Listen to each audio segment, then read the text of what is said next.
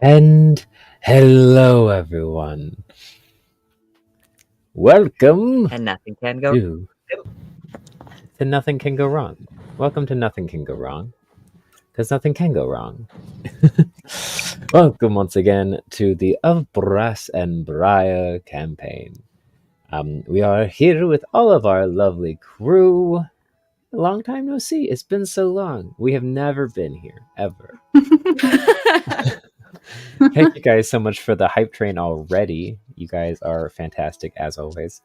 And yeah, we're gonna dive right into it. So first off, special thanks to Sirenscape and Arcane Anthems and Emily and Sterling for providing the music for this session and all sessions. And let's just roll into it with initiative. Oh boy.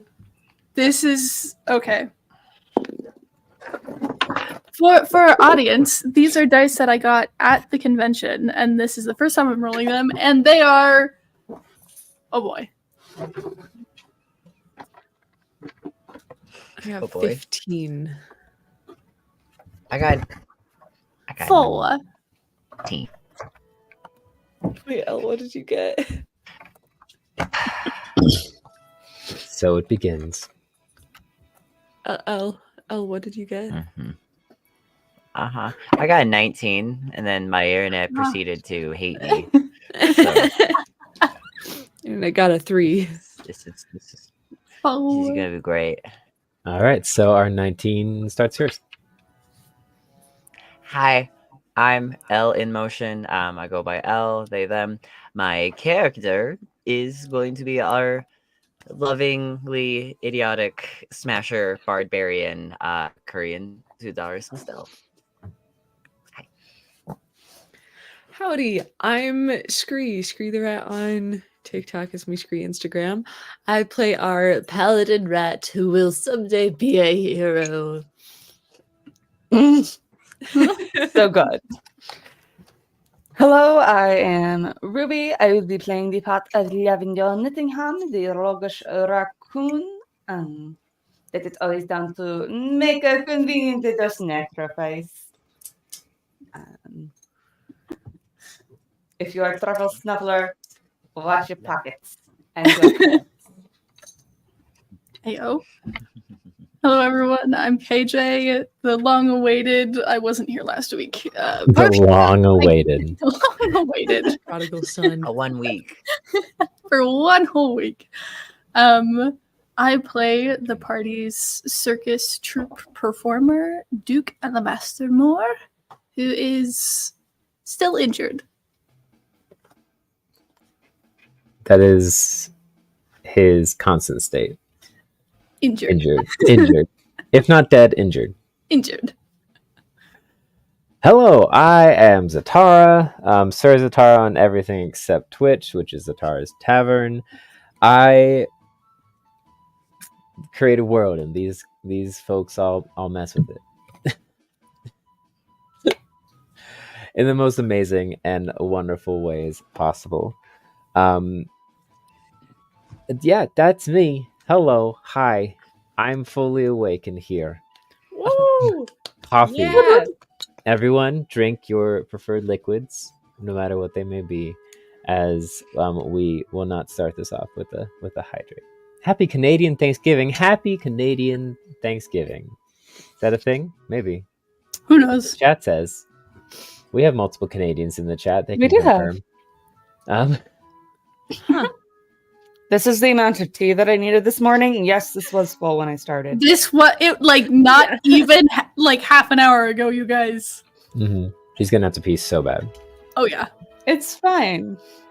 Yes, Game Junkies did in fact just redeem hydrate, so now that's on cooldown for 45 minutes. I'll switch to the water. Okay, but if I do believe we have a few, but only a few announcements today. So, Elle, off to you. Just a few announcements. We have a special guest coming to our next game. It's a surprise guest for some of us, and it I'm will be the a surprise only for all one of you. who So doesn't know. tune in. For some of us, I don't know. Some of us, we won't name names if they want to volunteer the information. That'll be the 27th of I wanna know October. your Will be theory. our next game, and that will be our special guest. We do want to know the theories, but otherwise, our only other regular announcements is that we have a Discord. It's very, very silly and enjoy it. We love having a Discord, and I see some things. Can anyone hear me? Mhm. Yes, Am I alive? We can hear you. You were Signs alive. of life. Please respond. Where did I get cut off? We have a Discord. We have a In other Discord. news announcement. My internet hates me. 'Cause we're cool. We have are there. Oh boy. It's If you guys okay. wanna If you would see like to the- join the Discord, it is linked in chat currently, as our poor barbarian internet rages. The it's- scrolling news ticker is not new. I set it up from the start. We just never use it. I've been trying to use it more. Sometimes. This is sometimes. So, without further ado, we're gonna play the intro and hope that Elle's computer comes back by the end of it. So, as always, 3, 2, 1. Back. 5.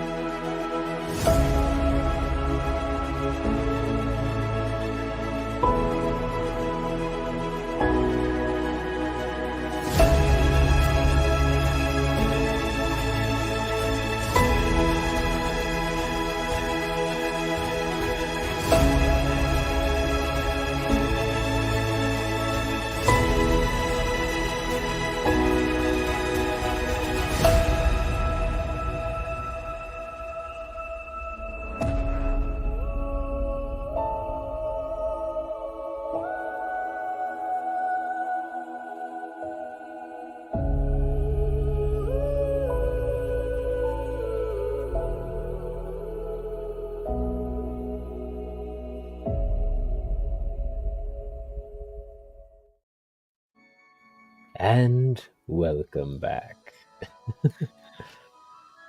My hair was so short back then. I was just like, my hair's grown so much since then. know. Wow. Yeah, You because guys- I pulled stuff from like current videos back then. Yeah. You know what we totally should have done at FanX? Oh, you're right. I finally Dang took it. some video for that. Oh, you took a I video. should Well, have sent it to KJ. You do. Screws the one on top of everything. I need to update. I haven't done anything since FanX, you guys. I barely unpacked, you guys. That's how bad this is. I It's haven't fine. even taken the Repack, bracelet unpack. off. Ugh. All right. So, Let Ruby, us- what's in your hands? Oh, it's a magic wand. It's fun.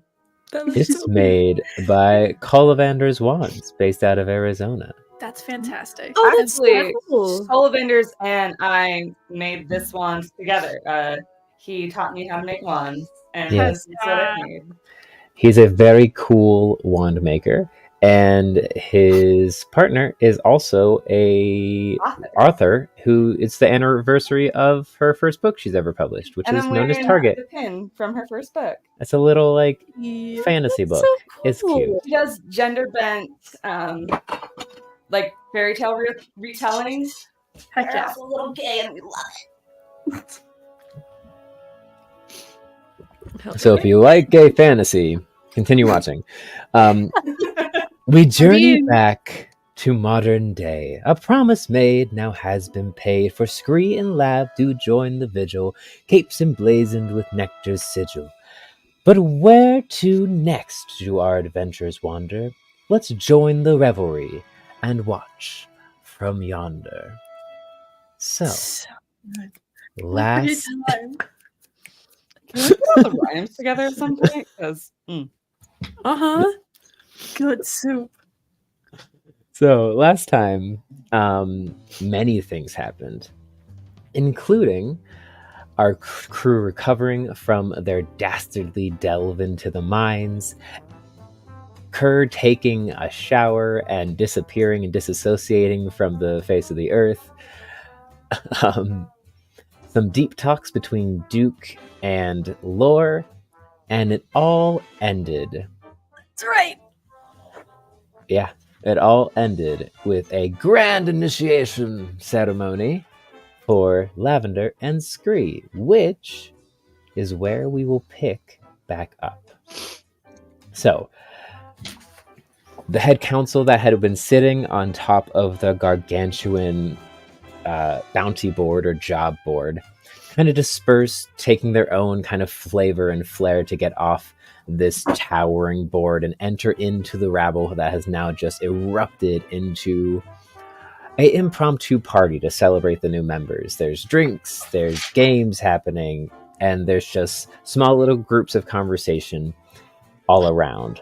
Folks of fur and feather and scale and horn all gather to rejoice in new family members joining the guild. So, we'll start with Scurry and Lav, seeing as they are in the thick of it. What do you wish to do? I think of it. In the thick of it. I had to. I'm sorry. There's a place to gamble, right? Oh boy! Here we go. Briar's dice. Briar's dice. There are a few games of Liar's Dice happening around if you wish to partake. I think I'll head over to one of those just to celebrate, take a day off from adventuring. Use some of that gold that you magically found in your pocket. Some of that Yeah, glass you that magically kept- found in your pocket. disappearing and reappearing and Hey, I mean, there is a casino. Not here. That's on a few levels up. But you make your way, Scree, over to where you hear a bunch of rabble rousing happening. And you see there's a couple tables that you can choose from. There's one that seems to be a couple of the lower bumbles who are recently joined, who are playing some Liar's Dice. And then you see a large group gathered around this one table, which, as you kind of peer in, you see a crew of fur folk, or cat folk, feline folk, all gathered around the table, huddled over their cups and kind of guarding them. And you hear a couple murmurs. You walk back being like, "Oh, I can't believe the Cat's Cradle got back just in time for the initiation. Yeah, they always make the games a bit more fun. Hear the last job they did." Also, I'm gonna go Scree, join the Cat's Cradle. you got more Their gold. game. I what? You got more gold. Freaking game junkie. I was on that. And it went through the second I clicked send. Wait, but then Molten did a street urchin now from Scree. Isn't it silver that keeps falling out and going into pocket? Yeah, blue. Okay.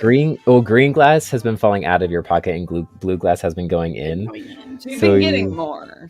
Yeah, I've definitely only been playing with silver. that's Well, why. I mean, personally, I keep assuming it's Wormithan who just is wandering around saying, "No, I need this. No, look, I found this," and then just tucking it in and out all the time. Yeah. Fair. That's probably what's happening. Yeah. Wait, At least in where the did- street. wait a minute, where did my Cat's Cradle go? Curses. Oh no. No. Oh no. How terrible.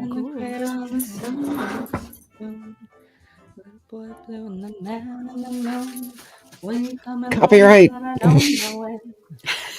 Is it copyrighted though? Yes. It's not that old. Wait, what is? As long as you don't sing more than 6 The Cat's or Cradle? 7 seconds, you're okay. Yeah. Or the song Cat's Cradle. That can't be copyrighted. That's Yeah, like it is. old. It's not. It takes a long time for things to become uncopyrighted. Yeah, thanks to Disney. Yeah. Hey.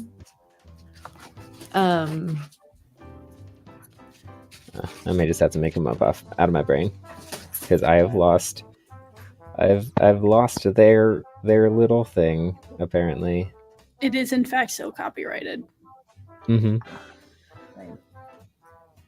I know my copyrights. What if we sing it in like 3 seconds Chipmunk. here, and then like 3 seconds an hour later, and then 3 seconds an hour later? But we're not Is that how playing they the work? song. Just Even our own if voice. you sing it, you can still only do about 7 seconds. Yeah, it's crazy. Twitch is kind of like I only know because I played a character for a one shot who does drinking songs a lot. So I had to, in amongst, like, I would sing a few seconds and then describe an action to break it up and then continue. Like, you have to do loophole tricks, otherwise it'll flag it. so dumb. What if I sing it poorly? Yeah. If Man, you that's don't bad. follow the That's tune, I guess. Or if you change most of the lyrics and then you can like put it as like a cover or satire, then True. So what you're saying is all of Potts' songs are going to be 100% safe. Oh my gosh. Good to go. You guys don't realize the tower just goes around singing Potts' songs all the time. I don't know what you're It's talking great. about. I don't know what you're talking about. Already love covers all. Like Potts has several songs and they're great. Now You I know, want someone you- to just make a smash cut of all of Potts' songs that we've gotten so far.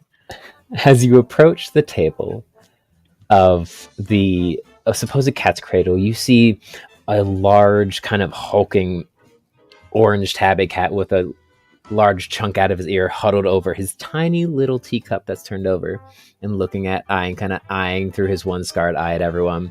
A tiny cat with a giant cloak who probably is about half the size of you, Scream, who is just sitting there, cloak arms over their paws and holding just this kind of little pail that they look over and then look under and around.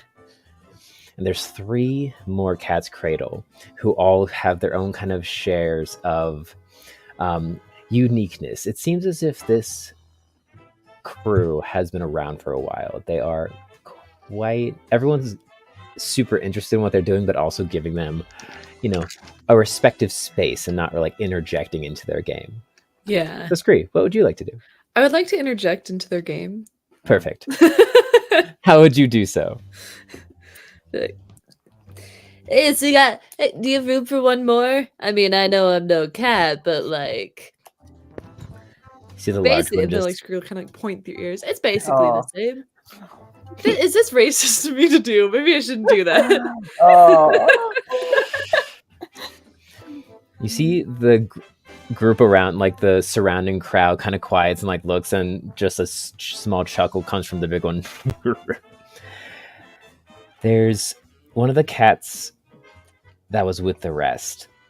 Kind of looks over, and she is a calico cat with large blue scarf and kind of a small circlet on her head, and you see there's just a bow over one side, and she has a kind of double-handed sword handle that curves up much longer than it should be. She goes, "It's close enough. Come join. Yes. Gather your dice. The bet is at 5. The bet is at 5 blue glass currently. Got it. That is that gold? Yeah, I'm so sorry. you're good. Got it. And Screw dig around in their pockets and slam down 5 blue glass.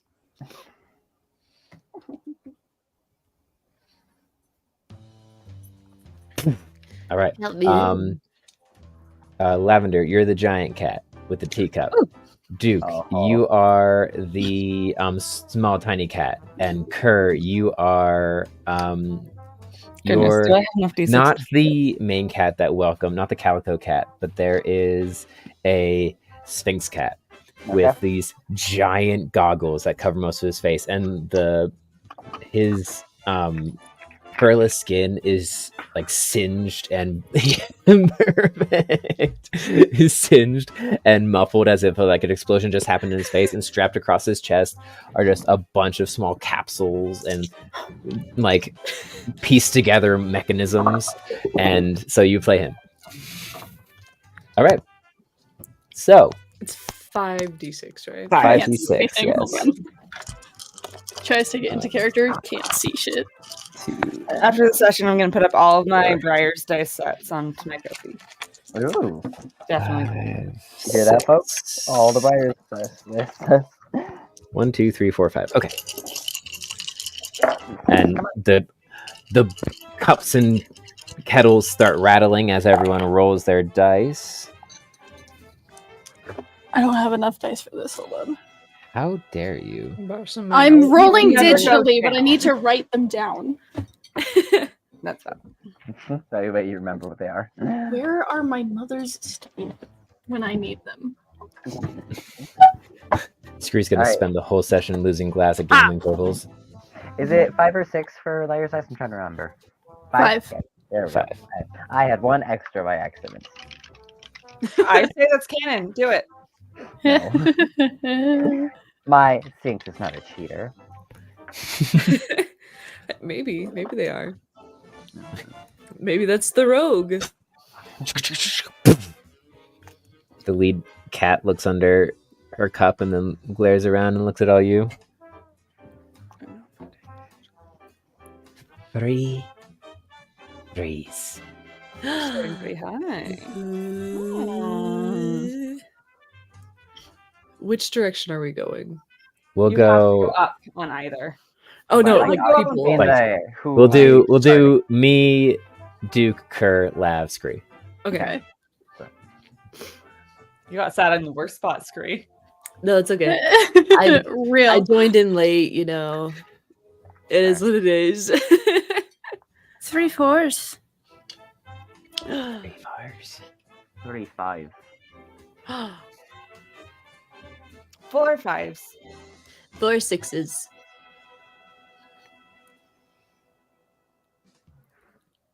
I go Briar.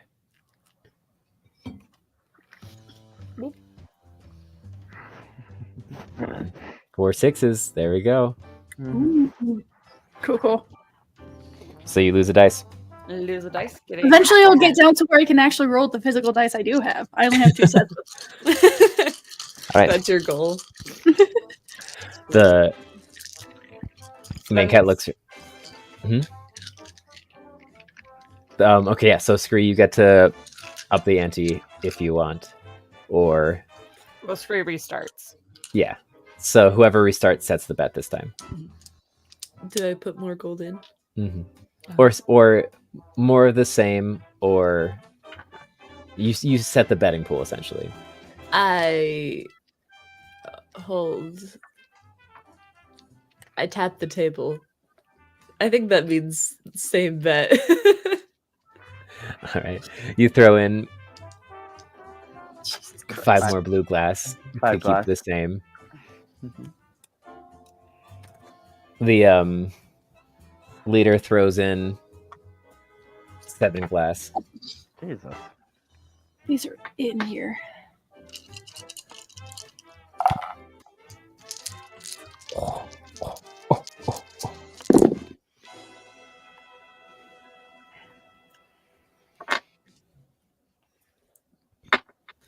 Who goes first? You do. I You was do. saying that out loud. Ah, okay. 1 1. 1-1. That's right. The bigger guy kind of goes, please. Small guy goes, hi, is it so sad? Jay, shut up. Exactly. All right. Who's Oh, next? that's me. Ruby? It's me, actually. I forgot. Okay. 2 6s.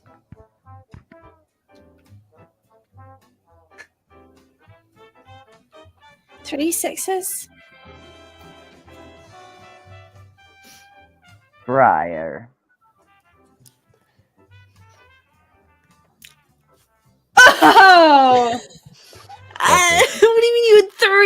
do you mean you I had have three three? sixes. I have 3 6s. Wild. Mhm.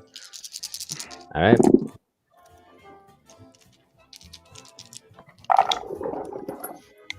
Yeah. Not as good this time.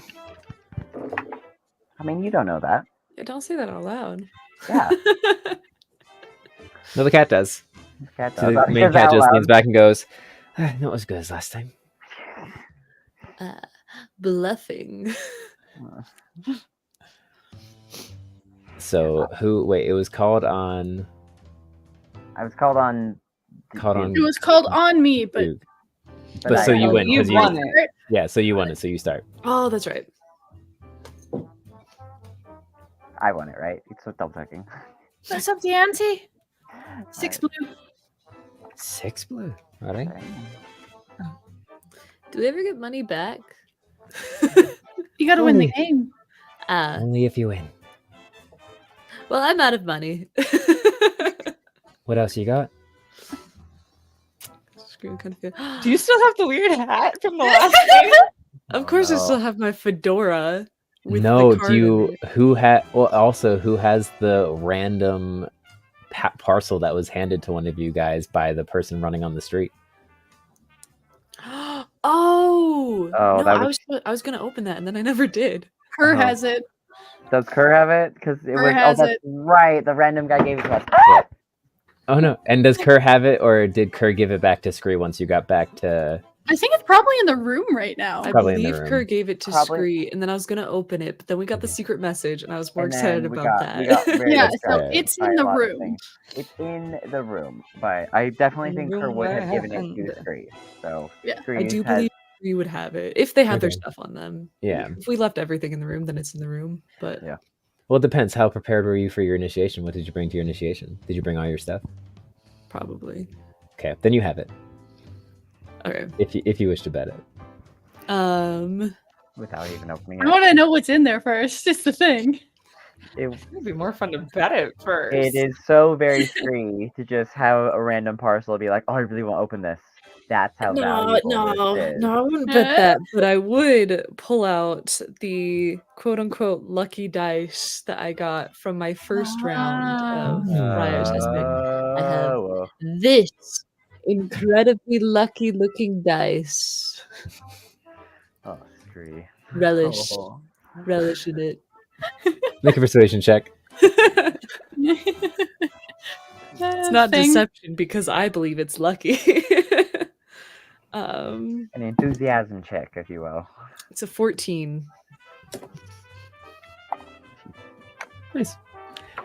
The boss just looks around towards everyone and nods and gestures towards the middle of the table. Do be right, baby. And place that over there in the middle of the table. Roll. I believe we did. You did. Yeah. 2 5s.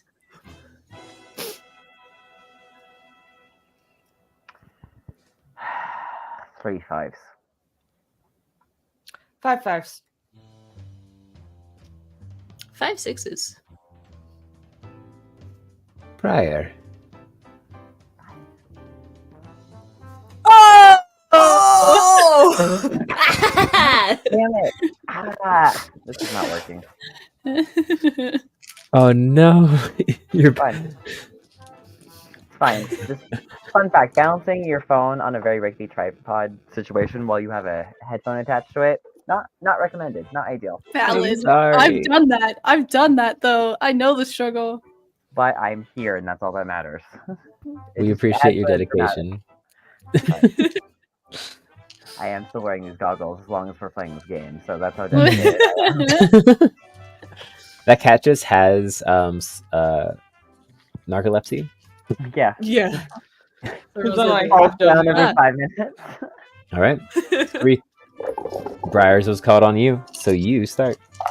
That's right.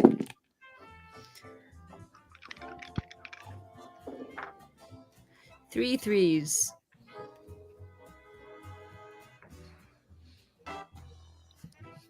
Bar threes. 5 3s.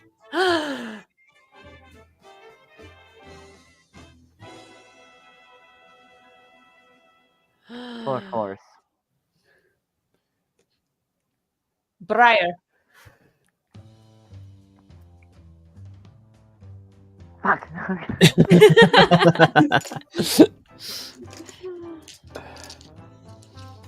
I love this game. Alright. What are we adding to the pot now? That's up to you, big boy. Higher stakes. We start losing 2 dice. I'm going to I'm gonna. just like slowly, dramatically slide in a hand crocheted coaster. I thought you were just gonna say a hand, and I'm like, where did you Where did that come from? Like a human hand, a full human hand. Never met There's a lot of humans. questions. There's a lot of questions for it. What is that? The boss lady looks over to the big guy and goes, "What are you out of money, are we? I told you to stop buying so much yarn."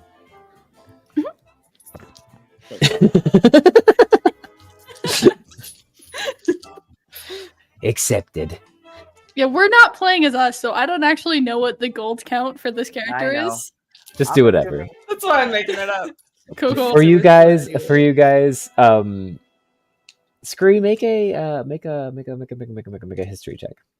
Make a History. check. You're a bit of Make a Heather's Vigil fanboy. I am. I mean, you are a history That's buff 5. too. That's 5. 5. No idea who these people are. No idea why they have any sort of reverence. No. They look cool. Yeah. They look real cool. They seem like cool cats. Cool And cats, they're very playing cool with cats. Everybody wants to If not a be little a cat. exclusive. Who was for in all that of you. show? Stage production of that show. Ooh. All right. The bets have been made. The leader throws in 7 blue glass. The Sphinx cat looks over at the screen and it's like, I'll spot you this round. And gives you his 14 glass in. Whew. Hey, thanks, buddy. Here for it. And big boy, you start. 5 4s. 6 4s. Briar. Dang it. Oh. Did we have the stakes? Am I getting rid of 2 or just 1? Just one. Just one. Alright. Do we want to up the stakes? Get rid of 2? That's fair. Do we want to up the stakes, everyone? Why not? I'm good with that. Yes. Fine. And you see the leader reaches in to her scarf and down and pulls out this long rolled paper and goes, "Open the stakes then." She I puts a love rolled paper. scroll in the middle of the table. What? It's a fireball. Oh god. What do I think this scraggly character would have on their person? Because I want to throw in something wild in there. All right. What would they have? I'm going to say this cat pulls out this little potion vial, Okay. slides it into the middle. Scree's gonna pull out the portrait by Jimmy and pull out a pen and sign it. Be like, "One of a kind, baby."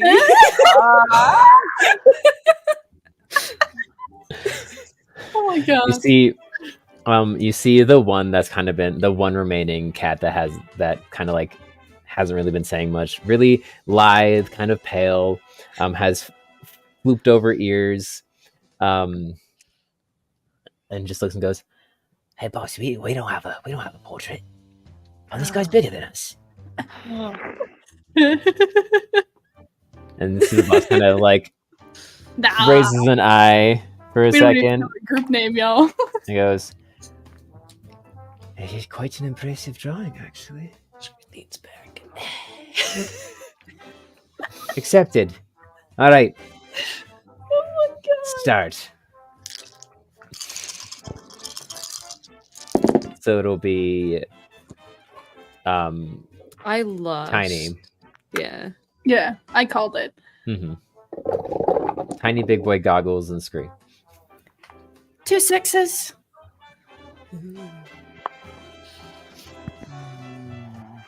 3 6s. 5 6s. Briar. Hey! All right, I'll get rid of 2 dice. Oh my god, did I give you one left or? No, I lost one before, and then this Okay. one. So So I that's- have 2. 2 dice. dice. 2 dice. 2 dice. What are everyone out dice count? I've got 4. I got 3. Okay, cool. Screw, you feel Wormathan just flop off your back and start patting away. All right, see you, buddy. He's off to go steal you more glass.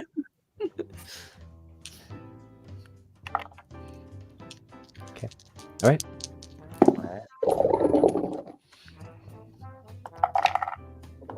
This is the best music for this game being played, Great honestly. Mm. Big choice. Jesus Goose. Christ. Wait, no, that's not me starting. It's you Yeah. starting. It He is called you, Steve. Briars. Yeah. Right, because I got okay. I'm like, wait, You no, I won. lost. I didn't lose. You got called right. Yeah, 4 What was it? 4 4 twos. 2s.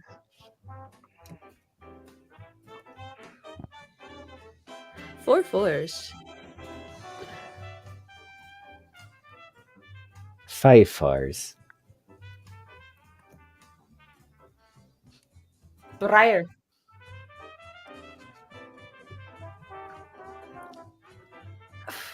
5 Lose 4s. 2. Yeah. Oh. I was like, there's no way there's more than 5 4s in this Yeah. circle. I can believe 5. More than that? Tiny, make a perception check for me. What am I adding? Plus 2. 12. 12. Remove a dice. Oh boy. Okay. Yep. Worm. That's Jeez. cheating. Such a good boy. Here for it. It's okay. He used to do this all the time in his old job as assistant to the Sphinx cat. Not That's this true. Sphinx Great. cat, You but the other feel Sphinx you feel a tug on your pant leg, and you just see Worm open his mouth and present a dice to you. Oh my god. I will pocket the dice and Okay. not use it for this game. It's like You're just slowly collecting dice from every Briar's dice that you play. it's a gemstone. It's a ruby gemstone dice. Ooh. Oh Oh, we shit! got fancy dice. That's like Oh, worth yeah. money. Here for it. Like- Here for it. Good count his So dice where later and be is like, it? "Hey, wait, It's music strategy. The old one clearly wasn't lucky enough. no, of course not." Where was it cheating? Where was using strategy? Exactly. Trust in a game of lying. We love it. Here for All it. right. So the boss leans forward, goes, "Since we're upping the ante, and we've all kind of given up on betting glass,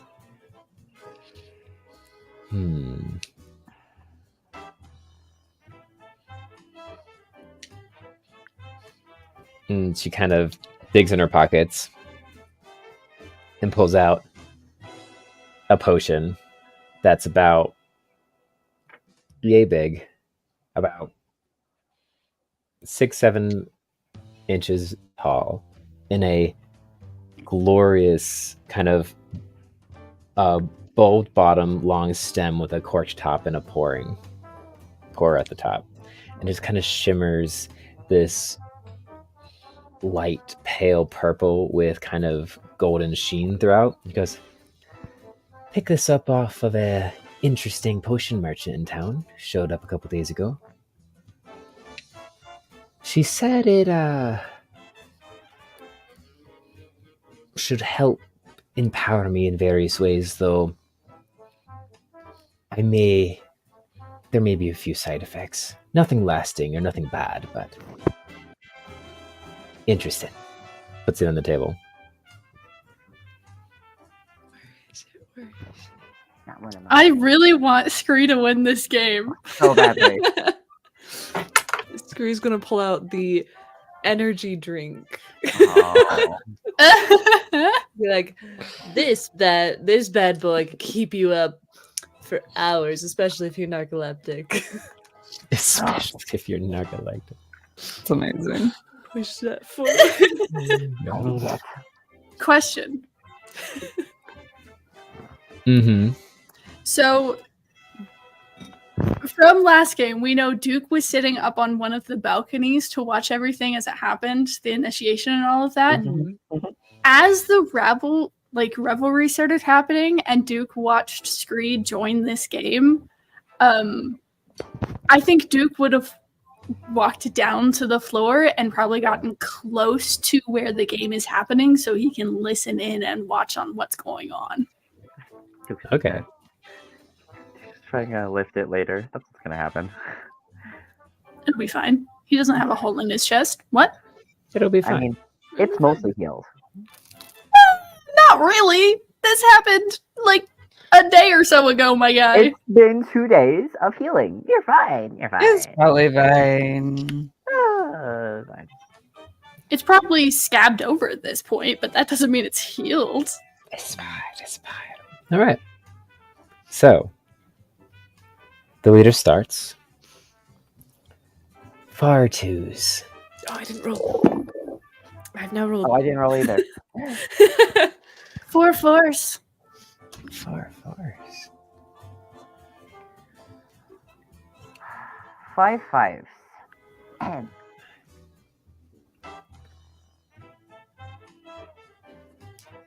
Briar.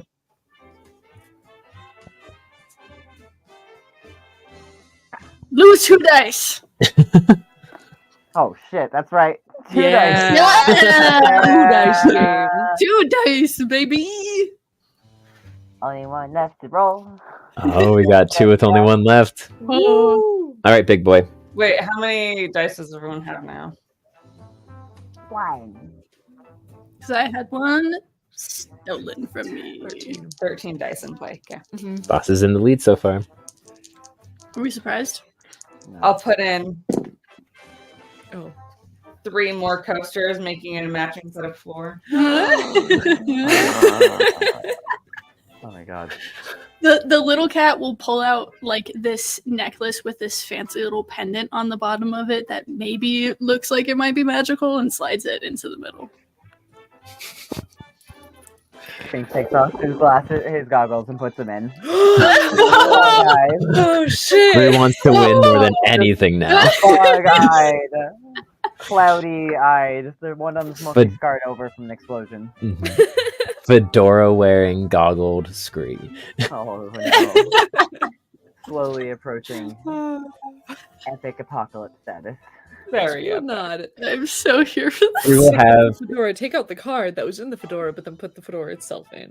Scree will get closer to apocalypse skin. D&D Scree will get closer to the apocalypse skin. Than the real Have person. the apocalypse Real. Scree, and then specifically D&D apocalypse Scree. Which are almost the same. One just looks more cartoony than the other. One just has a fedora. Yeah. All right, so you place a fedora in. Okay. Oh. Apocalypse Scree now has a fedora. All right, let's start it out with 3 5s. 3 6s. I didn't roll. I also didn't roll. Come on, Zatara. I rolled this time. 4 5s. It's at 3 It's at 3 6s. 6s. Briar. That's 3 6s. Yeah, sorry. Briar. Just Isn't says 4 Briar. 5s increasing it? Can't go backwards in numbers. I increased the dice number though. Doesn't matter. That's not how this game works. We had this discussion like when we very first started, and I was in favor of if you increase the amount of dice, you should be able to go back in actual right, count number, right. but we voted But- against it. Right. What was it then? 3 6s? 3 3 6s. 6s, unless you're Don't calling worry. Briar. I am absolutely calling a Briar. Like I am like, On 3 straight up, I sixes? think on 3 6s. Okay. Okay. Dang, I'm out. All right. Screw that. Darn. No, on the bosses, I thought is what it was. No, They were- 3 6s was The Screes. 3 sixes was me. No, but then what did they say? Oh, you called it on me. I hadn't thought gotten on in. the boss. Retract I it. thought- Retcon. Recon. Okay. Flub round? Flub Flub round. round. Restart? Restart round. I like Restart round. All right. Wait, we're just restarting the round. The world of Lycan and Moss has a glitch.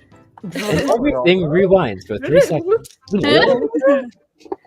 Goggles get slammed down. Fedora gets slammed down. It's anybody's game. Apocalypse free. And All right, so we're gonna start this round with 2 4s. 3 4s. 4 5s.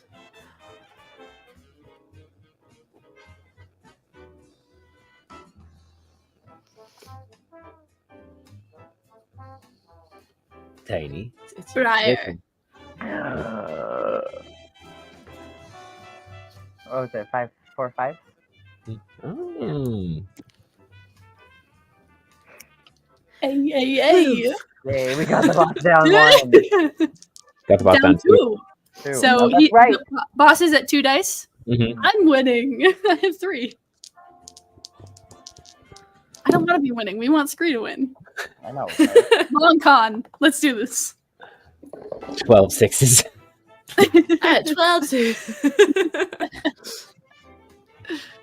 Alright, so Duke. DD Beyond rolls so slow.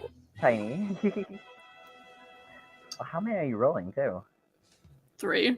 It just God. it's on my computer. If I was rolling on the app, it would be so much faster. I should do that actually. You have 3d6s, right? So you can start rolling in. Nope, with I have your- 2 sets of dice. Oh. Never mind. You got it. Oh, you don't have your liar's dice set with you. No, I don't. How dare you?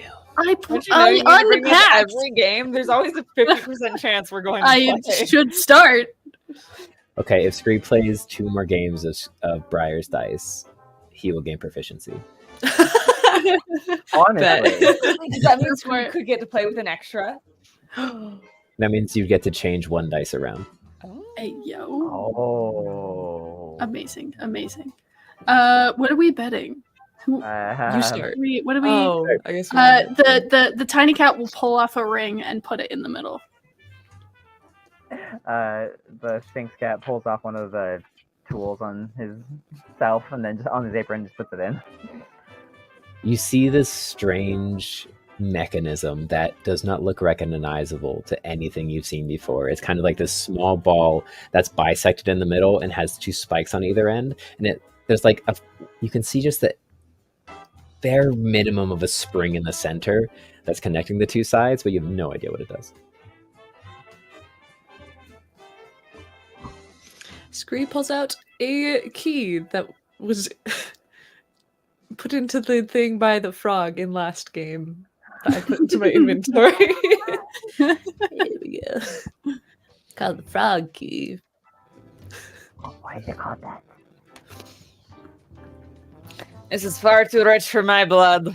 Oh. And we'll empty the teacup, flip it, and leave to go to the bar. And as always, big leaves first. Rookie move. It's fine. It's easy to get. It's this way. It's easy to get his exquisite macrame.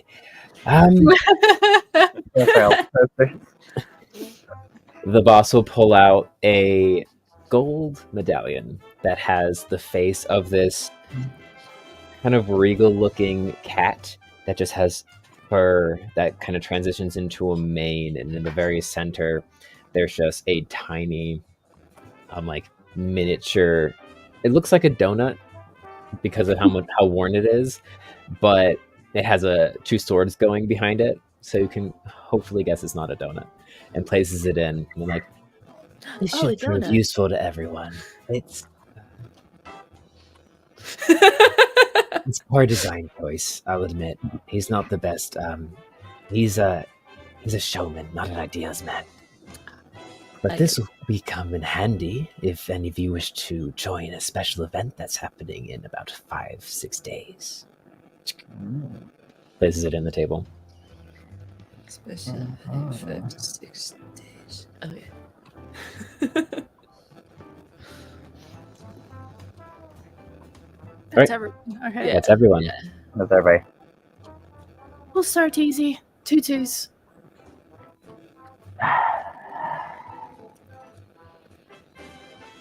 Three twos. 3 6s. 4 6s. Briar. Kerr, how many do you have? Ah! Dang it. I only got the one dice, so Boss man's out of the That's game. true. Boss man's out The boss of the leans game. back and stretches. I'm gonna join at the bar. Scoops up their mug, which is a really simple, like, wooden tankard, and leaves. So we've got 2, 3, and 1, right? Yep. You feel Yeah. a little nudge on your pant leg against Green. Worm looks up. Scrooge kind of scratched and was like, oh yeah, this is a good game. I love him. Worm. I love Worm. Also, Ruby, to answer the question you put in private chat, absolutely. Oh, what? Back in my chat. Everyone come prepared. Cute. Tiny, roll perception check again. Natural 20. 22. Versus Oh Worm. no! So it's a 22. Hold on, I gotta look at Worm stats. Wait, a Just negative, made a Worm negative stats. one. Hold I on. swear to God, it's gonna be a negative one.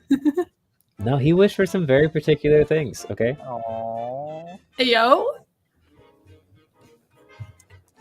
Worm is the goodest of boys. He's the bestest of boys. I love. It's a good thing I made him stats last week. Also, we totally missed a couple of things in the stuff. Okay. There was a 5 green glass donation to Scree Oh, and a geez. 5 blue glass donation to Ruby. The 5 green was like at the very beginning though, right? Yeah, Because I got that. minutes ago. Okay. 8 minutes ago was a 5 blue to Ruby. All right, so Oh no, sorry. That's To to Scree. Lav, not to from Bill. Lab, From Lav. From Oh. to Scree. Got it. Lav just goes and like bops 5 blues of Bop glass it. in Scree's pocket. Tiny, you notice the dice disappear. Or you don't notice the dice disappear. You seem to have lost the dice. Ooh. Okay. Wait, on a natural 20, Worm has a higher. What? That's amazing. Here for it. Here for it. I'll lose a dice. Oh, 2 left. Scree like checks. I the can pocket. roll physical dice. Worm has a +4 to stealth. Hell yeah. God. Scree checks their pockets and like, oh, Minus you know 2 what? strength, Let's calm things down a little bit and puts in 5 blue. No, Blue. blue is gold. Yeah. Blue And it That's was listen- 7 It was before 7. we switched. Yeah, it was 7 blue before everyone started betting things. So if you want to put in 5 blue, it would technically be less than what was being bet before. Scree's like, yeah, let's calm down a little bit and puts in 1 blue glass. There we go. Why not? Throws in Okay. 1 blue glass. If that's the way you want to play, then puts in a blue glass. He's like looking down at their goggles.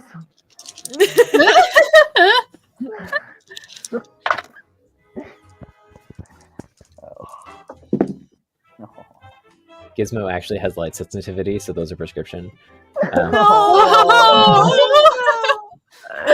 would you do this? I'm sorry. Is this Space Cat's name Gizmo? Hmm? That's Yeah. what you just said? I love Gizmo. Love, love, love. Love Gizmo. 2 force.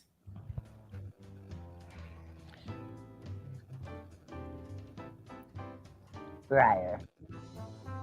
2 Ooh. force. I rolled 2 4s on my 2 dice. All right. So is it just It's me just and you two. Scree? Yeah. What do you Mhm, mhm. say? What do you say? We just split the pot because Briar's dice is very difficult when it comes down to 2 people. Why not? I get the goggles so he can have them back. Understandable. I get the donut thingy. Go for it. And they'll just split the pot. Okay. He's gonna Okay. take his items back, so the ring and the necklace he'll take back. And Scree will Okay. take their lucky dice Mm-hmm. and fedora. Mm-hmm. You also get the potion that the boss put down and the medallion. I'm gonna take back the potion he put in. I forgot that was a thing. Yeah. And then do you split the doilies? The 4 We matching split the coasters. doilies. Do we You want to split the split? doilies? Sure, we'll split Splitting the up the doilies. Tell you what. You would You can split have a 3 set. of the doilies if I get to take my energy drink back. But I still want one of the doilies. You can have my extra doily, but I get my Sure. energy drink. Nice. Why does this Split feel the- like split the kindergarten glass. kids? Divorce. No, this feels Just like like a kindergarten divorce. kids. A divorce, but Beanie also Babies? kindergarten kids. Beanie babies. That's the right Why are they energy. all the same Beanie thing? babies. Yes. Who gets the scroll? Oh. The scroll the boss put in. We We'll throw it rip at you. in half. No. You rip it in Throw it half. at Like the baby from that one story. He'll throw Okay, it. so you get the scroll from the leader screen.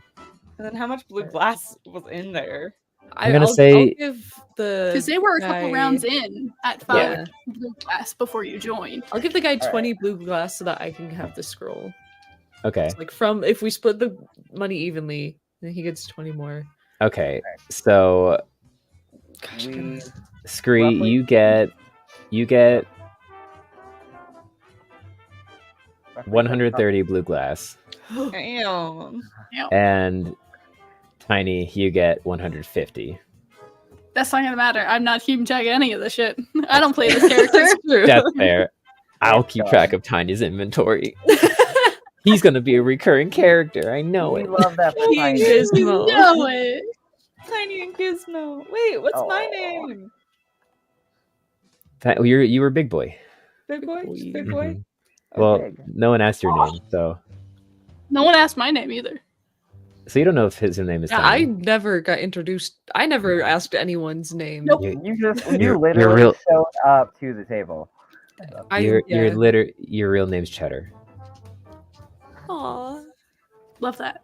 I like it. Oh. Scree, as you pick up the extravagant vial potion, yes. you notice sealed on the top, there's a wax seal and a little bit of ribbon that comes off, and you just see a insignia of a very intricate C with a couple herbs sticking through it, and the little tiny inscription on the bottom of the glass that spells out Calidora. Caliadora.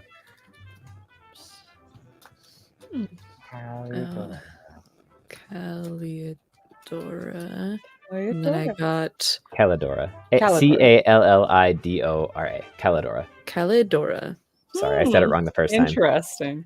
Calidora. I'm typing things just together right now, and then I'll add them all individually into inventory.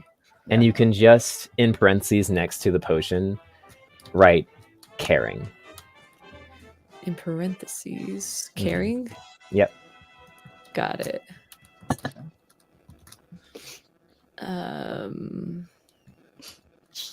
Donut medallion. Donut medallion, which as you look at the donut medallion, Okay. it's big. It's big, and it has the face of a large feline on it. And you now can see that you're close, that it's not actually a donut, but seems to be what looks like the very minimalistic view of a coliseum. Maybe poor design choice. It's a donut. No, I know where this is. The Lord. I know someone who's very good at this Coliseum. Okay. And then I think that's. Oh, think no. One doily. Oh yeah, one doily. Yeah. And can't Can't forget the doilies. A doily. Yes. So all Keeping Scree that. needs is like a nice little pinstripe suit because they have the fedora, they have the little doily With the card. with the card. with the card, the medallion donut, and then like the doily tucked into like a front suit, like the pocket square. I love it so much. Oh my gosh. We just need to get you a feather boa. Big cigar. Absolutely. Wait, let's Or turn this one of those into- like cigarette holders, the really long No. ones. Yeah. With mozzarella cheese at the end. Gangster Yes. Scree when? Hey, Extra you squeeze, dude. already know one gangster, so It's true. Oh, That's true. That's right, the gentleman. He runs the casino. Okay. Oh, Bless you. Yes. hello. All right, I think everyone. that's everything. Perfect. You see Tiny kind of lean back and after divvying up everything, kind of gives you a nod and walks away. And the rest of the troop, everyone else around kind of goes and is like, you beat the Cast Cradle their own game. They play Liar's Dice every fucking night. Didn't you just get initiated? Wow, are you making big plays in the Heather's Vigil? Yeah, that's right. You know, I'm kind of a big deal where I'm from. Scree the legend! Kerr comes in and like says it like loudly to the room. Winner of the Cast From the Cradle! balcony. Here Yeah. for it. Yeah. I think we And could my have, like, trusty wandered down companion the walk. Worm. Which as he blurs, he kind of like, the dice comes out of his mouth for a moment, but then he quickly tucks it into his cheek. And Yeah. Good boy, good boy. And you see this dice he stole seems to be made of diamond. Damn, they're bougie. That Tiny was. Tiny rocking has with some us. dope dice. Collecting What? liar's dice. Tiny I want- So was kind of like these two dice that I was actively playing with. kind Oh of, my god. but also Tiny may have been a wizard. Oh. So they use. So Tiny may be gemstones. missing some spell components. You know what? Oh, I feel like boy. Tiny should understand that gambling is dangerous. You know That's what? true.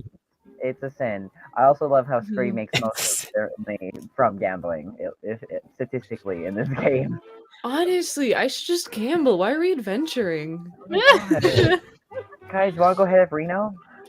Yeah. I mean, I'm we could not go to the actual old casino. enough for that.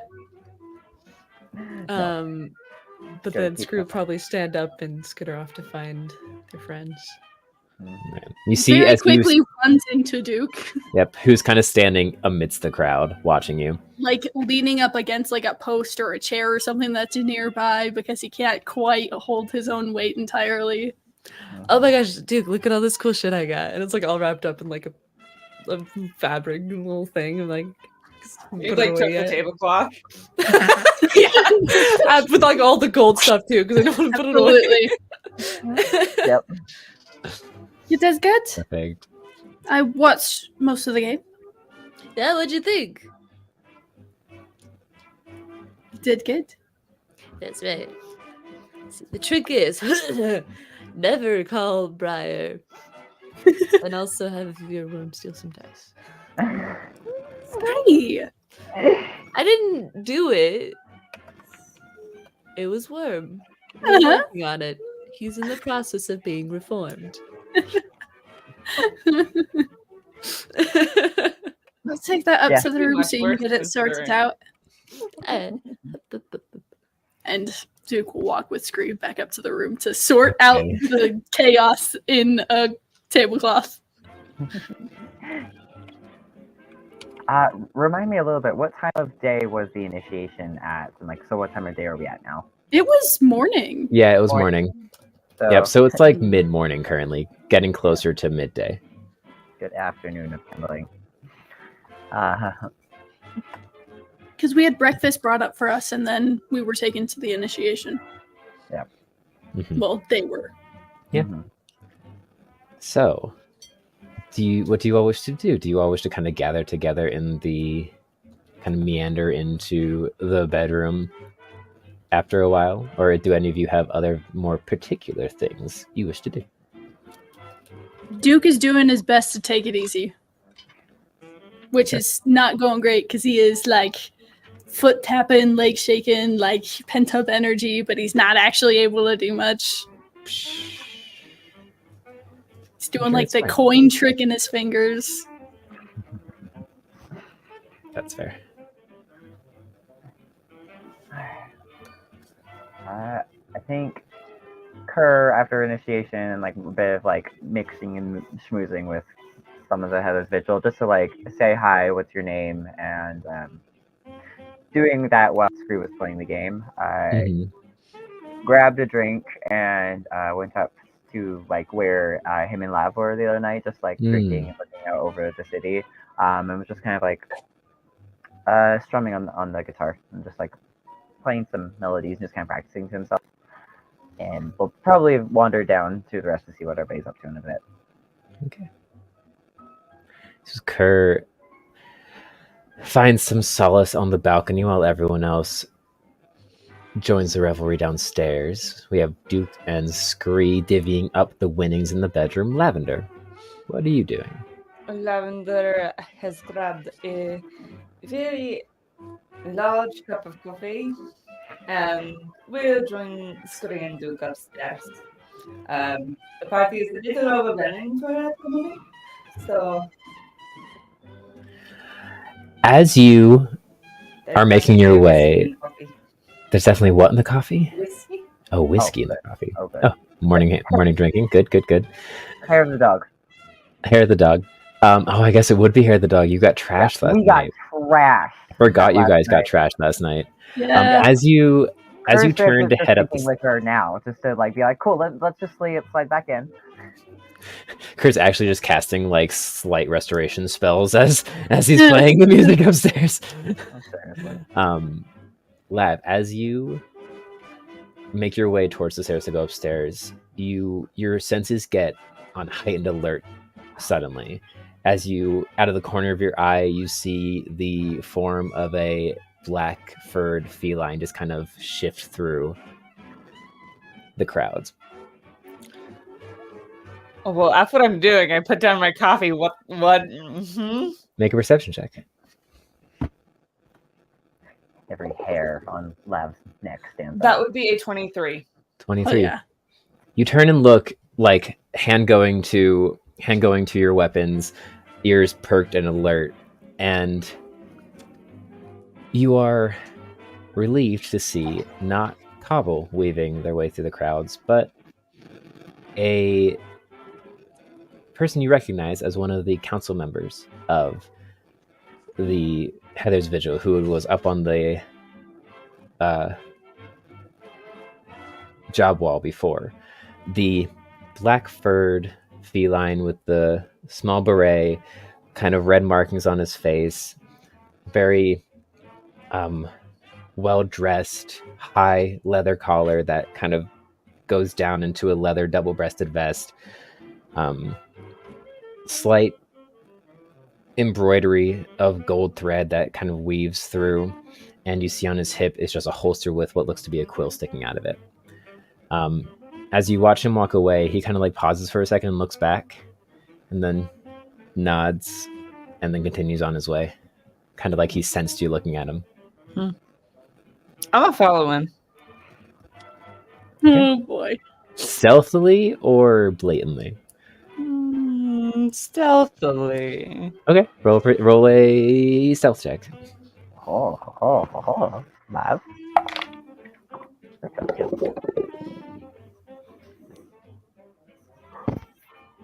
16.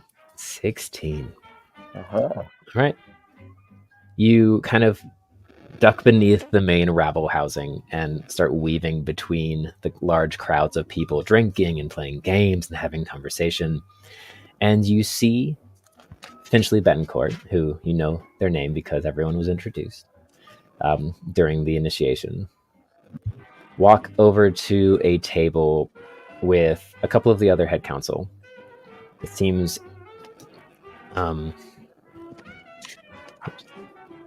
as if at the table, along with Finchley, there is also reorganized everything. Here we go. There's also the caretaker, the kind of slug form with the wide brim hat and the two eye stalks coming out, and what looks to be Hector, the cat that you're very familiar with, all just sitting at the table, and Finchley just kind of sits and seemingly just starts up conversation with the two of them.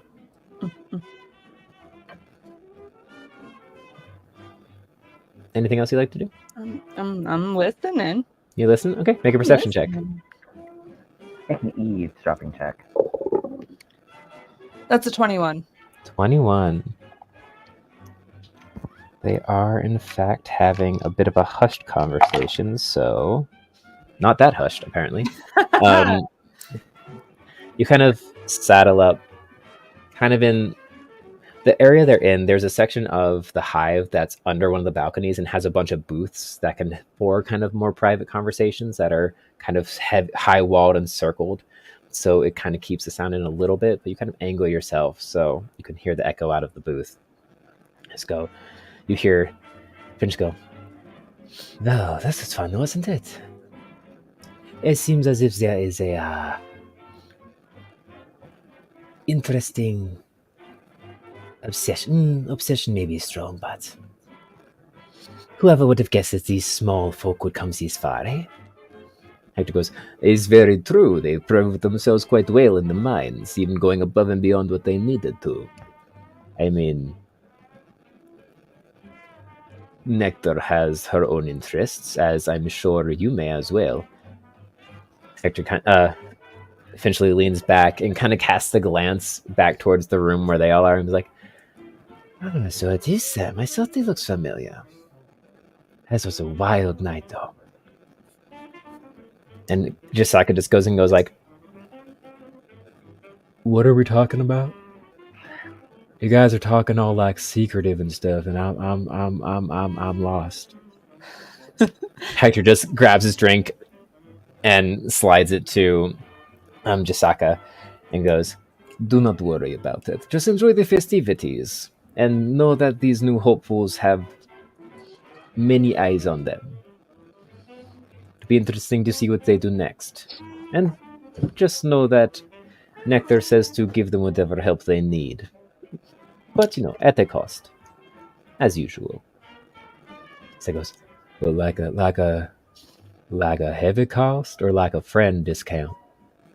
Like, Finchley leans forward and just pats Jisaka's shoulder and be like, "A friend discount.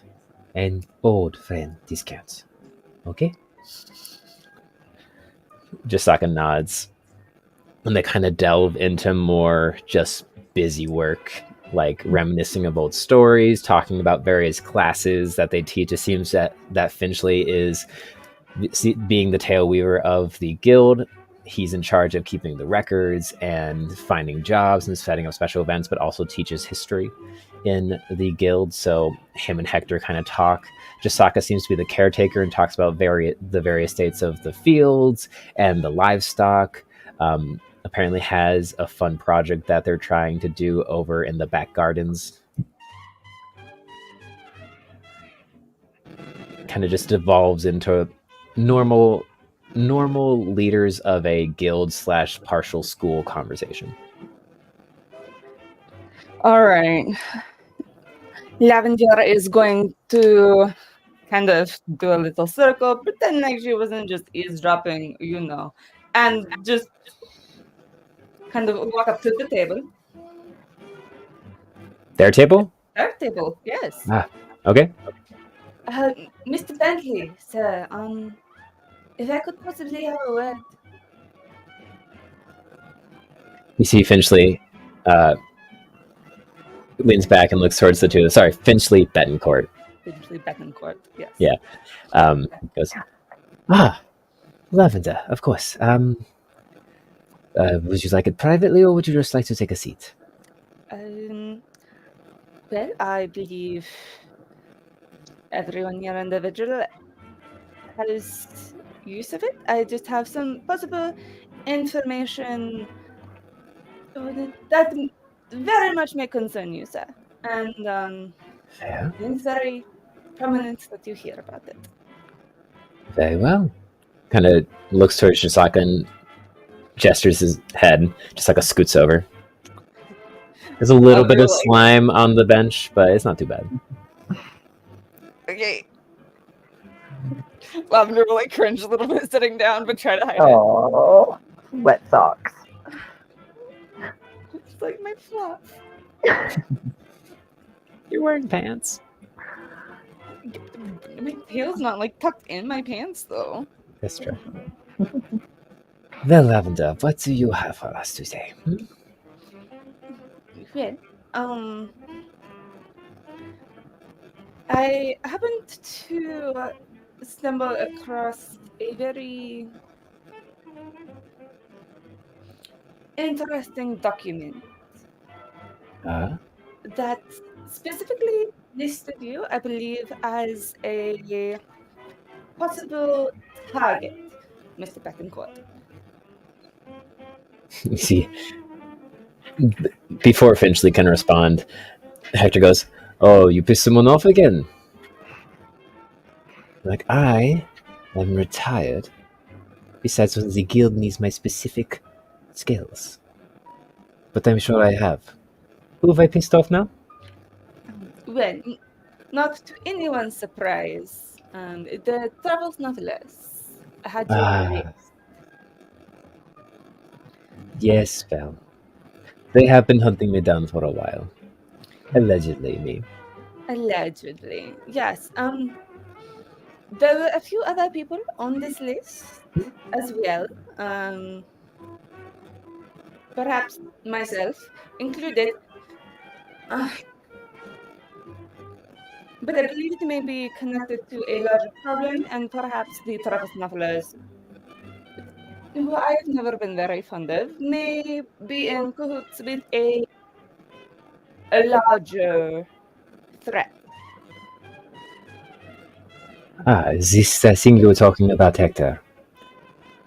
Yeah, it's, Chester brought up some underlying either cult activity or slavers. We're still not totally sure what their main operation is, but they seems to have some holds across the land from what our resources know. Well, we certainly know that there are slavers involved in the guild. We have run across several, actually, our little crew. And they're nasty fellows. And I believe Cass, as well, has been encountering them. We briefly crossed paths. Glad you survived. It was, yes. She can be a little intense sometimes. That's But- okay, I understand. That is his only or there. So, these larger nefarious things, you have any more information about them? Anyone who is co-aligned with them? Anyone we can look into who has roots to the city where I can start putting out some feelers to my contacts? Anything of the sort? We do have a name in some letters that were left behind by some of the slave keepers. Duchess, specifically, which I believe is a white goose, if my sleuthing is correct. Also, he has my aspen. You see, kind of, make an insight check for me, real quick. Oh, that time, Finchley. 5. Well, with a nat 1, you see, as you mentioned Aspen, a flash of not recognition crosses Finchley's face, but almost like something finally clicked in his brain.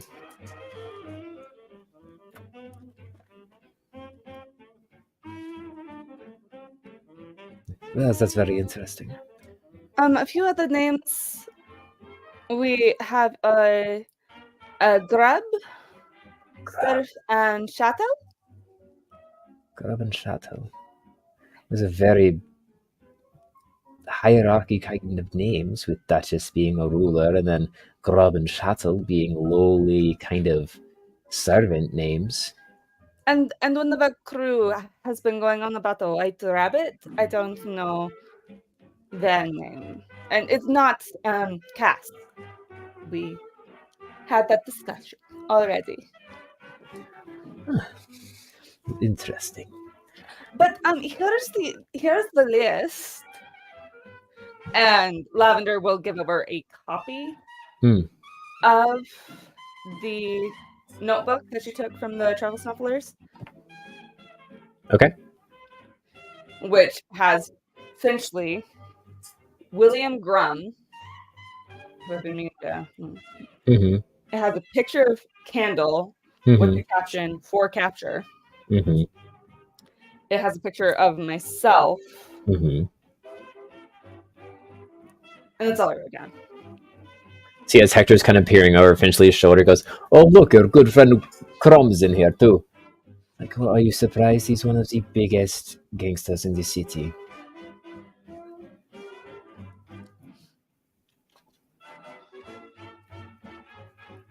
You see, as he kind of like flips through, he pauses at Candle, and a small little, not smirk, but like chuckle kind of goes, like a, like a chuckle, but like more like a, The bear Candle is currently out of the city. I already did a check, just a little check. However, they obviously are not only in the city. I just believe the travel snufflers are helping them hunt down the people they're looking for inside of the city. So, what are we going to do about those travel snufflers? well, seeing as they currently have the entire Bruin court as their back, nothing. Besides the pain in the butt that we already are to them. But currently taking on a power source in the ruling policing force of the city, whilst they have the power of the court with them, is quite a bad idea. Even for our guild, we wish to cause as little breakout in the street as possible. So, sadly, this will require tact and negotiations and diplomacy more so than looks over towards Hector. Fireballs and giant hammers. That is quite interesting, Mr. Buttoncoat. I grew up hearing stories of the Heather's Vigil and I figured that the Travel Snufflers would be no problem. Oh, they are Whether no. diplomat or not, I thought you were better than that. You see, he kind of chuckles and leans forward with his hands like this and goes, "Do not get me wrong. Squashing these truffle snufflers and removing them from the entire face of the earth would be quietly satisfying and easy to do. Just with our carpenters, let alone if Nectar got involved. Sadly, we also have a bit more responsibility," and he looks over towards Hector again, "to be examples for the city, now that we have been their guarding force for quite some time. While the Vigils might have started off as a group of ragtag adventurers who didn't give a shit, we have renown and esteem now, and we have to keep a little bit of that, while balancing the line and still being ourselves. But do not worry, when the time comes to root out the truffle snufflers, they will be thoroughly and efficiently eradicated." I just thought with your name and your friends and people on a clearly hit list, you guys would maybe take more interest, but okay. And she'll take the list back Mhm. and leave.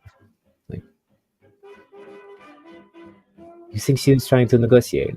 It's like, oh, that group is very interesting. You'll see. More you interact. Don't worry about it.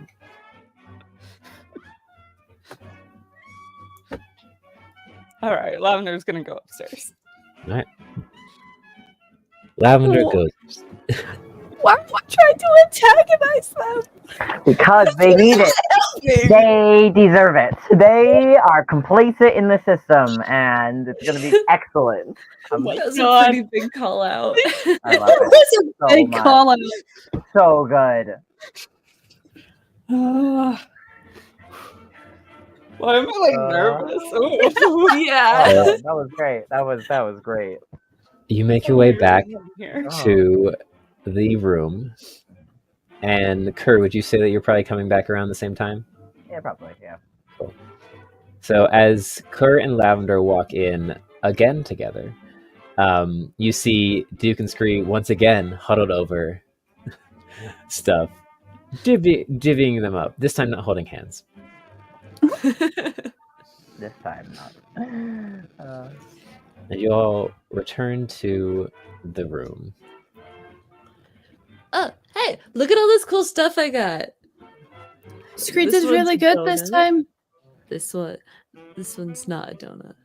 These are dice. But I got a paper, and Duke actually would have had the scroll and unrolled it and like scanned it to try to see what this scroll was. It's a map.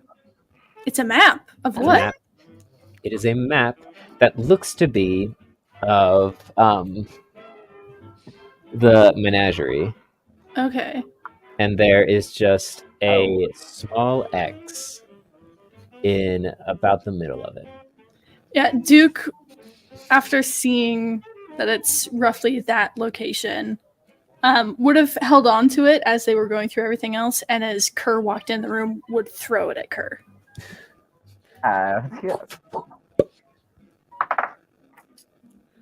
What's my athletics?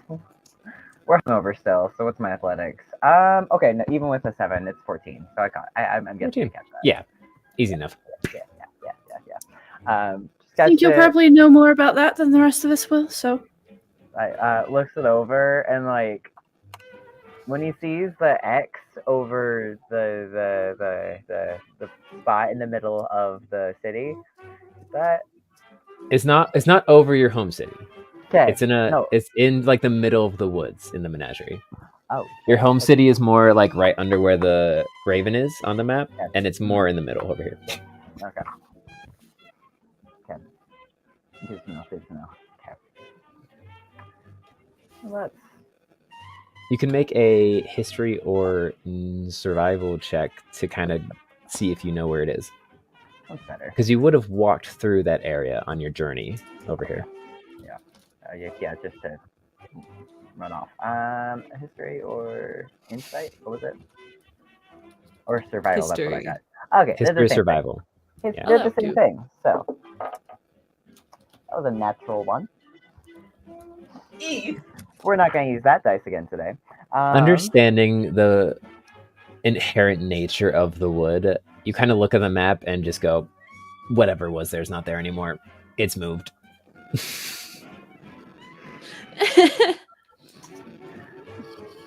Well, fun for you to get a map of my old stomping grounds. Straight, are you like making a career of this? It looks like you've certainly taken an interest in gambling. I'm just saying, I think Worm and I may have a future in Briar's dice.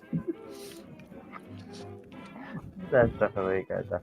Oh, I wanted to ask too. What was in the like fucking thing that we got the other day from that Oh random? yeah, that Oh, bag. yeah. Screw take it out and toss it to Kerr. Roll. See if you can catch it. It's just an unwritten rule that everything is just thrown at Kerr until he eventually drops it. Well, that was a natural one. again. Looking at the map, you're about to roll up the map when just poof. Right in the face. Mm-hmm. It's How soft. heavy is it? It's Doesn't soft. drop it. It's soft. That's at least something. Alright. Tears into it, like with his claws. You open up the satchel, and inside there is a flat cap. So, like a traditional Irish flap cap that is knitted with tweed, and then in the very kind of like that seam spot where the top meets the brim, you can just see the slight shimmer of golden thread. It's a Newsies hat. It is a Newsies hat. Can I smell it? Yeah? Okay. Roll an investigation check? Duke is No. also, just from where he is, because that's how he investigates, is going to 16. like smell it too. Okay, you also make an investigation check. I see 16. people smelling it. I'd like to smell it.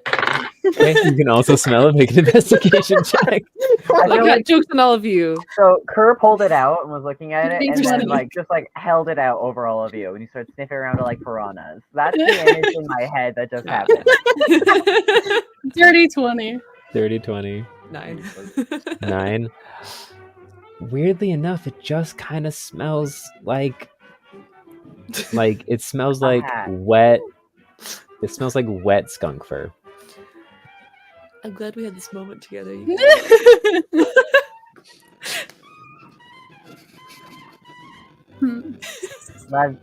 Lav, you looked a Interesting. little excited for a minute. Is there something familiar about it? Just a style of hat I'm used to seeing is all. Well, it's definitely not my style, so Kerr puts it on Duke. Immediately scratches it off of his head and fixes his hair. Even though his hair was not fixed to start with. If no one reaches for it, Scree will put it on top of the fedora. Oh. And a cowboy needs a hat, It's a hat. And a pair of hats, and hats, and a set of funky hats. All right, so you Oh. place the hat on top of your hat. Let me just read it really. Put it on worm. Put it on worm. Worm!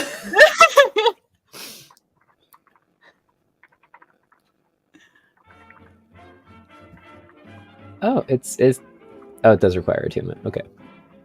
Caleb, how It's a attached are magic you to item. your beret? Of course, it's a magic item, and we straight up gave it to our like Course we pet did. dog. I love it. I think it would look great on Worm, actually. Okay, you put it on Worm. Very Yeah. dashing. He'll start attuning to that. Lovely. Cool. Here for it. Yes. Oh my god. Oh my god. Best decision.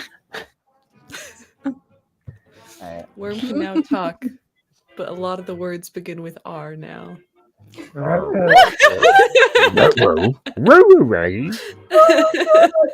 Like cheese scoop. Is it really scary? With a W on it.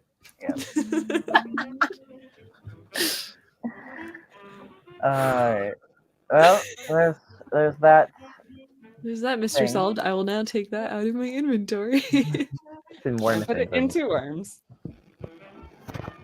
Well, I should just make a section of my notes for Worm's inventory. So what are we doing now? What's the next step? Oh, well, since the Heralds here are scared shits, we're going to assemble a team and we're going to take down the government. No, we're not. Scree's with me. I'm with her. I'm with Flav. Duke, you don't want to take down the Come government. on, get on board, man! Okay, hear me out. This will be good experience for us moving forward. I'm just saying, we still need some buffeting up before we take on whatever forces maybe. They're in cahoots with the ones who have Jet and Aspen. The travel smugglers are part of it all. Like they're just ladies. Lav, I have a Something like- location for where Jet is. All right, go get yourself killed. We're gonna go take down the city. She does have a point. You tend to leap first. Without I'm not looking. leaving anywhere. All I'm saying is there are smaller, more doable tasks than taking down the government that can wait for a minute and might collapse on its own. We need Well, bite-sized goals first.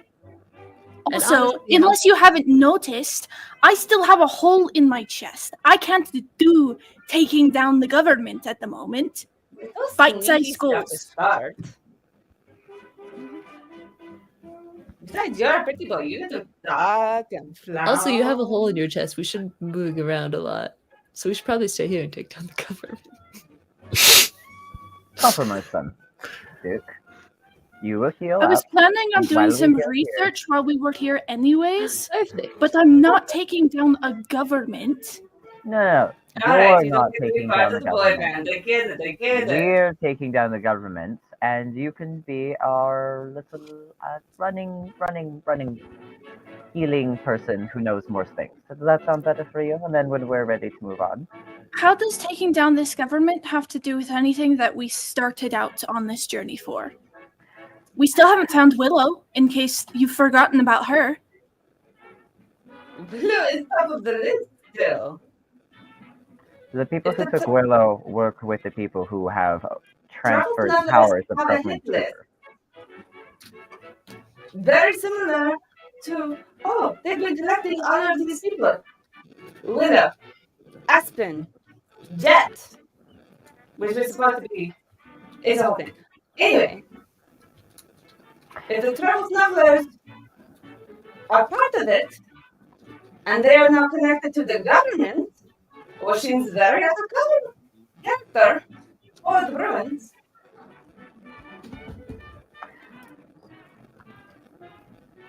I'm just saying, more of my family is on the line. So you can stay and do your research. I'm gonna take care of this.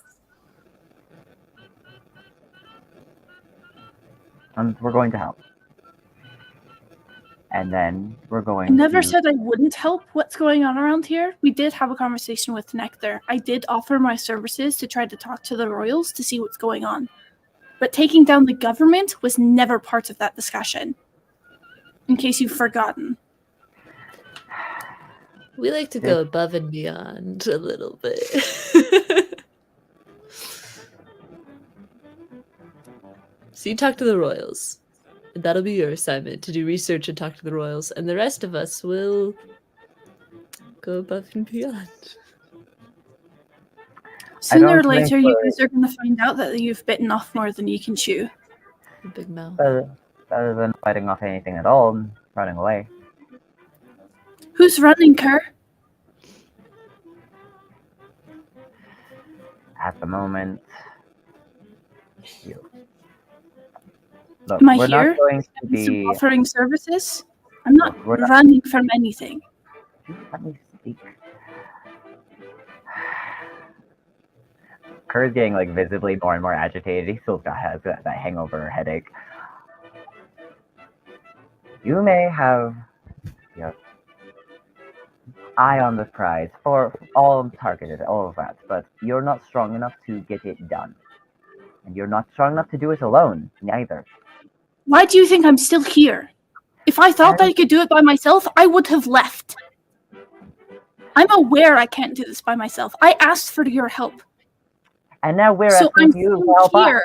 Lav is I- asking you for help as well. It's not all about Kerr, you. I literally just said that I'm offering my services. I'm willing to help. I just don't want to bite off more than I can chew because I've already almost died twice in a week. Yeah, we know. We carried your body both times. So we have to slow it down. Do things we actually know we can succeed on. Then what do you suggest, Duke? Baby steps. You're Wait. shooting for these high goals. Give us a plan. Research is where this starts. Find people I who have can the help. information. And what you're going to do with it? What's your plan, Lav? You haven't given an actual plan here. Just this overarching goal. And You can't just jump in the dark. Half the plan is research. We do infiltration missions. We figure out more information. We understand why the rulers of my city are being puppeteered. We figure out why the Heather's Vigil, the one group of people that has been protecting, who have been trying to help Willow, why they have been taken down from power. That's the first We you said. fixed the order. That's all I wanted. You have a way of making everyone want to punch you in the face every time you talk about your problems, and God help Lavender's you. gonna take 5. God help you. This is also someone else's life that we're trying to help out with. This Kurt's gonna follow Lav.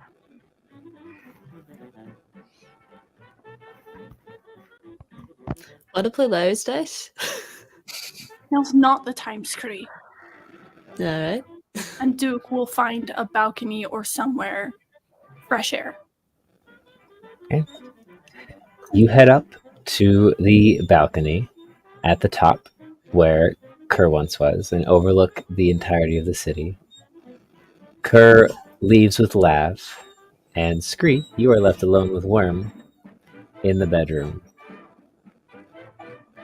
And that is where we'll take our break.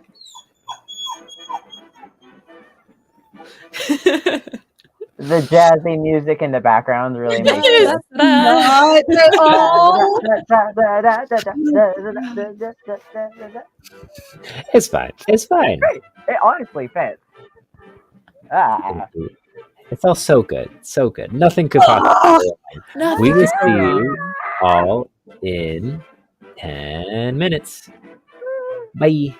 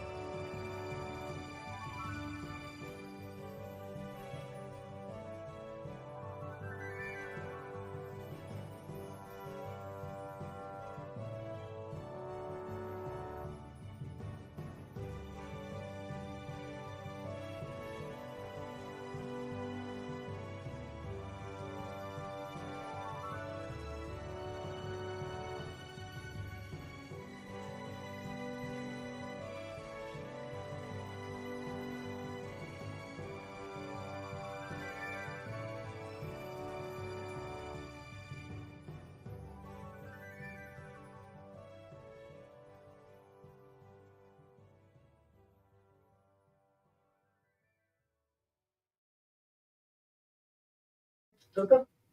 Little bedtime. Go, little baby.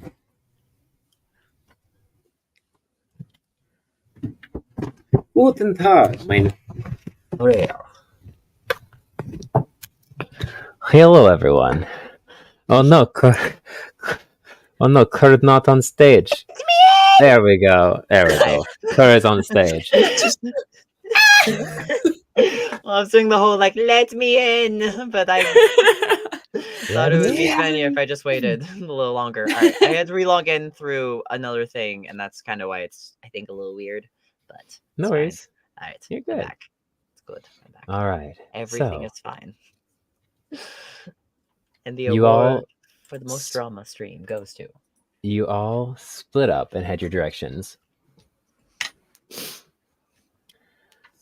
And if this were a movie, this is the time where the audience would just hear a well, time to do my job, I suppose.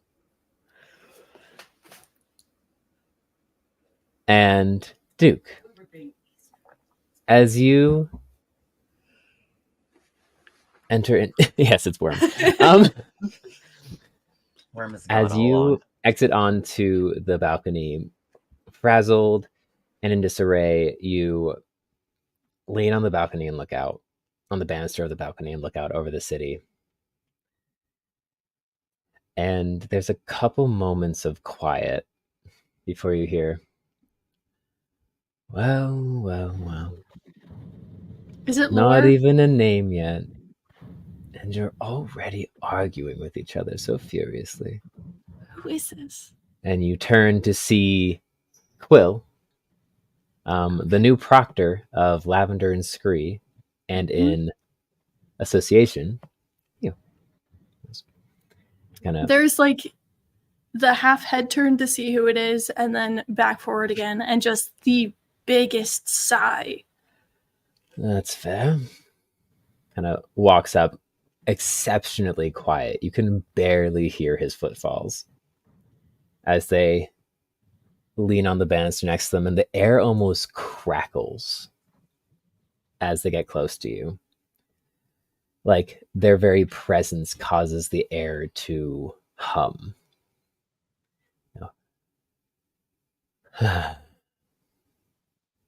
So if I heard correctly, sorry, the walls aren't very soundproof. You've recently died? Twice in the last week. Ah, so you've seen him then?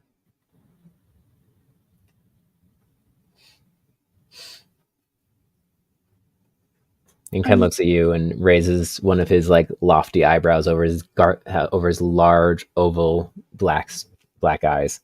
I'm not sure I follow. Well, maybe you haven't. Your friends probably have, though. Would you care to fill me in? Kind of looks up and goes, "By the Evergloam, you loam folk are so funny." The breath of Thomas, or Thomas. This is the first Duke is hearing of this from someone else. Does he know anything about this? Make a religion check. Because no one's told him shit. Loam folk. Loam folk is what he said. And then he said by the Evergloam. 14. 14? I mean, you've heard of Thomas and the breath of Thomas because he is the main god of death. Besides Beardos, he's the only other god that hypothetically makes an appearance. But there's only tales of people seeing him when they are close to death and things like that. But it's mostly just a fairy tale of the Grim Reaper, like waiting for you to die, waiting for to come collect you. But it would be very much like mythos to you.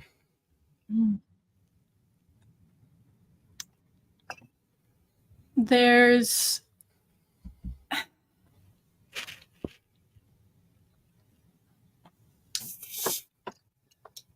Of course, this is the first time hearing of this.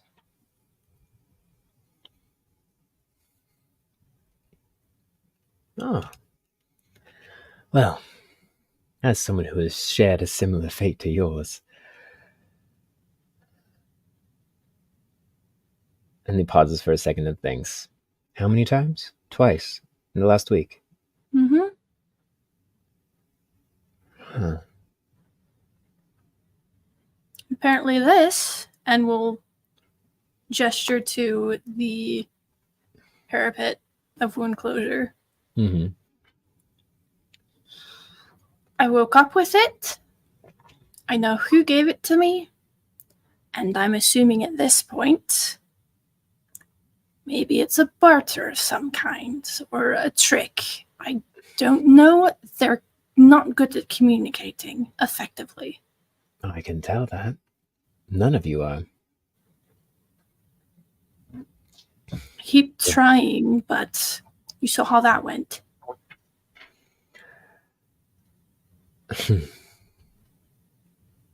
As with many young adventurers, I Not feel like supposed you aren't we all? Isn't that how becoming an adventurer works? There's very few of us like Scree who plan to be an adventurer. More of us are just wrong place, right time kind of situation. I never planned to even be in this realm, but here I am. 30 years later. 30 seasons later. So what, you're here to give me a pep talk? Oh no, those are dreadfully boring. I'm just here to see how a fellow Deathwalker is. I feel sick all the time. I Hmm. hurt. But none of that matters, because they have a government to take down, apparently. Oh. You're not laughing. They are so serious. They're going to get themselves hurt if they're not careful. And I have seen the impulse of those people. Hmm. I'm the one who gets yelled at for it, but they're the ones who do it most often. You see his eyes kind of shimmer with this purple mist for a second as you talk about the others being serious. He goes, well, as I was saying about young adventurers, everyone has grand plans and highly overestimates their skills after a few successful fights. That's what I was trying to say. We need to start small, things we can actually manage. It's true. Let the people who can do more do those bigger things. That's fair. And you're right. Us of the Heather's Vigil have to go tactfully, even though we could just storm the castle and overtake the entire city. You have to be smart about these things. I lived in a land where the government didn't like me, didn't like my people, didn't like my troop. We learned how to abide by the laws and get around them. You can't just go in head first. That's true. A viewpoint that maybe some of your other party members haven't quite had to experience. Or, as you said, you're horrible at communicating. Maybe. I don't know how to get through to them is the problem. They won't listen to me. Do you think they would listen to anyone? I don't know. We've known each other for a week, maybe 2. That's fair. That's fair. Well, it kind of like peers off. Rushing in to destroy this government would just get you all killed. That's why I said no. And rushing off to the menagerie would also get you killed. I'm not planning on rushing anywhere. I'm trying to play this smart. I know a location, which is more than we know for anything else that we've got. I'm planning on doing research while I'm healing. Because I'm not going in blindsided, especially up against the things we're up against. That's fair. Where is this location in the menagerie? Duke will use silent image to kind of the same stop motion show him the vision. Aha. The capital city. Well, good luck with that. I know ahead of time it's a trap, but I can't sit around and do nothing. That's my twin, that's my brother, that's my other half. So I'm going to do research. I'm going to try to find weak spots, something that we can use. Because I have to get him back. I understand the need of rescuing someone who you care for. But there's also something to say of making sure you're actually ready, which the research will help with that. There's a reason I said I'm not rushing into anything. It's just the clearest direction we have so far. That's true. Everything else is a spider web of nonsense and chaos. And Duke will pull out the translated version of the letter that we got. Kind of peers over at it. All looks like rabble to me. We know some of this has to do with things that are happening in Amloa. Sure. But toppling a government? Sure, some of the networks and things underneath of everything are corrupt, but not all of it is. So you find the root cause and get rid of it, not everything. That's fair. And the Bruins are good people. I don't know what's going on with their brains to cause this, but they have been leading Elmloa through a golden age for about 6-7 seasons now. It's a pretty good run. That's why It's bound to collapse at some entire point. well, toppling an entire government that's not corrupt to the core is pointless. Use the structure of what you have left, just get rid of the parasite. That's true. That's a very logical and middle-headed viewpoint. But, question for you. If your hometown or family was infiltrated, and your leaders, your mother and father or parental figure, suddenly changed all the rules, and the rest of your family was dispersed to the corners of the world, do you think you'd be so level-headed? You clearly don't know my family, or where I've come from. I don't, not at all. It is more personal, so yes, it wouldn't be as level-headed, but I also was taught growing up that if you go in rashly, nothing good will come from it. That's fair. So I understand some of the reactions that at least Lavender has, because this is her home. This is home base for her. But she's shooting too far too fast. You see him just slowly nod, and we're gonna pan out and not go to left because you just got up. Which is where I was gonna go. And instead, Scree, as you sit alone with Worm in the room, You hear, well, that went well. And you turn to see Quill just leaning in the doorway. Ah. Hello, my proctor. My proctee. Hello. When did you get here? Time.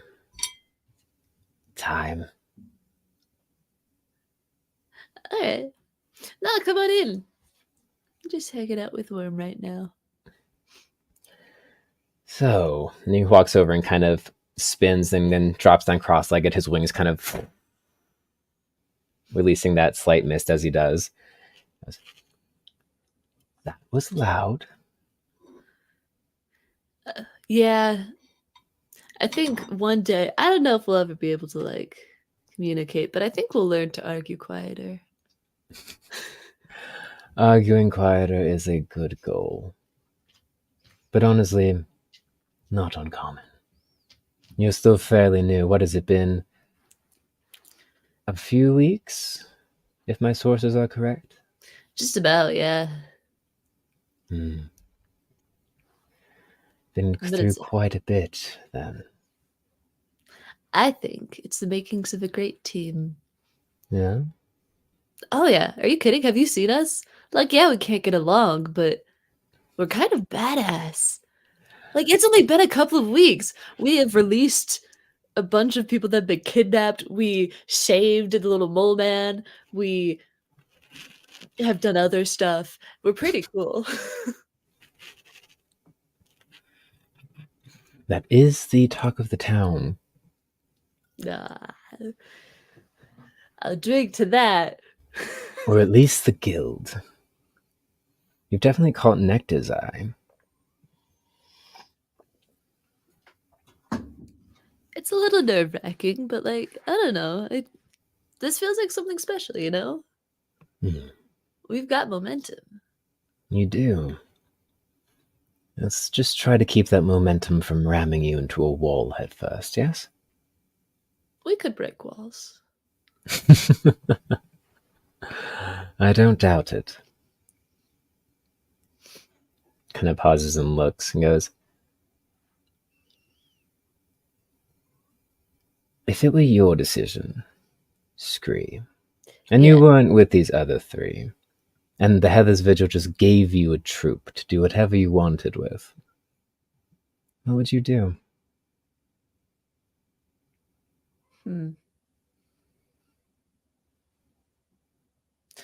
Honestly, probably the same thing what we're doing now. Yeah? This feels like the right next step. Like, if it was just my journey I was focused on, this feels like a good next step.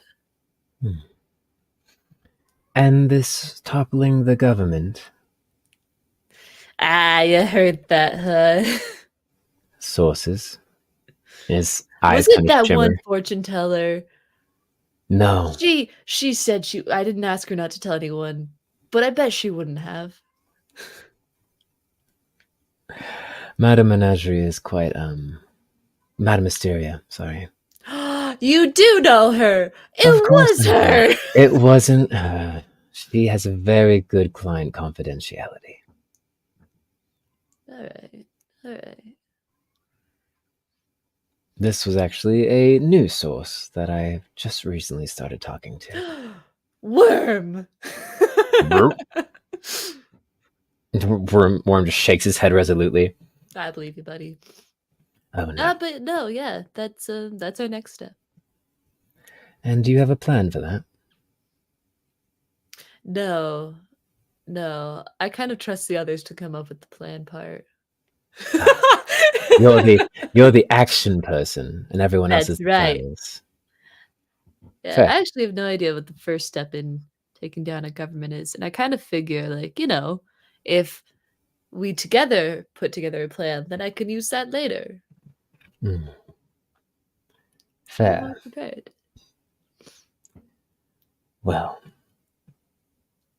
I've often found that a good way to start a revolution is by giving the people of the city hope. All right. Because if you just go in and charge against everything that's happening, and eventually win, one, you'll be exhausted, and two, the people will be left confused and leaderless, unless you wish to take up the mantle of king. No, I've got things to do later. Good. I see what you're saying. I mean, that makes sense. I feel like every problem we've had before this, we've been able to just charge in and things worked out. But this, no. No. But yeah, I guess this is a little bit bigger scale than the whole A little bit. before. Hasn't one of your members died the past 2 times you've charged into things head first? Yeah, but thanks to my our team's quick thinking, actually, Kerr and I have just saved them, and so things kind of just ended up okay anyway. Have they? I mean, yeah, they're alive. Sure, Are my they? sword isn't as cool as it could have been, and death might have a vendetta against us. Are they truly alive, though? I don't know, kind of just as grumpy as they've been since we've started.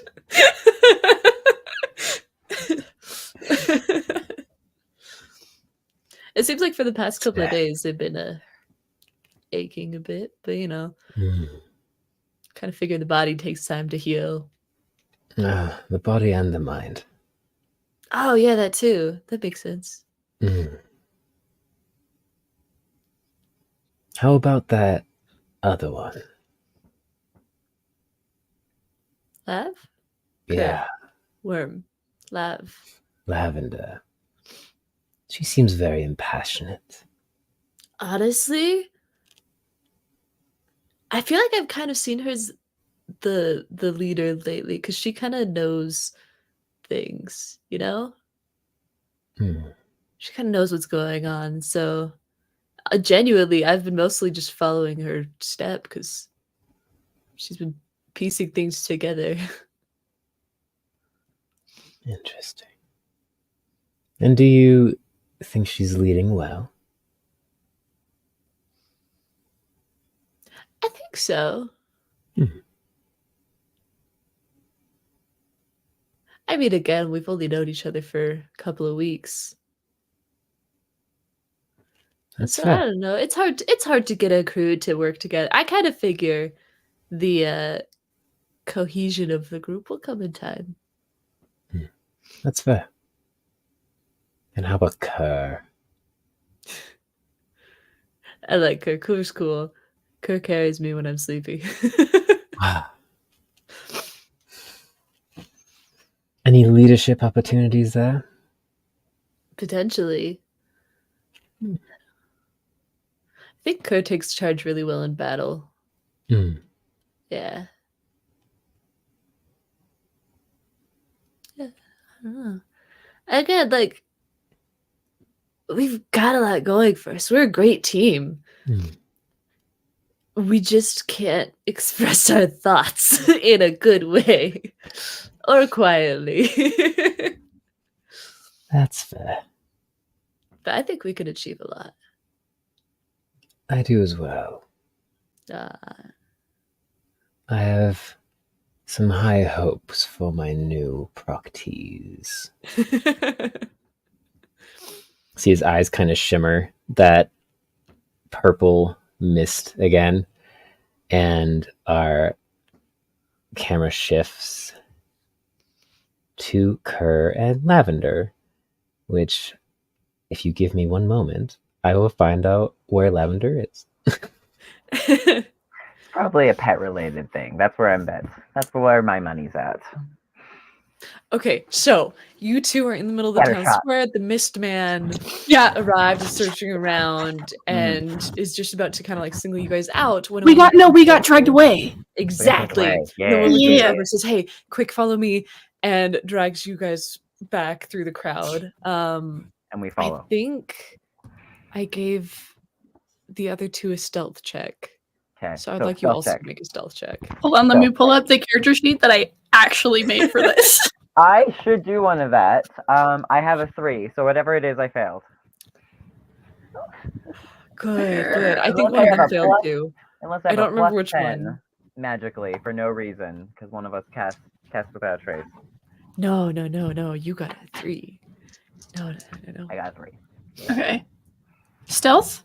Stealth. Stealth. The scatter shot. We all came here for stealth. Yeah, that's a natural 20 for 25. Oh, good. They're gonna Nice. save our lives with that stealth. Nice. Okay. So, Duke, you're able to kind of go with her through the crowd. Not Duke. Who are you? KJ. Momentarily change his name. Don't look at this. Who are we? You're able to go with her through the crowd. Elle, you are trying to follow along, but you're tall, you stand out. I love that I'm taller and I had no problems. But you are. We're here tall for and it. Your white. clothing, something like you're able to like cover up. I your have a white small hair. frame. You know how to move through a crowd, and I just I bundle into people sometimes. Yeah, you're trying to push through, and people just aren't making way for you, Elle. And so he catches his eye on you, and you get entrapped in a shadowy cage. As I think it was Zatara as well. I'm pretty sure. I just need an afternoon of playing with all videos that we've made so far, and then smash cut grabbing it just for smash our cut reference. just for us once a week. The behind the scenes As smash the cut. others are able to skitter away undetected. And I'm actually gonna follow the woman and KJ for a little bit. Do it. Don't even So you're remember running what I did through this the crowd. You make it to behind a shop building where there's a seller. She opens up, throws up in the doors, and says, "Get in." Shit. Slides. But then goes in behind you and Ruby. I didn't think about splitting the parties. It's fine. Anyway, so to you, KJ, she says, I'm sorry, I didn't. Fuck, we lost your friends. That's okay. They're dead now. How much do you remember? To you, Remember? KJ? What do you mean? What do you mean? Remember? Just today, yesterday. What do you remember? I mean, we got into town, went to a tavern, celebrating. You got into town. Do you think about it clearly? You got into town. Do you like if you focus on getting into town? Do you remember the details, KJ? You would. The only memories that would be clear to you, like crystal clear, are when you guys woke up in a tavern and started playing dice. Other than that, like, yeah, you can vaguely remember getting into town. You vaguely remember traveling with this group. But it's going to be very hazy until tavern dice. Now that you mention it, not clearly, like very vaguely. Okay. I know you're here. You're now. Is there? Oh gosh, how do I? I'm sorry. I don't expect any of the scatter shots to last more than like a This couple of long? seconds. This long? Yep. It's okay. Yeah. Okay, I'm gonna try something out. All right, and I know we just met. I need you to just Please trust me. explain what you're gonna do before you try to do something, because I might flip out if I don't know what's coming. No. Of course. She looks between you and Ruby, who's also definitely here. Definitely Ruby. There's a with your group specifically. There's a part of you that you may not quite be able to connect to, and I'd like to be able to unlock it. What does that even mean? That's the only way I know how to explain it. Just give me your hand. Just all right, trust me. sure. We're gonna go for it. All right, I'm I'd like trusting you to here. make a Constitution save. Constitution. That's a 12. Actually, 12. A 12. All right. Then Those are chunky dice. okay. You, as she's holding your hand, she has to say, can you close your eyes? Just focus. You close your eyes, and there are brief flashes of what species did you make your character? Changeling. Perfect. Brief flashes of what seems to be like you in a different body, but not in the way that you're used to, you know? It's feeling as though you've lost abilities, as though you cannot change out of this body. It's feeling a little more powerless and yeah, just a little more powerless. It just flashes of that feeling. You know how I feel in my actual body in real life all of the time. That is a fantastic way to like explain gender dysphoria. But then actually, yeah, no, that's a good description of like how you feel in your body. Yeah. And she'll kind of talk to you like, okay, what did you feel? What did you get from that? Could you sense anything? Like I've lost something fundamental to a part of who I am. Okay, good. And then she will How is turn that good? to Ruby. Don't worry about it. She'll turn to Ruby. Anyway, so Elle, you're in this cage. The crowds are kind of like scattering, dispersing around you, and you can see kind of like in the distance from between these shadowy bars, like 2 or 3 other cages popping around people in the crowd. As this has happened, is there anything you'd like to try to do here? I am still really like jumbled from like all the running and the pushing, and now I've been like taken to this.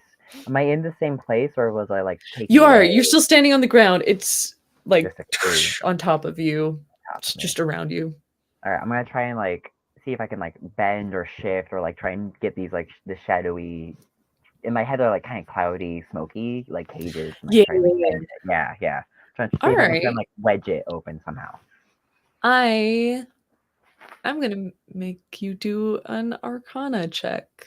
I can do Arcana, and I have 0 proficiencies to any of these, so either I roll well or I don't. What was it? 7? 7. 7. Okay. What like since you don't have a character sheet made yet, that's totally fine. Do you believe the like fantasy version of you would have any magic? Like have any kind of skills? Because like until you make it, you know. Yeah, that's true. I think maybe a little bit, not a lot, but like just a tiny little bit of magic. Okay. I will say for now that you are not quite like you keep trying to push out the misty bars, but like it's not really physical force, but more invisible kind of shifting, but still solid force that holds your hand from being able to open it. Okay, all right. I will. What great timing. Excellent timing. I got trapped into the shadow realm, That guys. was freaking wild. It was fun. Zatara, back in the Yes. scatter shot, you failed your stealth roll, right? Yeah. Cool. Thank you. I thought so. Yeah. All right. So the camera pans from Scree and goes down to wherever Curran Lav disappeared to. Kerr was absolutely just going to follow Lav, and like I imagined it was a little bit of like getting out of the Heller's Vigil, which is full of people that she thinks are dumb. Mhm. So wherever Lav goes, like Kerr just like follows to catch up. All right. We'll say Lav bursts out. Oh, why can I hear myself so loud now? You have the microphone. Is my turned mic just weird right. now? No, it's good. Weird. Ooh, I can hear you really well though, both of you. There we Yeah, go. we hear you guys normally and very well. Oh, Okay. nice. Okay, cool. Great. Is your stream open? Lovely. Is my stream open? No, I don't think so. Okay, there we go. Lovely. Perfect. We're also Um, professional. We got this. We're all so professional. Lovely. Profesh. Oh, thank you for the gifted subs, everyone. We'll say you burst out, you follow Lavender out of the main entryway and main doors of the Heather's Vigil, circle around and head to the back gardens. Which, as you get there, Lavender kind of like starts pacing back and forth. You can tell she's kind of seething a little bit. A tea kettle roiling and steaming.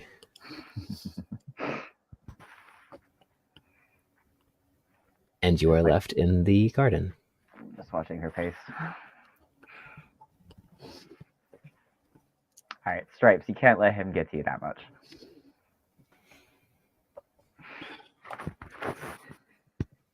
Just seems a little hypocritical, is all. And selfish, and more like he's talking at you than actually listening to you. Yeah, But yeah, I'd say that. I think it's the celebrity thing. I think he's kind of just wrapped up in being, like trapeze artist. It's like, I know he's this pretty boy, and he's used to being praised all the time. I don't know.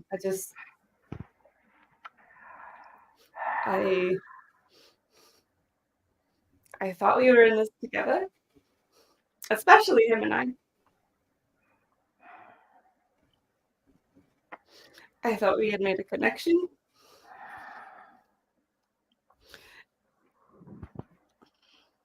He's accusing me of just biting off more than I can chew and going and getting ourselves killed.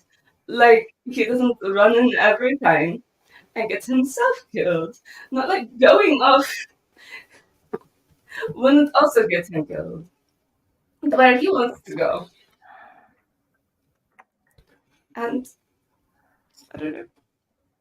I thought maybe he cared about us too. It's not really seeming that way.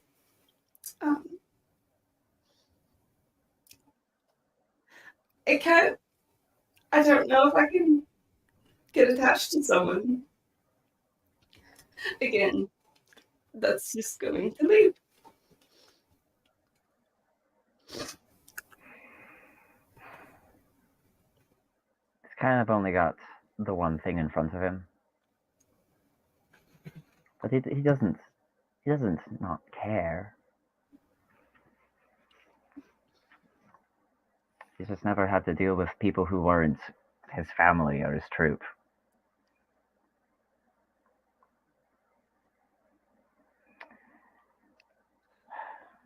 Plus, he did die like 2 days ago, so maybe his brain is still recalibrating a little bit.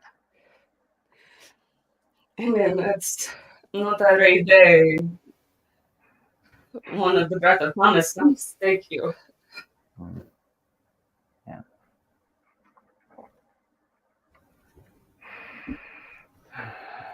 Plus, I think he's a little too literal. He hears topple the government, and he doesn't hear what we hear, which is get the fuckers who are causing the problem out of the situation. Yes, the brooms are very good people. Like, we find the poison and remove it.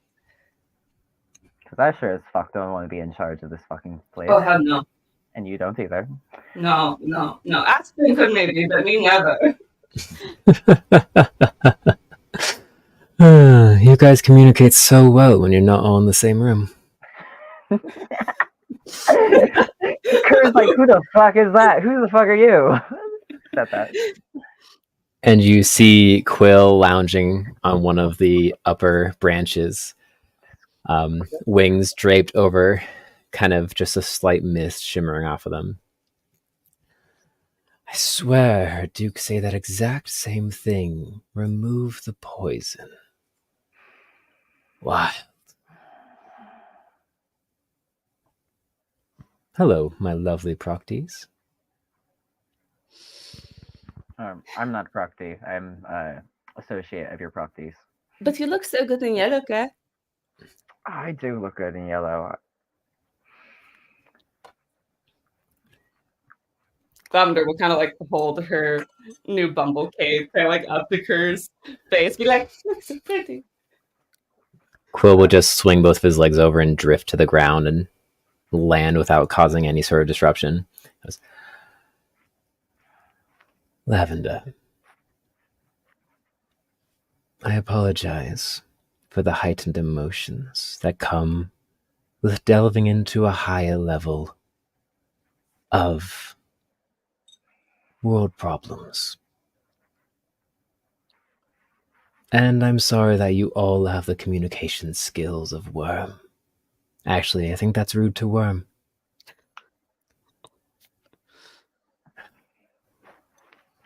Everything is heightened right now. But if you were the first adventuring group I've found that were about to kill each other, I'd be lying. I mean, to be honest, all we have to do is leave Kerr alone, or Duke alone for 5 minutes, and I think that he would take care of that himself. Statistically, anyway.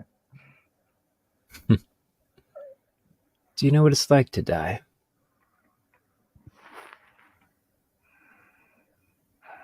I know what it's like to be left to die. It's close. But not quite the same. It leaves your mind raking for any source of happiness. It leaves your goals singular, for you feel like you no longer have any time left. Does that excuse behavior? No. Just like being overwhelmed by one's purpose or being lost and scrambling for some semblance of home is also not excuses.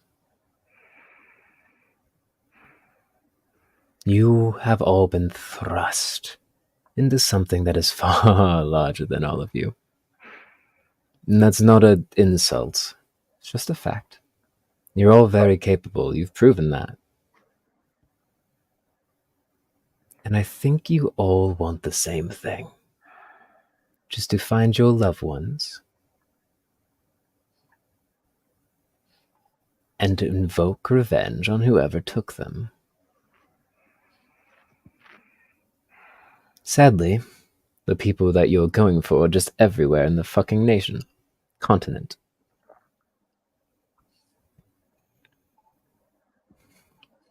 I apologize for the vigil, Lavender. There's a reason why I never joined the head council, even though I was offered to. I'd have Hector's job if I accepted. And then what would Hector do? Probably be a drunk. The vigil has its purpose and it's a useful tool, but they have a reputation to keep, and they can no longer go barreling in like we used to in the old days. And what is a reputation if you fail the people that look to you for protection? Do you think we've stopped trying? Certainly seems that way. Our job board has been flooded with jobs from people around, jobs that we do not charge for. All rewards are volunteered by the people who do them.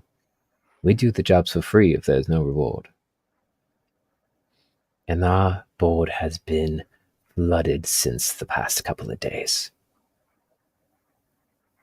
But if the vigil were to uprise, overthrow the truffle snufflers and the Bruins, Nectar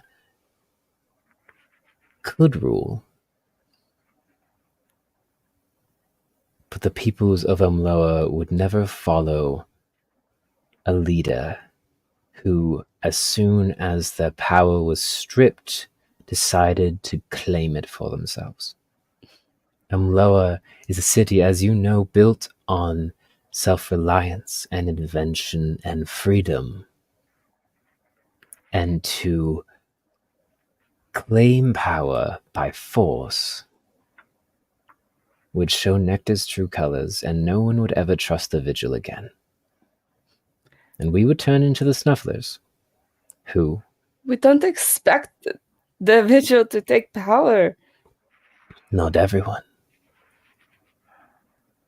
Lavender, you have a very pure heart, and you've been made to take a role that never was supposed to be yours. The guardian of a whole slew of children. I'm sure it's hard with your entire family missing. I don't know all the details, but like I said, Droplet and I talk.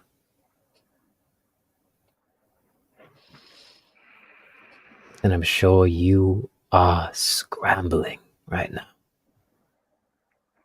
Would you call yourself the planner of the Knittinghams? Or are you more the one who gets things done?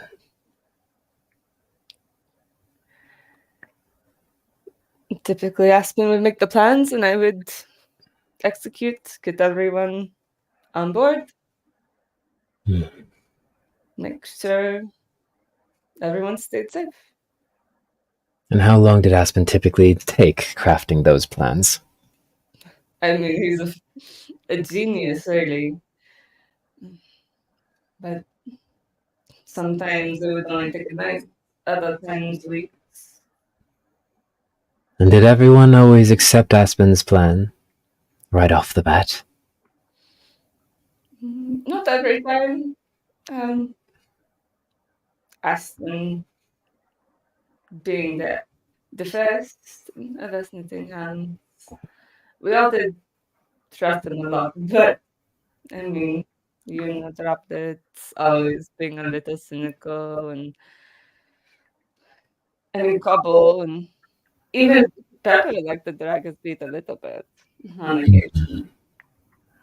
And when arguments ensued, how were they typically handled in your old family? I mean, Penelope would always play moderator while Penelope was still here, but always over a cup of tea. Scree, back where you are, you see Quill starting to make a pot of tea. Interesting.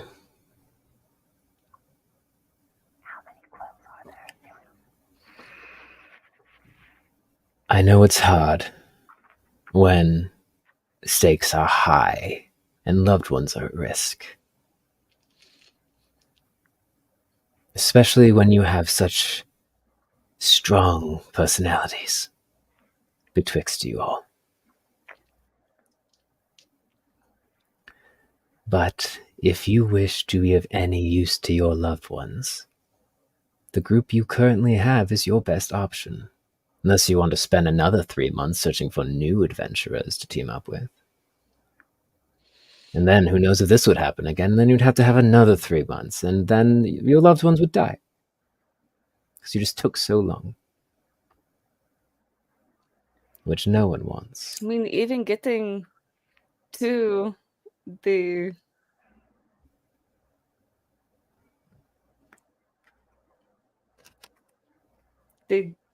menagerie would take at least 2 months. That's true. So you have no time to waste. But you also will be no use to your loved ones if you die trying. So you have to be smart. and you have to get stronger.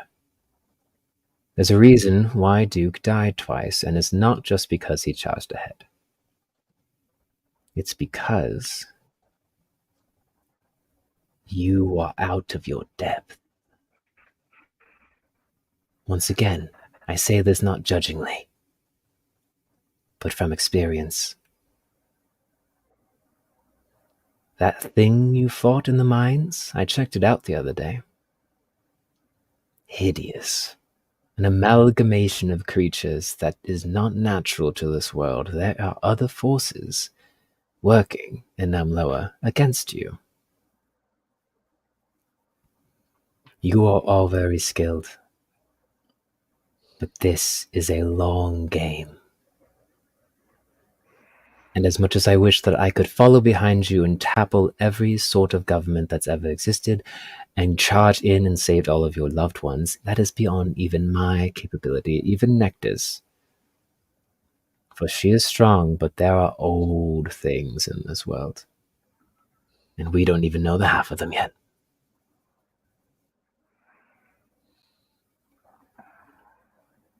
You're all very smart and very skilled. Kerr, you have the strength of so many. And there's a brain behind there as well. Lavender, your emotions and your care are unending and powerful. There's a reason why a whole slew of orphans huddled around you.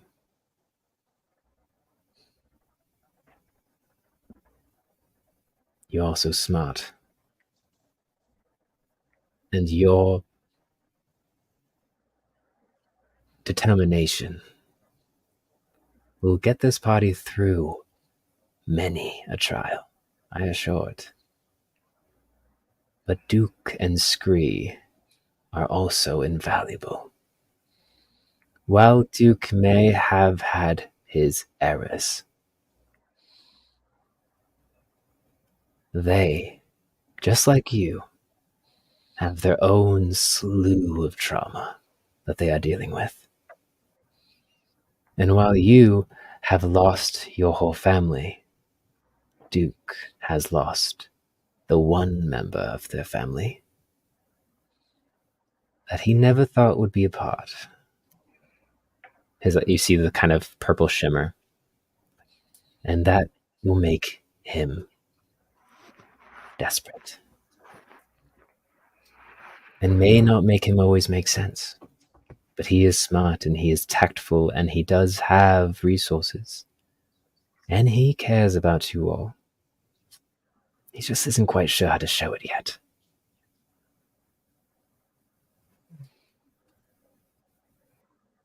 Typically, if a person runs forward, it's because they are trying to scout, trying to get a view of the situation. It just doesn't always end well sometimes. But ultimately is to protect you all, to help garner information for the battle ahead. And you are all very young, and while talented and experienced. Once again, not an insult, just a fact. I have to clarify myself a lot. You loam folk get very offended easily.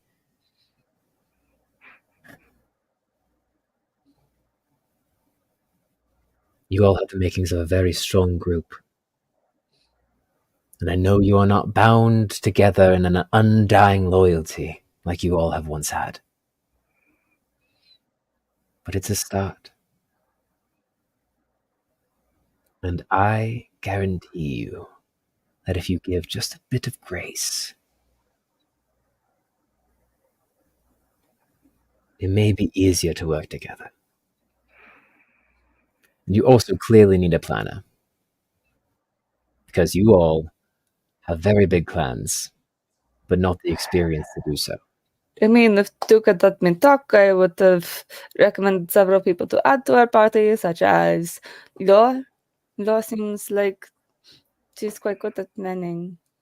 No, but Laura doesn't. She has her own assignments. Curse I starts to don't like find rub his face furiously. more, adding more to the party may not be bad, but also you don't want to get too large for where you're going. Discretion is useful. I mean, have we asked Worm if Worm just wants to make the bed? You see, he kind of laughs for a second and then sighs. Here I am, a giant, experienced adventurer standing right in front of you, and you would rather have a worm make the plan. All right, Well, you're not part. just follow me. Just follow me. And Duke, you see your Quill kind of lean back and tap you on the shoulder and just come with me. Might need a hand. Gladly. He leans down an arm to give you support. And we'll just take it and follow. You all follow Quill back to the room, which as you do, you see Scree, Worm, and Quill sitting with a piping hot kettle of tea on the middle table and 5 cups. Lavender and Kerr, you return first. Actually, Duke, sorry. Duke, you return first because you're closer and you see this. And it's about 2-3 minutes before Kerr and Lavender return, also being led by Quill. And as you all walk in with these multiple quills, you see the 3 quills walk towards each other and just... The fuck? Well, you may ask, you may be wondering why I gathered you all here today. I mean, that on the list of questions, first is what the fuck was that? Oh, being born in the Evergloam gives us interesting powers, I guess. My line have the ability to make dusk forms of ourselves, and you see his eyes shimmer, and Screw, go and poke one of the dusk forms. it's tangible. Very, while completely tangible and very useful, they're a bit, fragile. And he'll just... Alright, well, that's useful. one question then. Alright. The other question, Lavender. kind of tea? Well, Hmm. I let Rome decide, so I don't actually know. He's very Please, good, so it'll be good. if you could all sit. Duke, at this point, as soon as he walked in the room, took a seat on his bed. Scree sits at one of the chairs. Lavender will sit beside Scree. Duke, if you don't mind. I'll need some help. Absolutely. Oh, Kerr goes over and drags the bed over to wherever the are. Kerr, that's not what I meant. I can sit in the chair. I just need help walking. No, you need rest. You need your rest. Let's be honest. You did get literally stabbed through the chest, and I think perhaps I haven't been taking that as seriously as I should, because you won't stop talking about it. But also, it would be better if you were comfortable. So. Well, look at that. Already marginal improvements. You shut the fuck up. Duke will You're not my just school. You are not my etiquette teacher. Shut the fuck up. Duke will just pull his feet to be under him, so he's sitting crisscross with his tail in his lap. A big pillow behind him. Hello, my lovely proctors and proctors adjacent. Procties adjacent. I said to one of you that you all communicate better when you're not in a room together.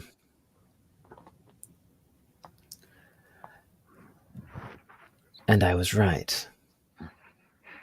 But if you wish to progress and achieve all of your goals, we're going to have to learn how to.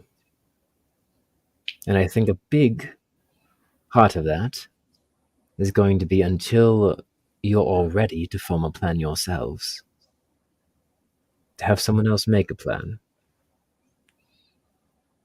that can set you on the right path to achieve your goals in the most expedient but feasible way possible. It's a good idea. So if you would allow me, I would like to propose a plan. Unless you would like to ask Worm instead. Have you got anything? We're listening. Okay. Worm's in. Well, seeing as the almighty Worm has no plan, I may be able to present one. It seems as if the end goal you wish to have isn't toppling a government or infiltrating the capital city of the menagerie, but to rescue your family and find whoever stole them and put them to justice or revenge, whichever's more flavored to your liking.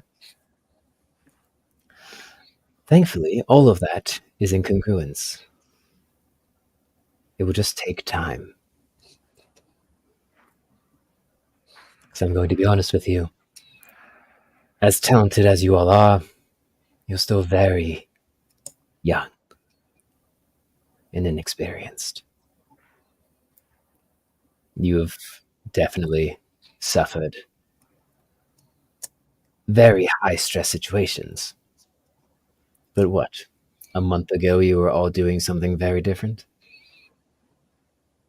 A month ago, you may have never killed anything before, or anyone. That's changed now, hasn't it? So, you're in the big leagues now. And sadly, that requires you to do a little bit of power leveling.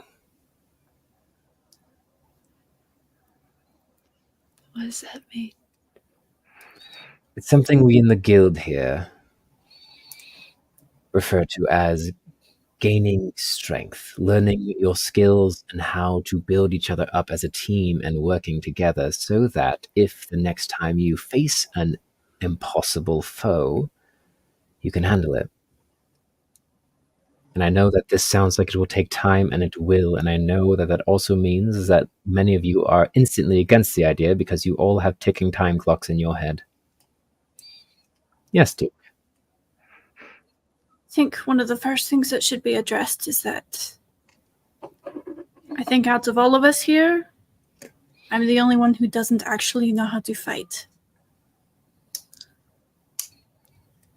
Thank you for bringing that to attention. How many of you knew that Duke had never fought before? Kurt raises his hand.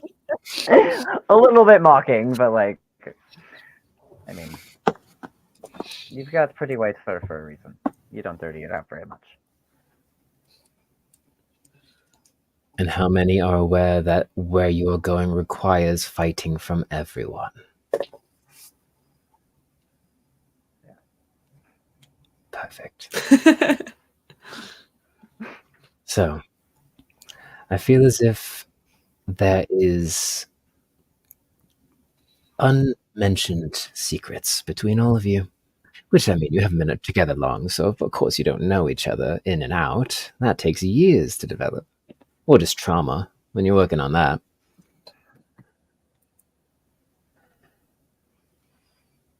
But you have fought monstrosities with one person who's never been trained how to fight in their entire life.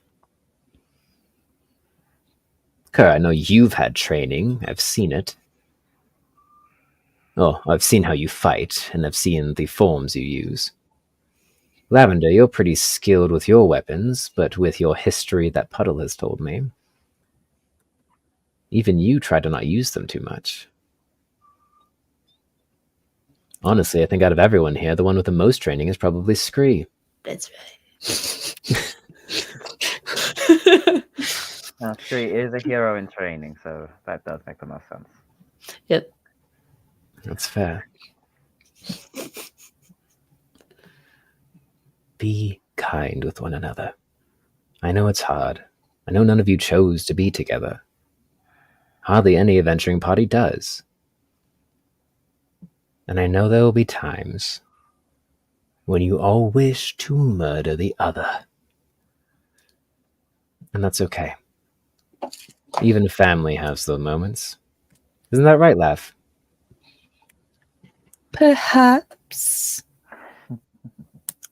But you still love them regardless. This is my plan, if you accept it. You loam folk are obsessed. Most loam folk, not all loam folk, are obsessed with renown and lineage. So in my eyes, the best way to get what you desire is to make it so no one can ignore you. Make it so that wherever the Bruins tread, they hear whispers of your daring troupe, and eventually they will have no choice but to acknowledge you, whether they want to or not. I like where this is going. Gain the renown in Umloa, you gain the renown in other sections of Teleday. Yes, Duke. To gain renown, normally you have a group name. There is power in a name, isn't there?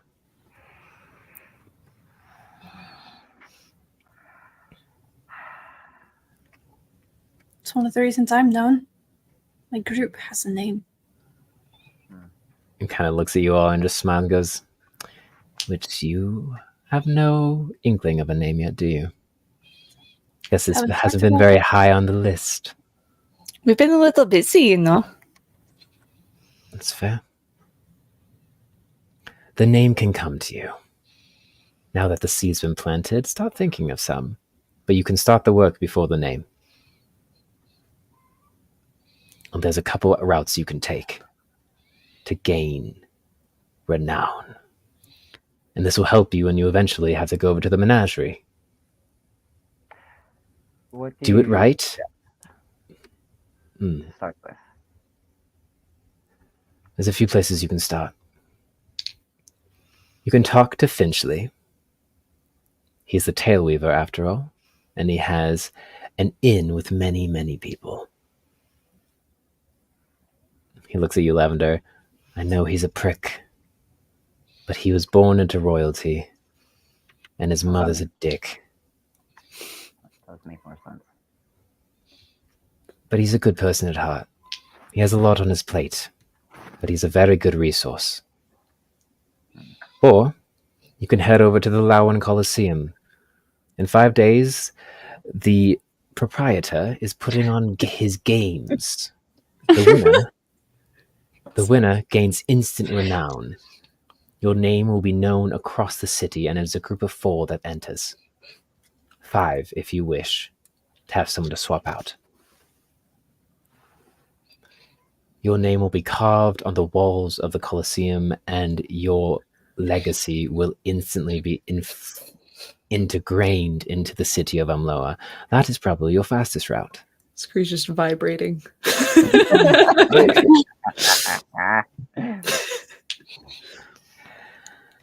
For that, you would just need to go to the Colosseum.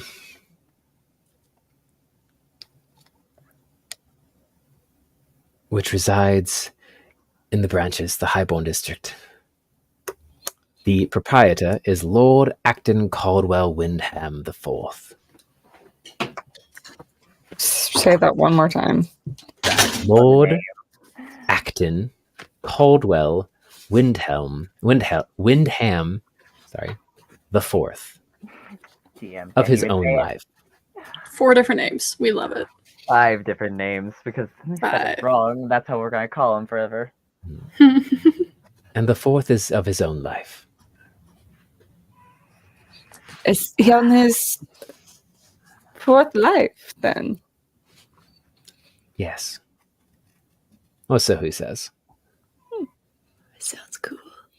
This fighting challenge Coliseum thing. I'm assuming it's rules of non-violence. right? Everyone's supposed to survive Oh at the end of it. no. Non-lethal. No, no, no, no, Non-lethal, no, maybe no, is what no, I should no, say. no, no, no, no. No, you kill people. They come back to life, but It seems as if we have someone who knows a bit of lore. I've read about it. The Colosseum holds many challenges. Not all of them require fighting, but most of them do, and it is no holds bar. Anything goes. And then the healers deal with it at the end. That's 5 days from now? 5 days from now. In that time, you can also do my last recommendation, which is helping people in need that you find. Whether that's through the board or by wandering the streets as you do something else. Keep an eye for those who seem troubled. If you help the small folk, if you give them hope, then the whispers of revolution will start to spread. For a true overthrowing of the government doesn't involve just one powerful group, it involves the entire city. And if you wish to save Elmloa from what it is becoming and return it to what it was or make it something new, the people will have to be behind you. Everyone.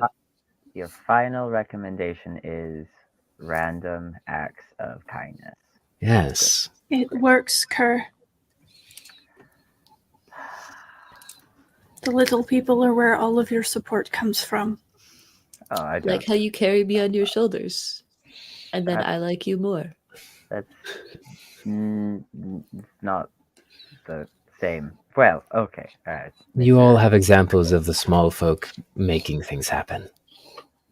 It's the reason Duke's traveling troupe is so famous. Why Kerr had a pretty good following, from what I understand. Or why, well, Lavender, one random act of that kindness gave you your entire family. And Scree, I don't think I need to point out yours. Not at all. Good. I highly suggest talking to Finchley if you can stomach him. I try to keep it short. Hector and him get along rather swimmingly, though. Makes me think less of Hector. Makes me think more of Finchley. We can always split up and handle Damn, you're things cute. so that if Lav doesn't want to talk to certain members of the Vigil, you don't have to. That's fair. I'm just saying he's already made it perfectly clear that he... his paws are tied. Then you don't have to talk to him, I will. I would I'm also stuck here for a bit anyways. I would also recommend that Finchley doesn't always say what he means and changes what he says in company. You said you saw him with Hector. He has to keep a certain... Well, let's just say Hector is the guild advisor. So try talking to Finchley alone. See if you can get a bit more out of him. We all here at the Heather's Vigil are independents in many ways. The council is the biggest conglomerate we have, but we are all freelancers. So we're not above making side deals. Talk to them alone. Ask them what they know. They have many inns throughout all of society on every level of Umloa. And if I may suggest, if it would be better to separate than do so, but maybe try sticking together for a bit. The DM would suggest that. Jeez. The DM is begging us not to split the party. Such a subtle suggestion. When a party is having friction, it's sometimes good to avoid it, but also sometimes good to see what the others can actually do. As a team, find ways to work together. Hell, do so even in combat. No one ever expects a combo move.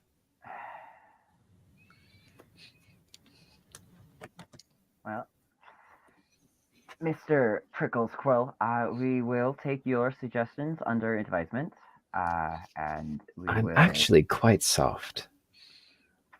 Yes, but your name is Quill, and I don't give a fuck. I think we are going to have a little bit more conversation in private. Thank you Absolutely. so much. And quite actually starts to shove him out the door. Very well. That's Good it. luck. See you, Quill. Goodbye, Soft Quill. Scree. Thank you very much for all of your suggestions. We do appreciate you treating us as if we are young and stuff.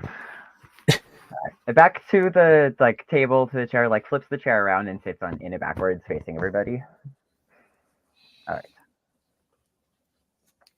Mr. Teacher Proctor made some good points. We all gotta figure out how to talk to each other.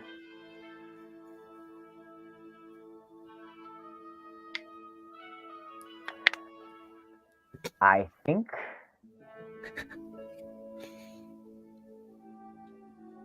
we all are looking for people that we love and lost.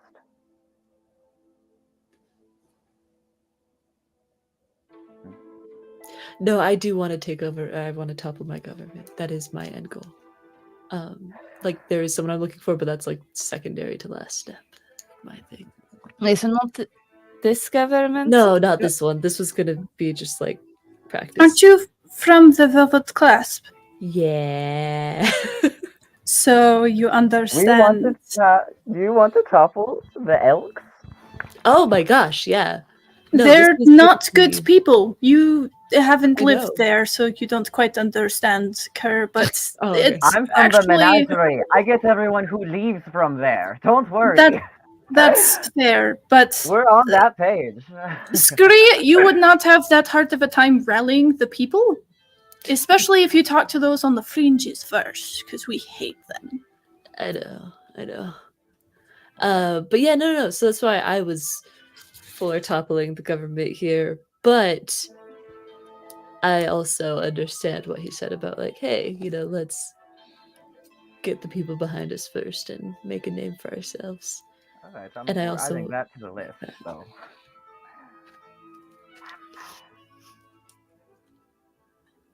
I think if we can figure out that we all want to help each other, find our people, and achieve our goals.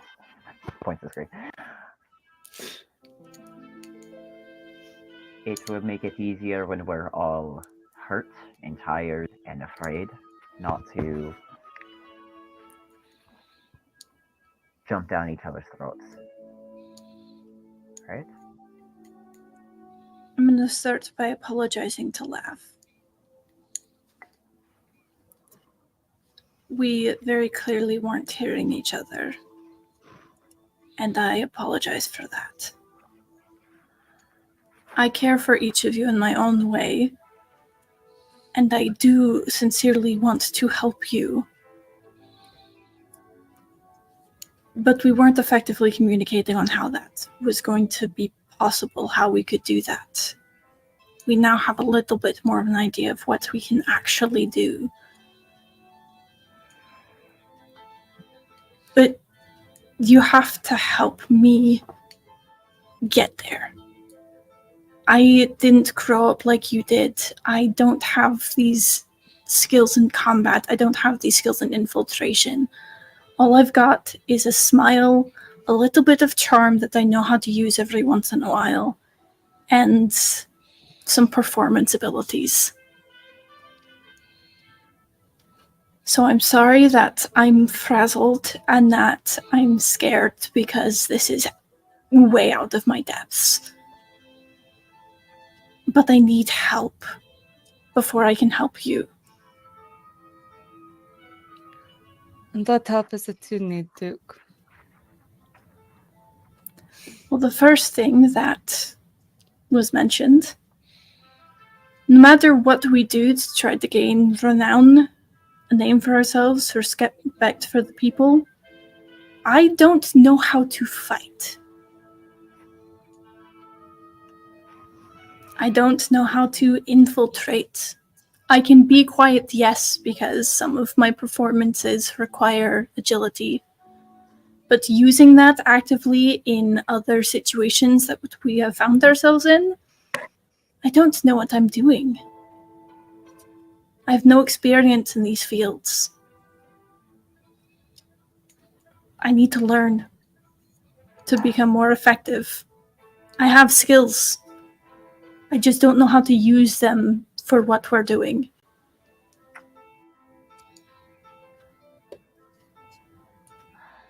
Well, as someone who has had too many teachers, let me give you a suggestion. If you can trust us to help you find your brother, then I suggest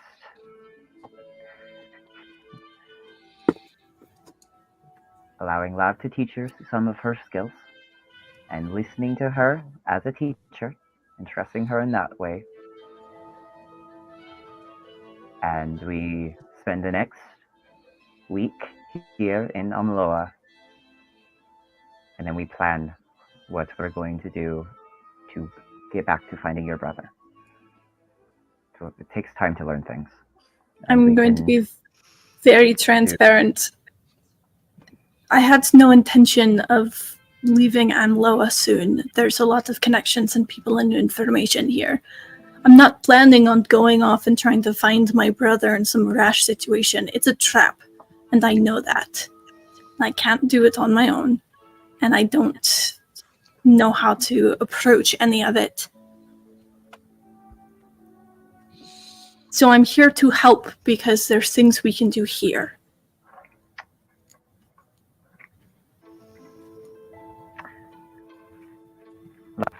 If Duke agrees to learn from you and listen in skills and in ways to defend themselves and to fight better, will you agree to teach him? It depends on what you're wanting to learn. Perhaps Scurry may be more equipped to what you are wanting. I guess I don't know what weapon, what style interests you, Duke. Duke will, from the side, like he has to lean a decent amount over the edge of the bed to grab at his things, which had been in the corner where the bed was sitting, and will pull the belt that has sheathed the shattered needle and his porcupine quill daggers. These are what I've got, and I have my hands. Hear me out. Over the next 5 days leading up to the Colosseum, we do take on quests, smaller quests. See if anyone does need help fighting some smaller monsters. And we have Duke take charge in these fights. We each will lend our hand, and aid is needed to keep Duke from getting hit or getting hurt. But baptism by fire with 3 safety nets. We get They fighting. also have training grounds here at the Vigil that we could utilize. I like Which is those a little bit more, considering, again, the number of death totals that we've had recently. We do. We also keep taking small I would quests, 2 birds, 1 be stone. I would be more comfortable to start in a training ground till I feel like I have a handle on what I'm doing. I say that's valid. Perhaps we spend a day or two, try the smallest little quest we can get, see how we fare. We're all back up for you, and then at night after and then questing. we readdress after that. See if we want to go back to the thing. If you want to go back, and you can make that decision, Duke. And we can support you. Comment section. Jesus. As we're all just like chatting and talking and like planning out like ways we can start to teach Duke things, but also ways all of our fighting styles can integrate a little bit more. I kind of want to have this be a use of my inspiring leader feat. Heck yeah. Yeah. Oh, hell so, yeah. Yeah, for sure.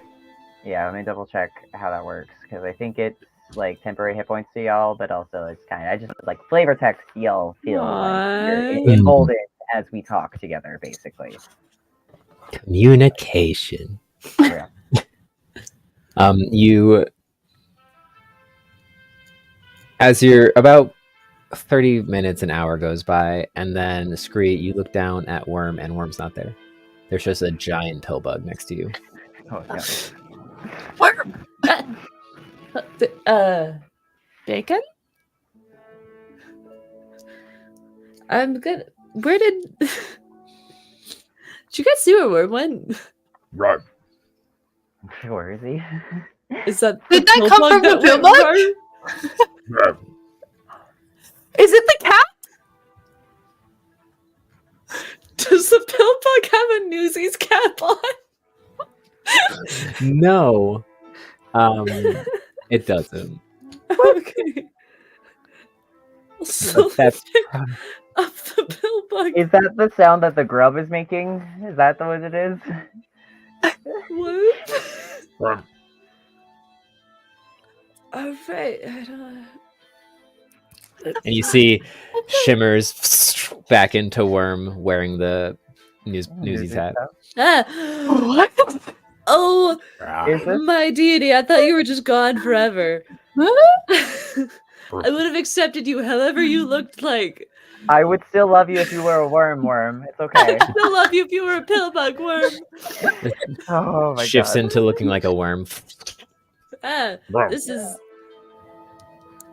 Does That makes he sense. feel like a worm, or does he still feel like worm? Like, He, is it you just see your visual, hand or is kind of. it- You see your hands still don't change shape at all, so you're still holding the actual worm's body, but it is illusionary. Ah. It's a hat of disguise. So there's like a That's little really bit of Amazing. air cool. between my Yeah. hand and the worm. Hmm. That's really cool. That's wild. I love it. I'm so glad we gave the hat to Worm. Yeah. This is the best thing we could have done. Alright. If we ever need to borrow this, I just need to know 10 minutes in advance so I can slick my hair down. That's all I need, but this could be useful. Kerr, whatever you said gave worm magical powers. Not the hat ability. You'll No. have what's it? 6 temporary hit points. That's what inspiring leader gives you. From a mechanical standpoint, flavor checks. You feel like we're having a good conversation. Hopefully. Worm shifts back into like his original look before the box lord.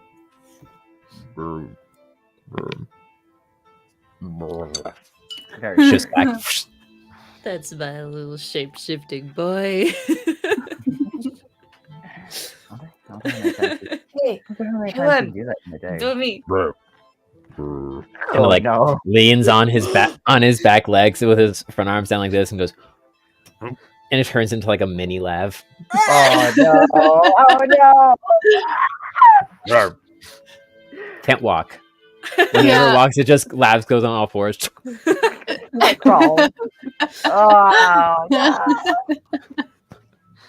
Wow, this is strange and disturbing, but very, very cool.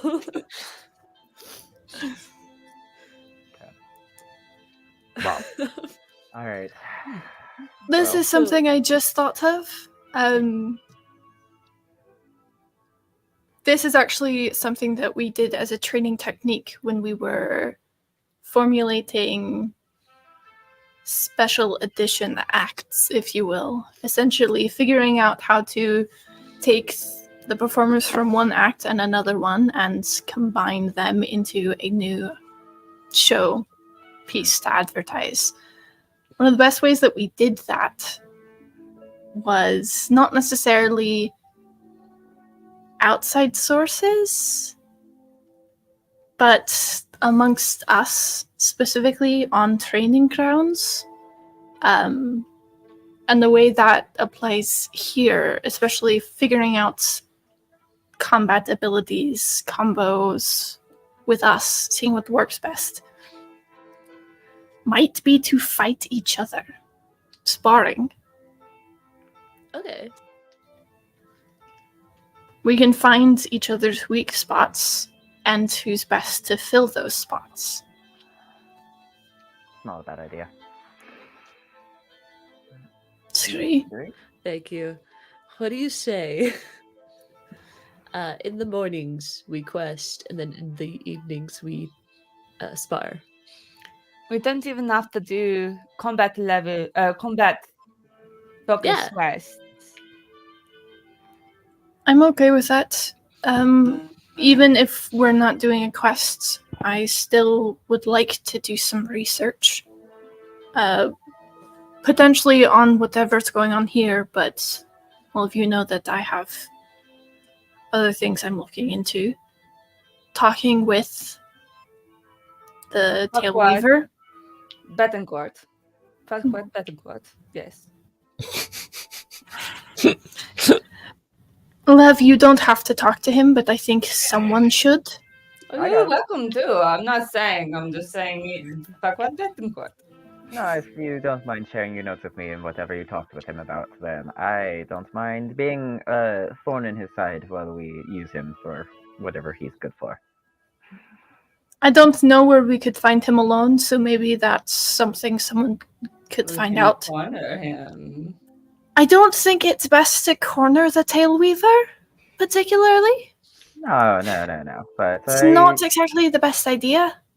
Lav, you do know that you do remember overhearing that he teaches history classes. Yeah. So I mean, you're a proctor or whatever, so like you're just technically part of the Heather's Vigil. We can wander around. We're friends here. We're friendly enough here, so we'll find time to talk to you. If you really wanted, you could attend his classes, I'm sure. I think at least for the rest of today and tomorrow, might be a little more research heavy, at least on my part. Walking is still hard. I can walk just fine, but diaphragm is repairing itself, so my lung capacity isn't that full. Yeah, let's let you rest another day. It seems like a good call. And look into some better armor for you, mayhap.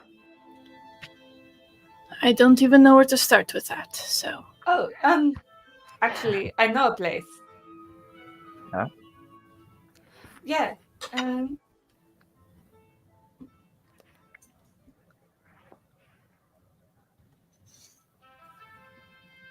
But I figured the rest of today, since it's not even quite lunch yet... Wait a second, you want armor? wait. And Scree goes to their bag and gets the old chainmail out. They're like, put this on! I think something that might work for my skills would be better. Nah, right. We might be able to repurpose it, maybe, but that as it is would probably hinder me more than help me. You can trade it! You can trade it for other armor! I don't need it anymore. I have the magic quiet chainmail. I'll keep it in mind. Good idea. But for the rest of today, I figured I could do some research. I don't know what you guys want to do.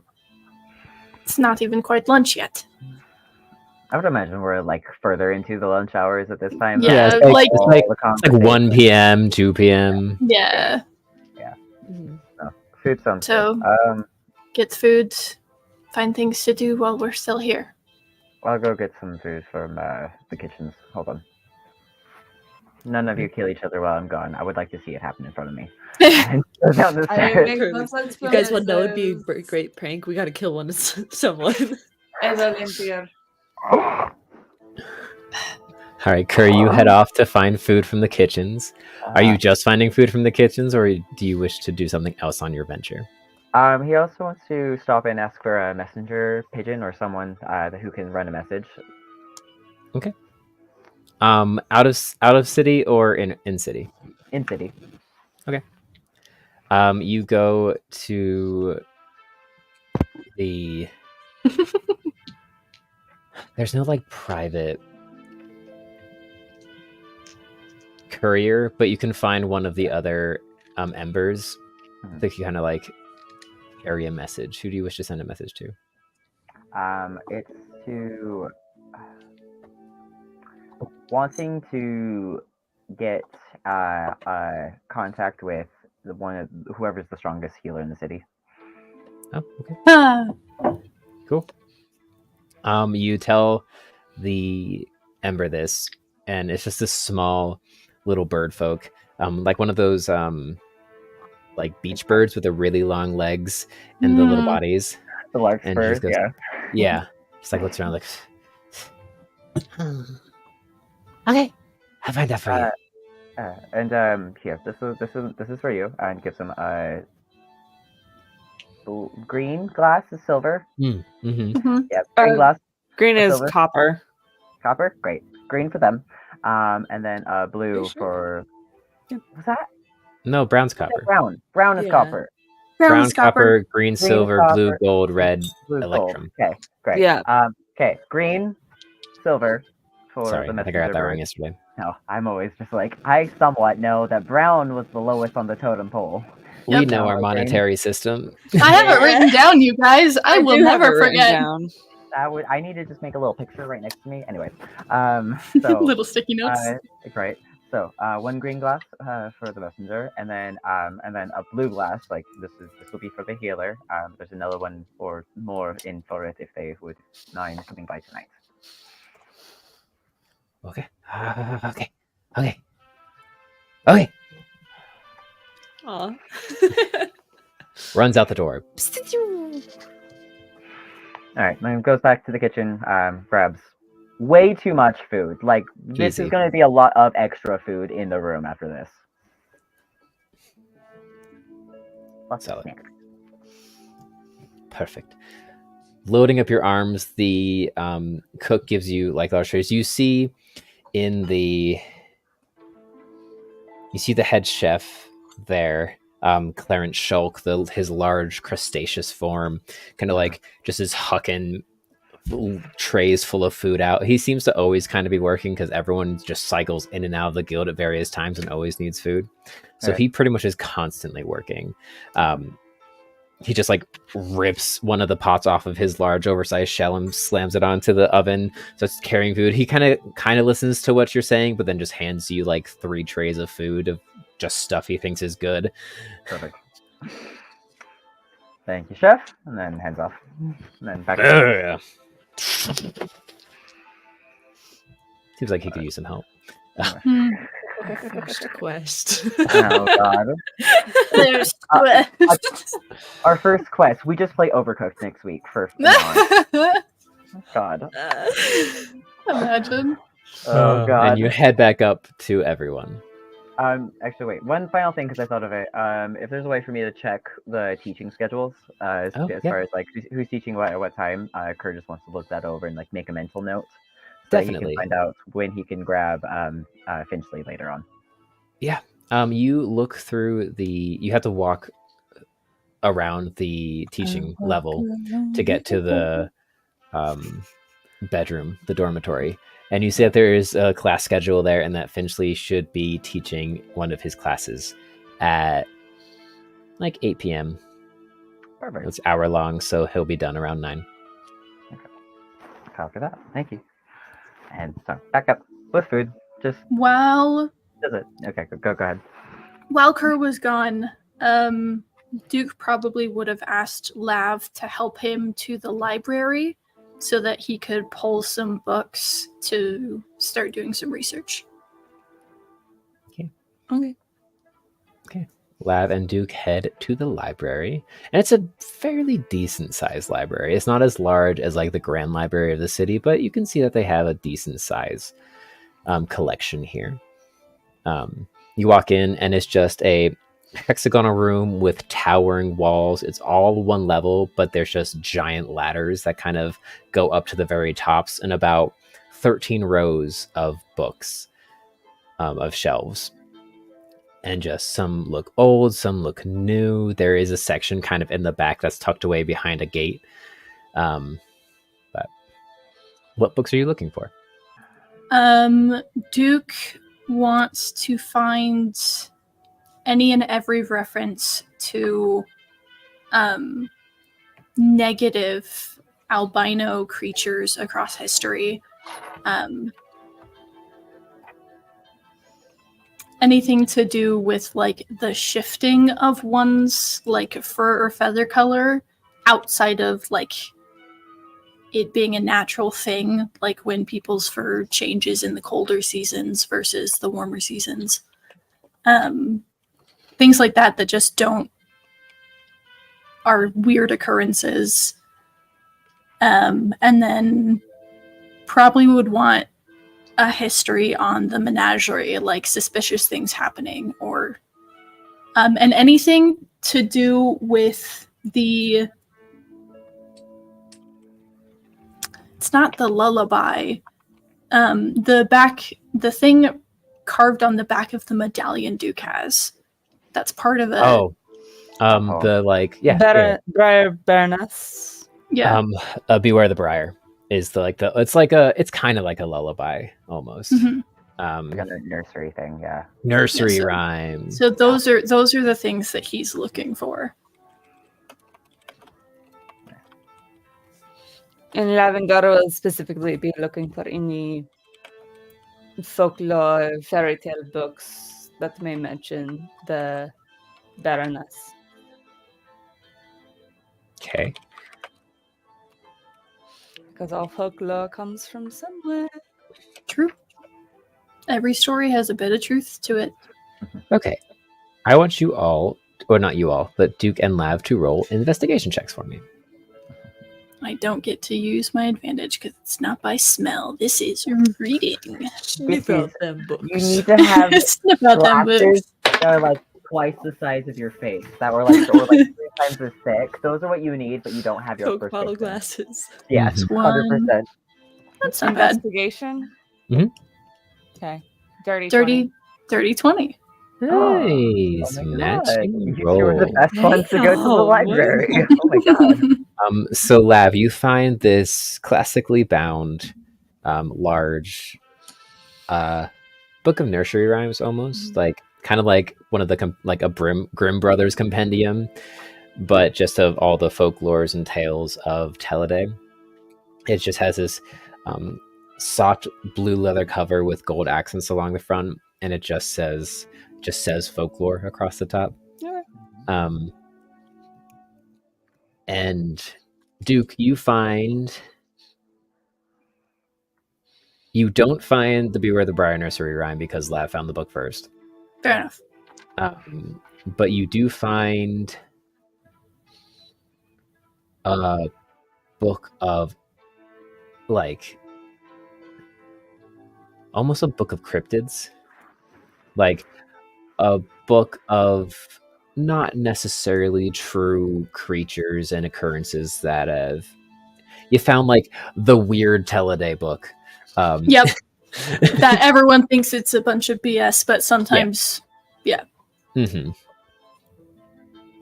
And then you find like just classic history book about the menagerie and how it was formed and what's become of it since and how the power structure is and everything.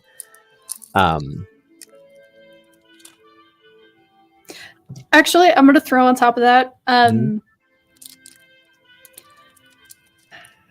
Any book on like martial arts. Okay, nice. That's easy enough to find. There's plenty of training I feel like books. you just have like a stack of books. Like 3 or 4, maybe 5 books. And funnily enough, Lav, your book is just as big as their entire stack. Nice.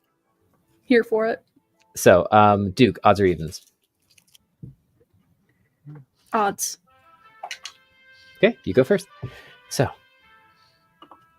as you open your book, as Duke looks through his collection of literature, you take some time. You spend a decent amount of time in the library. You've got a lot of books. You can also bring them home or home. Yeah, you want. he was gonna grab them and then take them back to the room. Okay, cool. So as kind of just a quick like run through to make sure that you grab the right books. In the the cryptid book, you find mentions of a wide variety of strange creatures, giant birds of prey that reside under the earth and are waiting to be awakened, cannibalistic, a curse of cannibalism that overtakes creatures but supposedly gives them undying power, though deforms them and manipulates their mind. A whole bunch of strange mythos that you haven't heard before. The history of the menagerie book, there's plenty of things. You see, like, you're flipping through and see a crest, and like a page of family crests, which your eyes fall upon one that you recognize from the periapt of the badger head with the wings. And you kind of close them, start heading back. Lav, as you look through your folklore, there is many. There's the story of the Yulkor's last flight. There's the legends of an ancient civilization that used to live in the walls and torment the Velvet Clasp. And there is also the Beware the Briar nursery rhyme. Much shorter than the rest, but it takes up only one page, but is very filigreed and has kind of small illustrations all around, marginalia. You close the book, and you both head back to Z bedroom, your dormitory, around the same time that Duke gets there. Probably a little later, because you took some time to read through the books. While they were gone, Scree stayed in the room and caught some Z's because they haven't slept all morning. That's fair. Yeah. You all walk into a sleeping Scree who's just like laying on his back, and Worm is just curled up. He's kind of taken the form of a small, like little pill bug that's just full balled on the stomach. That's cute. They're so cute. Wait, but he retains. Mm-hmm. Okay. All right. You feel the full pressure of Worm on Yeah. you, but to everyone else, it's just like a small pill bug. Aww. It's like a weighted Good. blanket. Very cool. Okay. Alright, after they come back from the library and it's more, they have more food, whatever it is that they want to eat, everything.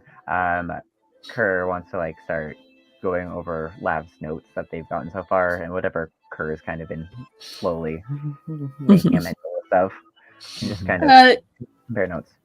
Duke will also slide over the small little book that you've seen him sketch in every once in a while, but when you open it and start looking through it, you'll see notes in there as well. Yeah. Right. So you compile all of the notes that each of you have gathered thus far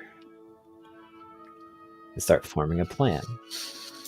So, adventurers, what would you like to do next?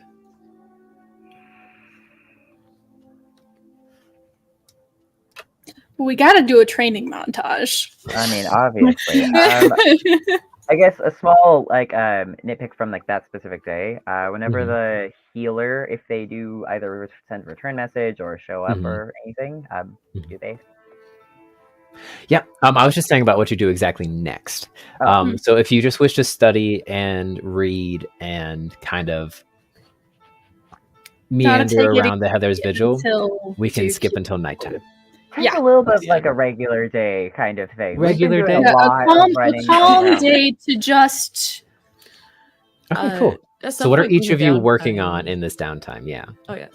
At some point, Scree's going to go check out the Help Wanted notice board just to get a heads up on like what jobs they could take. Nice. Duke is going to be doing the research, mostly on the the cryptic book and the history of the menagerie.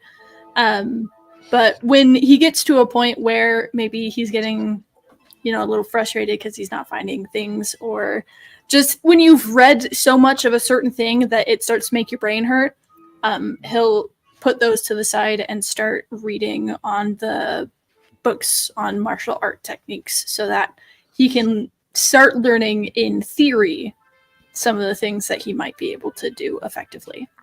Okay, make an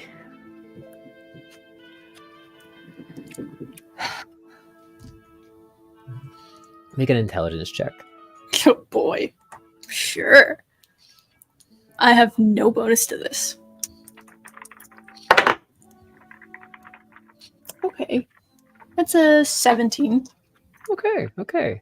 The martial arts book is heavily, overwhelming at first.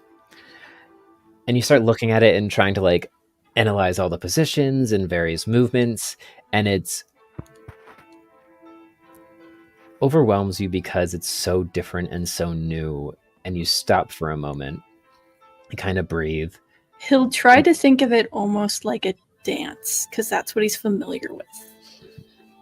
In which, after you kind of breathe and refocus and start looking at this as more of a instruction booklet for a very aggressive style of dance, you start to make connections between things you already know with the movements and forms of this martial arts you're currently studying, and things start to connect. Make an investigation check for me as well.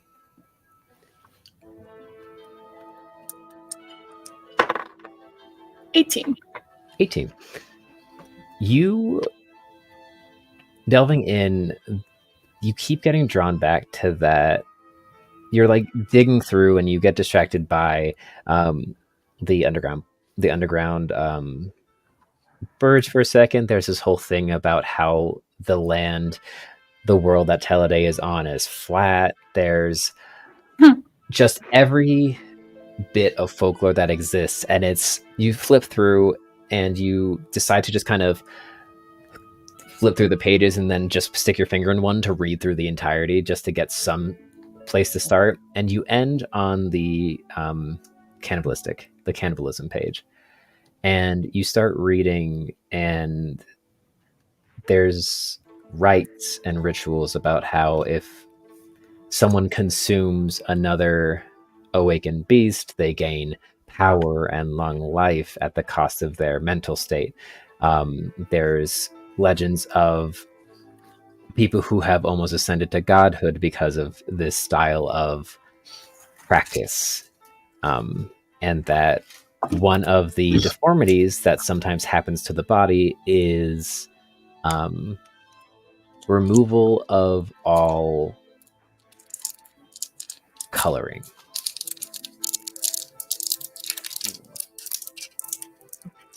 F.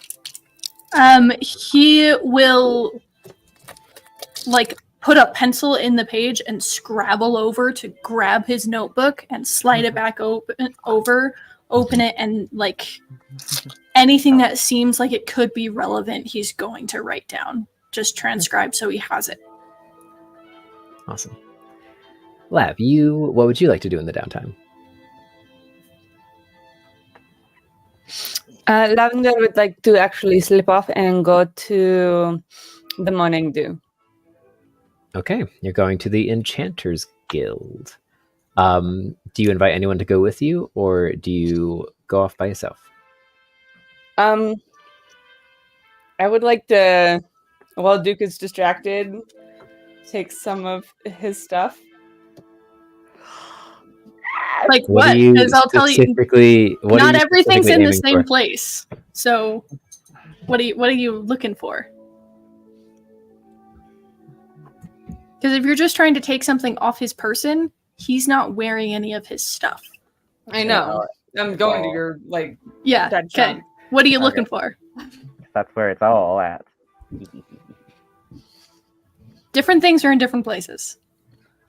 If you're looking for his money pouch, I am so here for it. What you looking for, Ruby? What doing? What you doing? Does Duke have any sort of armor? Like, The only piece of armor you've ever seen him wearing is the leather shoulder pauldron. Oh, baby boy, that's not enough, baby boy. That's all you've ever seen him wear. That is shoulder's so anything safe. close. That shoulder is so safe. To be fair, that shoulder is not sustained any damage. Nope. It's true. Of all did Duke's good mortal in the- wounds, they If have you were never to been the go shoulder. like look at it from a distance, like it's a very pretty piece. It looks very elegant, which is by design. But when you actually go and look at it, it's actually built really well. So it's not some flimsy piece. Like it is functional. Very specific. specifically, Lavender would like to take that. Roll a sleight of hand check. And you're doing this specifically when Duke is like heavily transcribing things. Oh yeah, it'd be so Okay. easy to do. He is so focused, So we'll use Duke's passive perception for this. which is like nothing. His passive is 13. Sniffs baby. around. Yeah, Lav's in the room. That's a 26. Yep. Yeah, nah. Just- Double. Double. There was never a pauldron there. There's never a pauldron there. Yeah, you must have left it somewhere else to get cleaned. That's He left it probably in the what cave. happened. Yeah. Yeah. It doesn't Um, exist anymore. And then are you leaving by yourself to go to the morning dew, or are you heading Joining with company. someone? I will say, if you mention that you're going, Scree will go with you. Yeah, we'll You take should- Scree. Yeah, I'm like, you should at least tell the group that you're leaving. Please You are on a do. hit list. We just had a conversation about communication. Yeah. So Make will come back here. Scree won't, like, probably say where. She just says, like, oh, I got an errand I need to run. Scree, want to come? Yeah. Alright, be safe. Don't be out after dark, please. Bye. Come on, Word. Kerr is absolutely playing music in the room, by the way. Just like That's the music in the background. It's the steady great. music. that music in the background. He's like, I need to actually do drills. It's been too long. Lo-fi. Oh, Every God. once in a while, when Duke gets really like focused on a passage, but like needs something else to do because he's been twitchy for the last couple of days, he'll pull out the hand drum that he has and just kind of add a beat in the background. we both accidentally give each other bardic inspiration. Boy, Absolutely. Boy band. Just Boy passive. band. Boy band. You know, Duke Alright. hasn't asked to be in the band yet. It's fine. So you, Lab and Scree, you both leave the safety of the Heather's Vigil and continue into the larger city of Elmloa.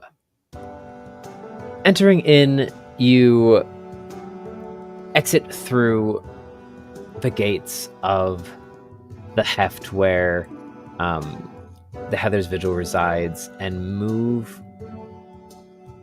the roots where the Heather Vigil resides, up through the trunk and commerce ring and enter, passing through the housing ring and into the intellectual ring. You have to go up 4 rings to get to Damn. the Morning Dew. You are 1 ring below the crown where the royalty lives. Walking through these streets, they are immaculate. Solid marble pavers cover the ground. Everything is kept clean. There are flower boxes in all the houses and places of import. And you pass a few various shops. You pass the Forgotten Dog Ear, a bookstore. You pass the Cartographers, the Collector's Emporium, a Pithlex station, a newspaper called the Corvus Call, and then a few other small buildings until you eventually reach the Morning Dew, the Enchanter's building owned by Pittlewick Timberbrand. You walk up to the building, and it is a egg-shaped building with kind of golden filigree right in a jagged line around the middle, almost like a cracked egg. Opening the obelisque door, you enter into I a immaculate. Yes, you I knock. knock. Okay. We can open the door, but I'm also going to knock. All right. Oh, You knock, and great. as you knock, at the same time you open the door, you hear, "Welcome in! Okay, let's go. Welcome to the morning dew." Scree the vampire. I totally forgot about this. That's right. Yeah. For some reason, I thought that was Kerr. Nope. Um, Got dealt out the curses. Welcome to the morning dew. Scrampire, And if you will. Oh, And you see just pristine shelves, glass shelves with kind of golden framework, holding items and machinations and weapons and armor that all kind of gleam and shimmer with this effervescent magical air. As you walk by Lav with your passive perception, you know that there's small little blesk lights on the bottom of each of the shelves, glowing to kind of give Pretty. the items this effervescent glow to make them more Wow. aesthetically pleasing as you walk through. That's clever. And you walk in to see a large goose figure. Long neck, bright orange bill, wearing a small little pea coat. Pooh Bear in it at the bottom, but with these tall kind of ankle cuffs that button over his large webbed feet. Goes, "Hello everyone, my name is Pitufrick. Welcome to the morning dew. What can I help you with today?" Hey, Bitterfrick. This is my friend, Lav. This is my friend Scree. Hi. Level 3.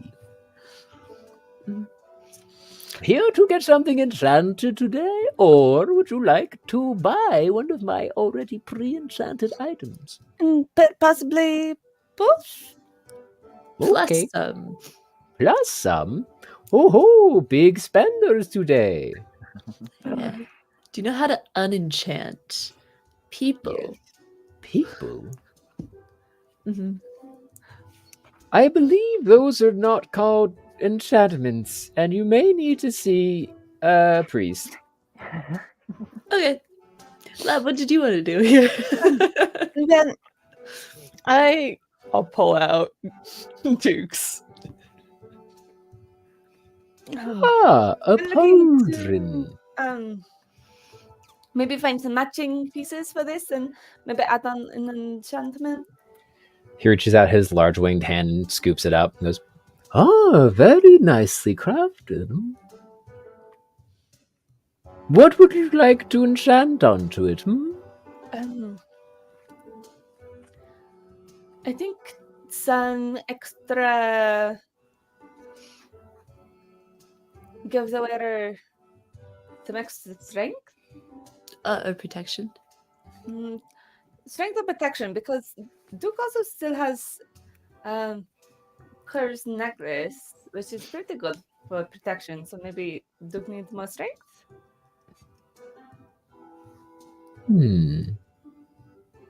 Oh, that's Oh. Duke's. Oh. Oh yeah. I was wondering, they didn't look like it really suited. That makes sense. It seems as if you're not quite sure of the enchantment you wish. The wearer of this isn't your piece of armor? Oh no. Do they hit things with a hammer? No. Do they stay in the shadows? The Little Alpine bit. shadows. He is a shadow, but he doesn't really stay in the shadows. He's rather flashy, actually. Flashy, you say? Is he swift? Is he slow? Swift? Yeah.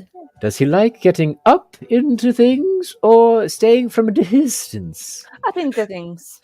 Very into things. Probably should stay more of a distance, but more up into things, yes. Interesting. There are possible options for you. I could make him harder to hit. I could increase his ability to resist things. Or I could just do a general boost in resilience to damage. How about harder to hit? I like that one. Harder to hit. Okay. He kind of waddles over and he pulls down this large tube from the sim that kind of. I need to get that oiled. It's like this long brass tube that has a bunch of rivets and dials and two large handles. Kind of, it looks almost like a submarine's. Yeah, that thing. I forget what it's called, but just way more kitted out with like blessed baubles and power and just arcane runes encircling the entire thing. And he puts the piece in and goes, "Hoo! Payment." Yeah. How much would that be?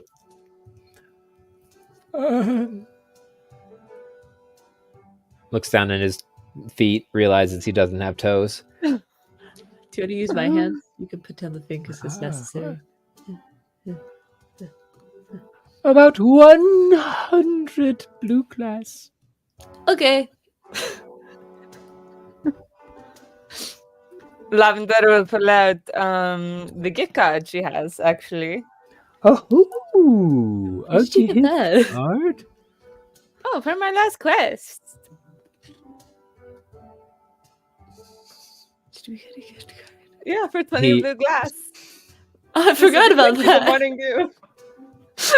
Man, I'm really glad you remembered that. Supposed to go, from Ellen. A very loyal customer. Either way. Perfect. So that drops it down to 70 blue glass. Okay. All right, 70. Yeah, I got this. I've come into some money recently. Cool, because I've only got 50 on me. And Scree will hand over 70 blue glass. Perfect. Scoops it up, puts it in a drawer, closes the hatch on the, I really on the spent the tube. armor Gambling update. works, kids. No, don't gamble. And You do what you like. Play. turns it 180 degrees and then puts a hand over it, and you see an arcane pulse, and then the entire machine just starts. This will take about 30 minutes. Okay. I don't know if anyone else has ever bought yarn from like the fancy artisanal places, but usually you'll get it in these like long skeins that aren't quite wrapped. So they have a machine that wraps it for you, so it's a center pull, and that's exactly what it's like when you spend a lot of money on yarn that you now have to have re-wrapped, and it takes like, okay, come back in about 45 minutes or an hour for all of the yarn that you just bought. That's what really happened in my brain. I was like, anyway, fun fact. You guys can spend that 30 minutes, you know, window shopping the store to see what other stuff he has. All right. I mean, Yeah. that makes me gold. Oh, yeah. Wait, glass redemption, 5 green to Lav. Oh, thank you. It helps. Every little bit helps. Um, Thank you, Game Junkie. Do you wish to peruse the items available? do you know if you have an amulet of like healing or like some sort of necklace to also just kind of like help someone not die in combat? Oh, a periaptive healing is quite a rare thing. Only the royal families. Or like one. stone skin or Oh, stone skin. yeah. Or, just like an amulet to help someone during combat. It has to be like a necklace though. Let me see. Okay, cool. Or a bracelet might work too if it's like a big enough bracelet.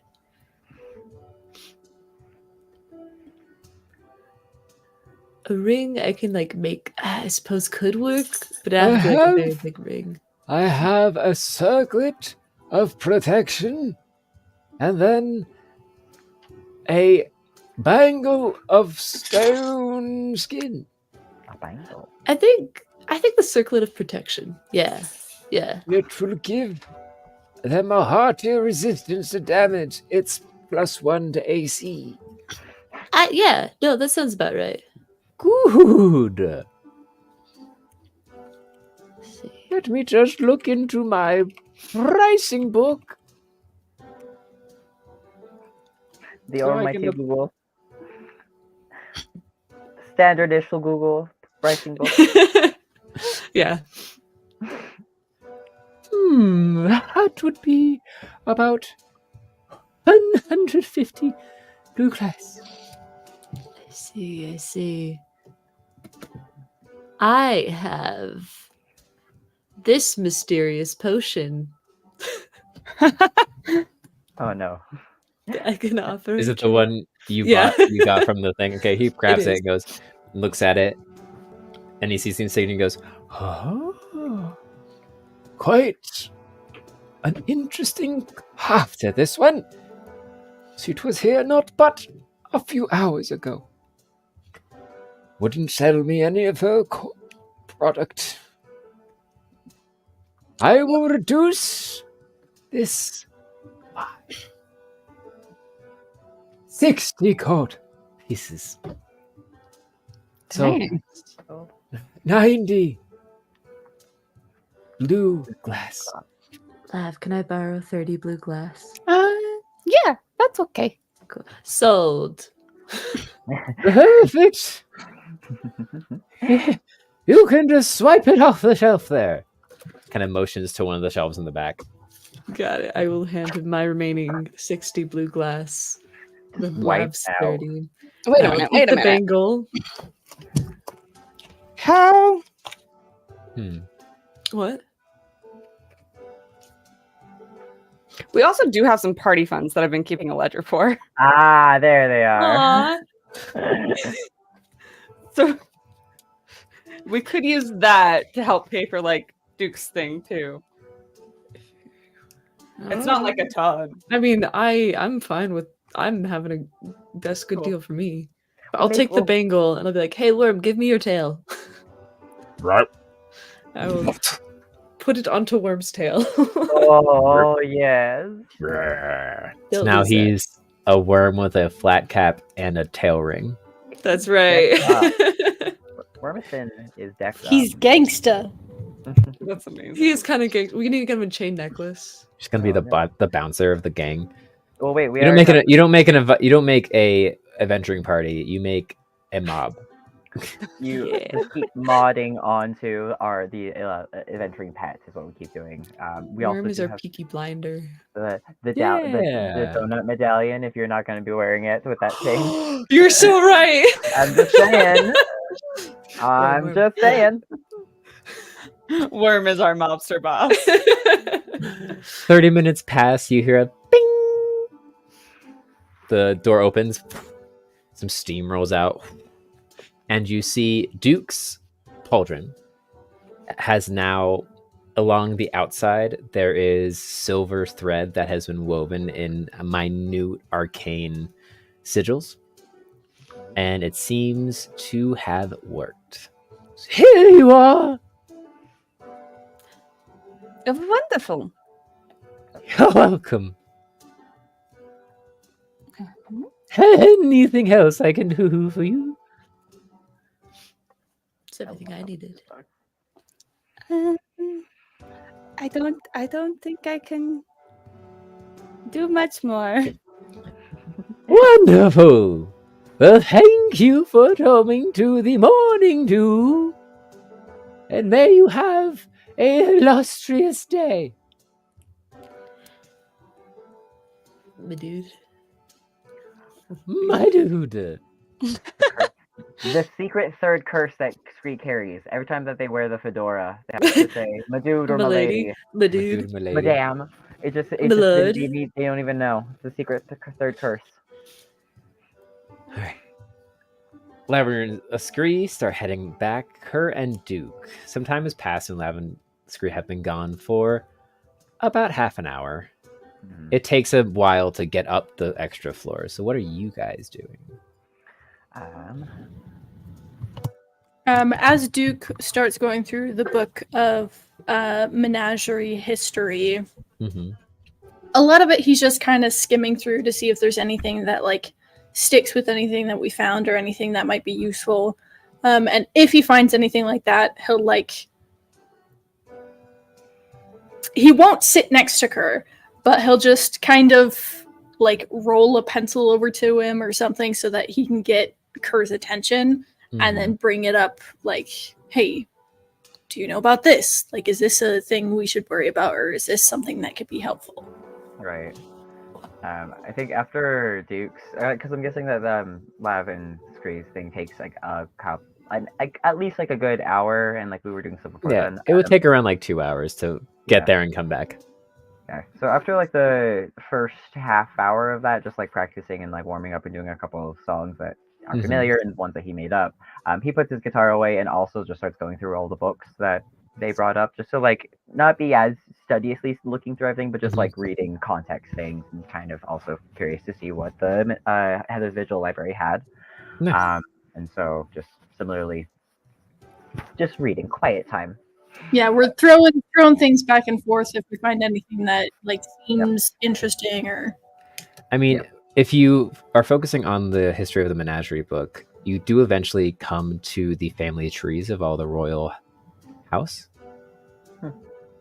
Interesting. And there are some names that you may recognize. There's one name. Make a history check about whether you know Kerr's last name. I'm pretty sure you've used it in front of everyone. You've used your full name before. Absolutely. Now let's see if Duke remembers. That's true. Do you remember all your friends' last names when you've known them only a short while? I'll roll a history check. Sure. Roll a history check. Context would probably serve Duke well, but it's an 18. 18. All right, that sounds really smart. So you see, going down the line of names, I say, do you remember? As I don't know. Mustel.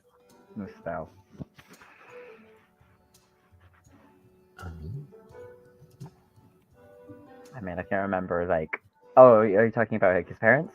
Or like, unless you want to go further up the lineage. Hold on, why can't I have the document anymore? What's happening? What's happening? It may just not be in this one here.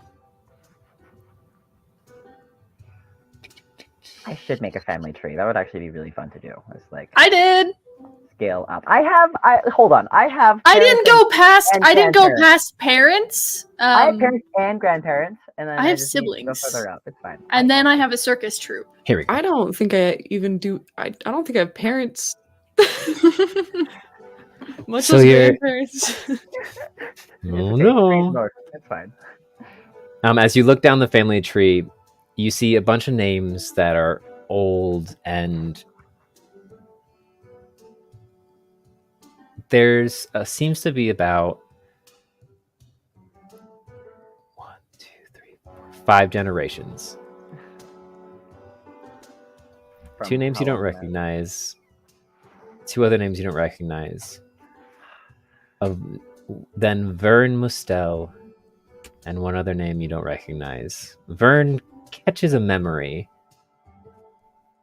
Then you see Lila and Niall Mustel, and then branching from them, 5 others.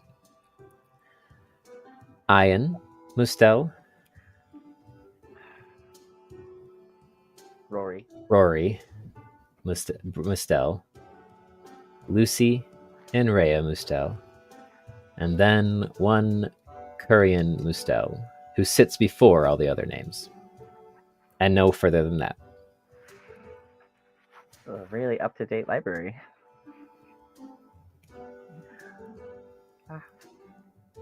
And you can see there's more space on the bottom of the page for further branches. And it seems as if this is like an active history of the, like, there, if you flip to the back, there's a bunch of empty pages.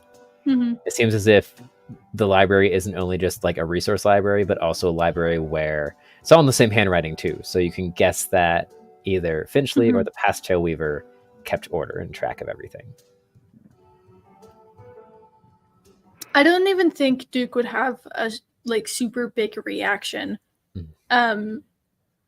Do they have like their crests, their insignias here? Yep, yeah, it has like the family crest at top, and then underneath is the family tree. Because that would have been the first thing to catch his attention, because it matches the parapet. Mhm. So that it would have been like a, and then he would read more, and it would click. But it wouldn't be like a big deal, I guess. Like, it's a family tree, family Mhm. history. Sure, Kerr comes from that side of the country. Didn't know that Kerr was royalty, but yeah, that's family, sure. And like spends a minute or two like going through and trying to memorize the tree for any, just because. And then like it's long enough that if Kerr were to look up and like look at what Duke is reading at that time, he'd be able to before he turn the page and see if there's any other useful information in the book. 11. Eventually, Kerr looks up and sees you like studying this part particularly, and anything interesting? A little bit. Like when he says a little bit, we'll like look up at you, down at the page and up, back up at you, and then flip the page to keep studying.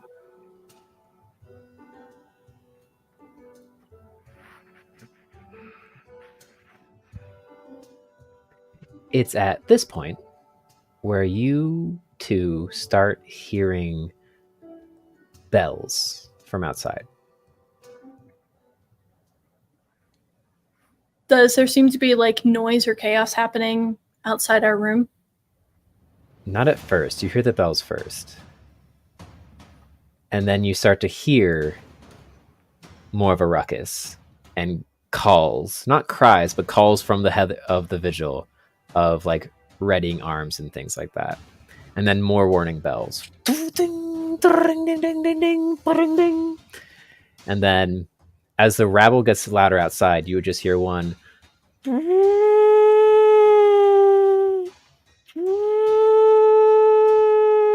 Duke is gonna go to the balcony that he was on to try to see what's happening outside. Kerr follows. As you charge up to the balcony, you see all of the lighthouses, the pylons that transfer power between all of the city, all the different levels of the city, are now blasting light blue light in a circle, like an actual lighthouse. And this droning siren is coming out from all of them, kind of paralleling the warning bells. And you just see a shadow start overtaking the city. Lav and Scree, you're heading back. You're about halfway back when this starts happening. And you see the shadow cover you first before the bells. Kerr, what kind of healer did you get? Not the biggest one they had, apparently. Which, as you see the shadow kind of look up, you just see the gargantuan form overarching the entire city. Long black feathered wings, a hunched shoulder and crowned head, and black beak. And you just hear This is teaser. As this this is the thing. monstrosity gargantuan raven starts barking out of the clouds and over the city. The sirens flare more. People all around you start getting terrified and running into homes. You're in the housing district now, so it's just families and children start barreling into the house. Out of one of the taverns, one of the truffle snufflers comes in kind of the more higher ranking gear and goes, "Shoot it down!" He calls back in, and you see more truffle snufflers start charging out with It's a bad idea. crossbows and these like kind of long blessed rifle type You're gonna make it creations. angry. And aims up, which as that happens, you see 3 Heather's Vigil charge across the street and tackle the truffle snufflers. The leader kind of turns and goes, Oh, turning your true colors now, huh? as charging through the air, Nectar kind of hovers above the skyline and watches it go, and just in your minds and what you can guess are the minds of everyone around, you hear, make no movements, go inside if you can, and maybe it will leave us alone. And you hear the truffle snuffler go, We're not letting that get away.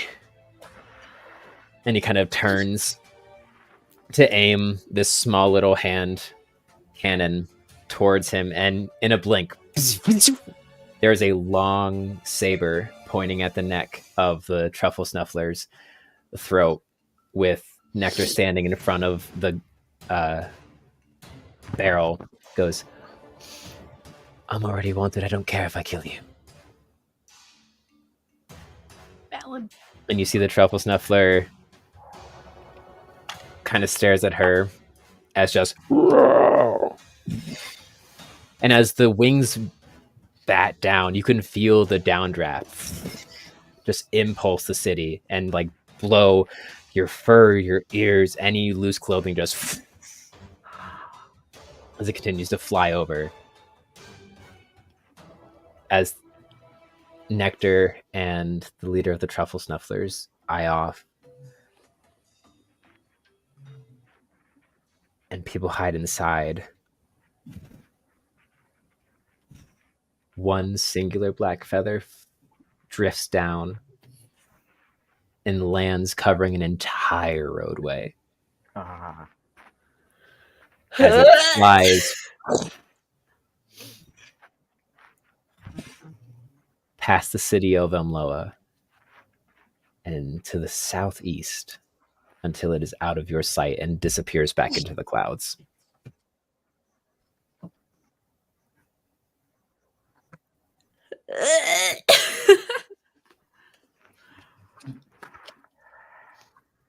The tension is still there as Nectar continues to keep her blade at the throat of this truffle snuffler, and he kind of looks up and goes, Oh, the commissioner's not gonna like this. Nectar just goes, the commissioner doesn't like anything. That's why he's the commissioner. And you see him just kind of back off from Nectar. And the other Heather's Vigil, at like a nod from Nectar, get off the 2 truffle snufflers. Yes, Lav. Can I pickpocket him while he's distracted? Oh my god. God. Oh my You god. knew it was coming. It Classic. will be difficult because everyone is Classic looking Lav. at them. Classic Yeah, but Lav. also like they're real intense. I'm just a standard by. You can try. I'm just scared. You're It just a would little be raccoon. at disadvantage because you have lots of eyes on this situation. So even if he doesn't notice, there's plenty of other people that will. Our queen bee included. Yeah. So you can if you want to. Fine. I mean, You are probably start one going of the forward because newest- like, maybe not right now. You are one of the newest individuals for the Heather's Vigil, so you literally are like, I represent the guild. What you doing, Lav? Listen discreet. Listen to me. You don't have to. I'm just letting you know the situation. You are in the middle of a busy street. You have Nectar and the Can I pickpocket one of the other guards then? The 2 that were tackled. the 2 that were tackled Yeah. and right next to him. Scree's You gonna can. gently grab your I'm just arm letting you and know say, that it would "And be you can pull extremely away if you difficult want to." to. it goes from being like, no, Lav, you shouldn't do it, to Lav, please don't. No. No. It's just a like maybe not right now, and like gently grabbing Lav's arm, but if you continue to pull away, Scree will let go of your arm. Fine. Resisting the urge to pickpocket.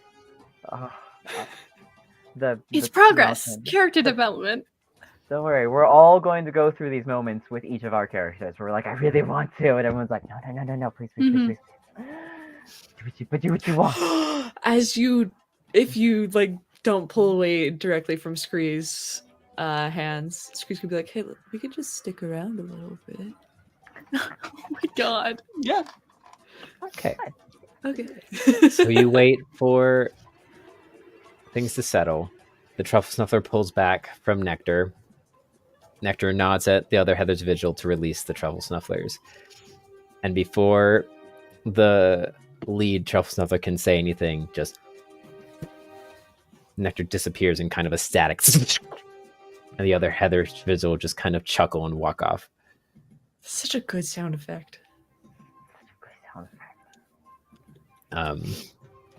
Leaving the truffle snuffler. So you see the lead is kind of, What are you looking at? Get back in there! kicks one of his truffle snufflers back into the bar and starts heading back into the bar. Everyone kind of by the bar disperses. real quick. I can use a drink. All right. Just Go up to the doors. Can I come in? You just hear the tavern keep go. Yeah? Yay! What the thought it fuck was was that that you out were- there? I thought it was residential places. I didn't think it was just everywhere that you had to ask for. I thought it was also residential. It is just residential places. I believe the phrase was abode, and so if he does sleep somewhere in the tavern, I'm considering it an True. abode. Oh, Sure. okay, there you go. That's fair.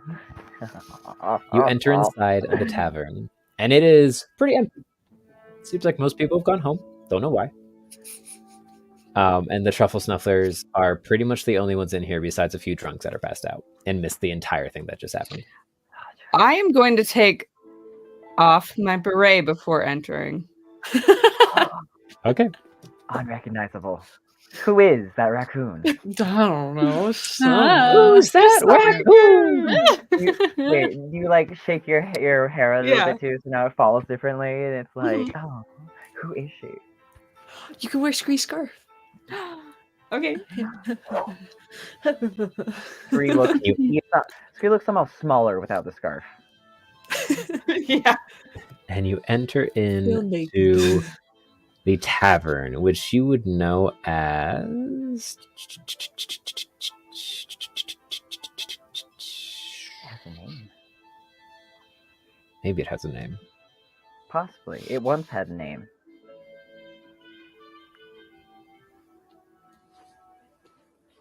I did not put a tavern in this section.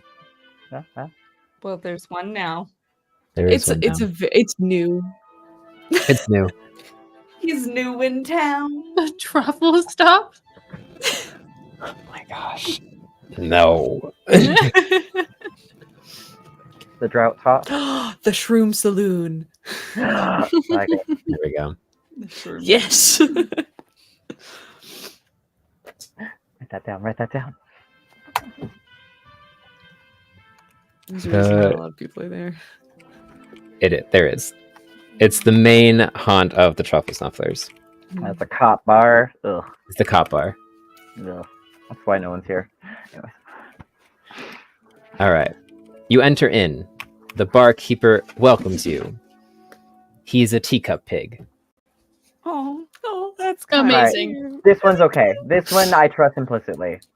Yeah. There's some good ones out there. Scree will wink to Lav and then kind of like separate and go up to their table and be like, hey, you guys ever play Briar's dice? Oh, you offering to gamble with the police? No, you don't have to use money. You can just do it for fun. Truth. Well, gambling's also not illegal here, so come on in. Oh, yay! I don't know the laws that well, apparently. Apparently not. All right. All right. So you do get 5 dice, and I'll start playing low stakes. Scree Briar's starts Yeah. playing low stakes Briar's dice. Agree. and Lav, who do you wish to pickpocket? I want to pickpocket Mr. Big Man himself. Every Okay, time. pocket I Mr. love Big it. Man himself. I love it so much. And Does- when I was looking in my notes, I believe I have an inspiration that I haven't used. Okay. I was gonna say, does Lav get advantage because Scree is acting as a distraction? Yes. When I kind of see you getting close, I'll kind of start being like, I know you don't have more than 2 4s in that group, and just kind of like get louder. Distracting. So roll your sleight of hand check. Exactly, rile them up. What does inspiration adds a d6? Inspiration just adds. No, it's DM inspiration, so it's just advantage. It's on the a roll, essentially. re-roll. It's a re-roll. So you have advantage, and then if you don't like, you can re-roll. Both of them? One of them. One of them. One of them. That way, one of them is the end of the disadvantage. Okay. That's a 26. 26. Okay. You walk up behind the main boss. Is there anything in particular you're looking for? Something paper, something, Papers. or some cool tool. Who knows? The thing that he was going to use to shoot down the creature. I was saying, if someone was trying to try no, and I You want that wanna- done. You want to take his hand cannon. Okay. Yeah. With a 26, with Oh. a 26, you easily manage to unclip the holster and kind of lift it out. And you see you have acquired a flask hand cannon, which is a smaller version of what you saw on the back hip of Rudmouth the Fisher. Oh. And it looks like it has a full cartridge in it. So it has about 4 shots. Oh my gosh. You guys, we have a gun. We have worse than a gun. It's a piece of paper. Oof. I'm excited. Just goes full Elizabeth and hides it up I'm her good. trousers. Yep. I'm gonna stow that away and then see if I can like pick a look at one of their dice. You can. Okay. And I'll kind of like signal the screens. So then do you start to cheat for Scree from behind? Yeah. All right. Roll another sleight of hand check. Scree, roll a perception check. Oh no. Oh my god.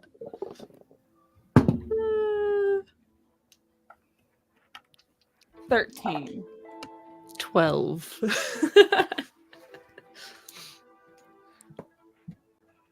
13 and 12. Okay, so Scree doesn't notice that you're trying to. Oh no! Yep. Help him cheat. Mhm. Crap. No, Scree Just- notices. Scree notices, Yeah. but doesn't quite get all of the numbers. She misses a few. He With me misses a using few. my thieves can't. And you know Yeah. what? Hmm.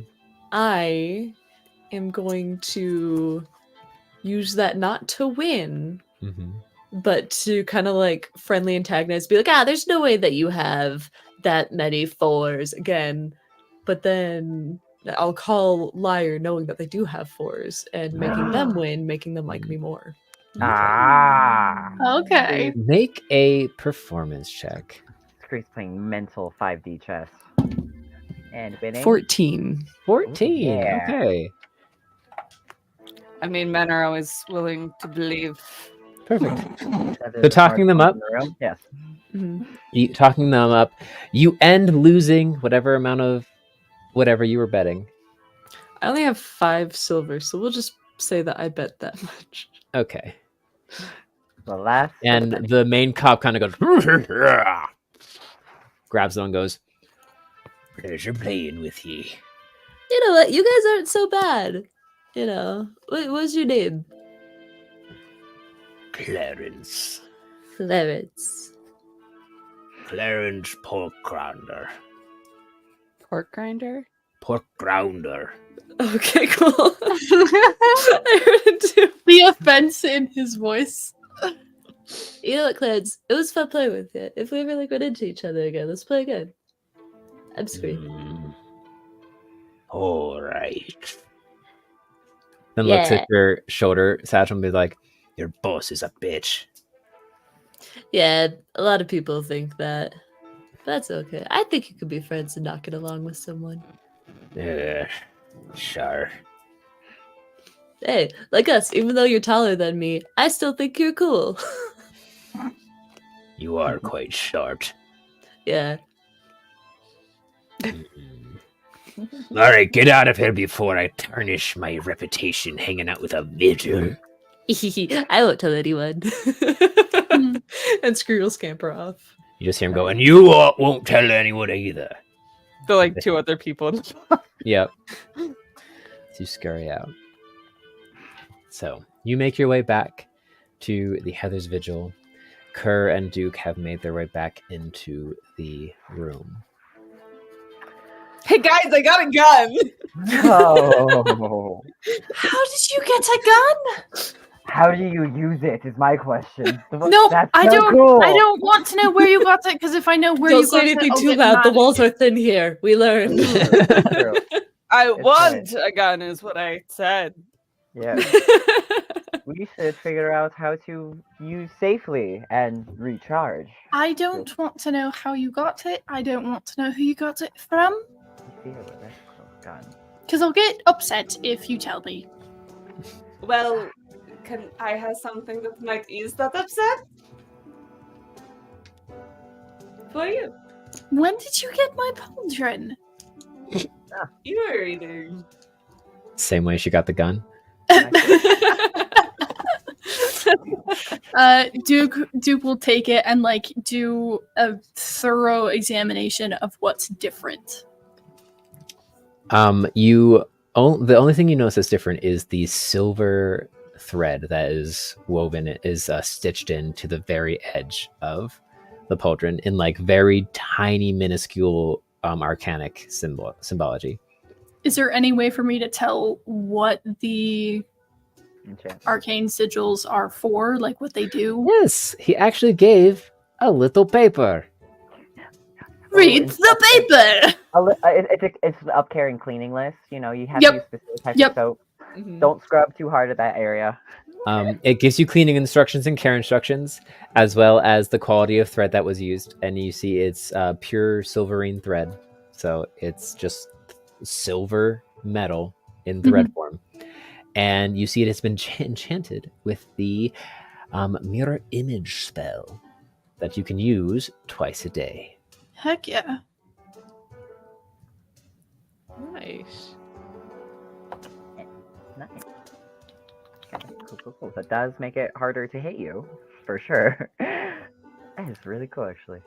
Add custom Out item. too. Worm stripped out too now. Stone skin bangle. Wags his tail. You see his skin just becomes a rock for a second.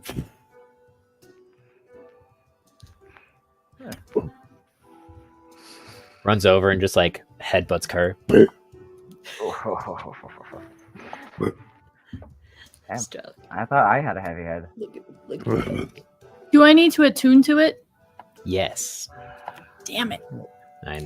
that. To switch something out. It would have been Dun, way dun, more expensive if it didn't require attunement. Yeah, right. But not much time passes before you hear a knock on the door. And you see a person come in wearing what looks to be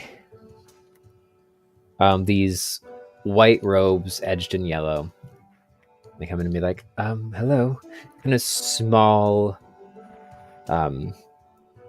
like field mouse with large ears and kind of a bald spot on the top of his head and goes, I heard you were looking for a healer?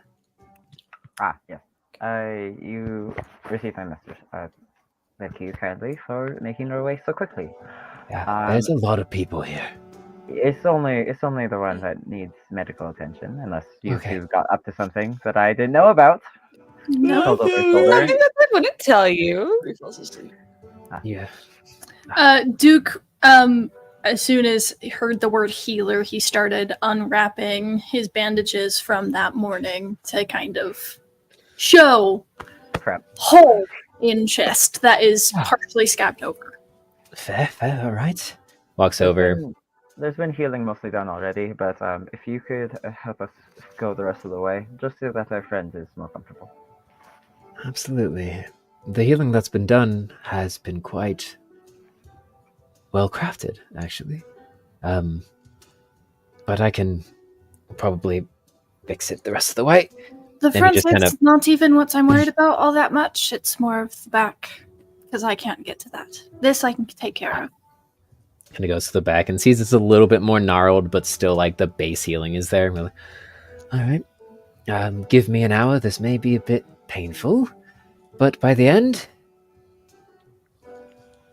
it will be brand new. Duke will just like hold on to the like bar on the bed just to brace himself. Yeah. Which, as the golden glow of the healing magic starts forming, you feel just your skin kind of like start stretching and muscles start reforming. Some bone starts getting back into place. It's not a fun process. Mm. It's not like wispy magic. It's actually rebuilding magic. And that goes on for about an hour, though it does get easier as time progresses. And with that, Duke, biting his tongue as much as he can, the healer finishes his work, and you are all once again left at nighttime. Is there anything you would like to do before going to sleep? Screw's already asleep. Screw's already asleep. Oh, when you checked out the board, the jobs you saw... Oh. I forgot you checked out the board, but the jobs you saw are, you see, the C rank jobs available to you, because you can only do C rank jobs, are clearing the mines, which is presented by Ellen. So she apparently is looking for someone to continue the work you started. Oh God. Battle of the Bands, which the reward for clearing the mine is 80 blue gold. Battle of the Bands, which the reward is 60 gold pieces and VIP passes to the Lauwen Coliseum.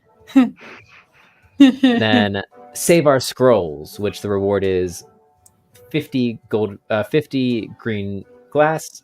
Sorry, blue glass. 50 blue glass. God, I put the wrong things. And plus one magic item each, which seems to be presented by the Mages College. And those are the jobs on the board that you can currently mean, we'll see what we want to do. Yes. So, with those thoughts in your head, you all settle down to sleep. And that is where we will end today's session. Excellent. Guys, we had party group therapy. We did so good. The way you handled that, Zatara, was so good. Very, so good. So good. Because I think even we were like, I don't know how we're going to resolve this. Yeah, I was like, how we're not communicating effectively. No one is actually hearing each other out. How are we going to get through this? Nope.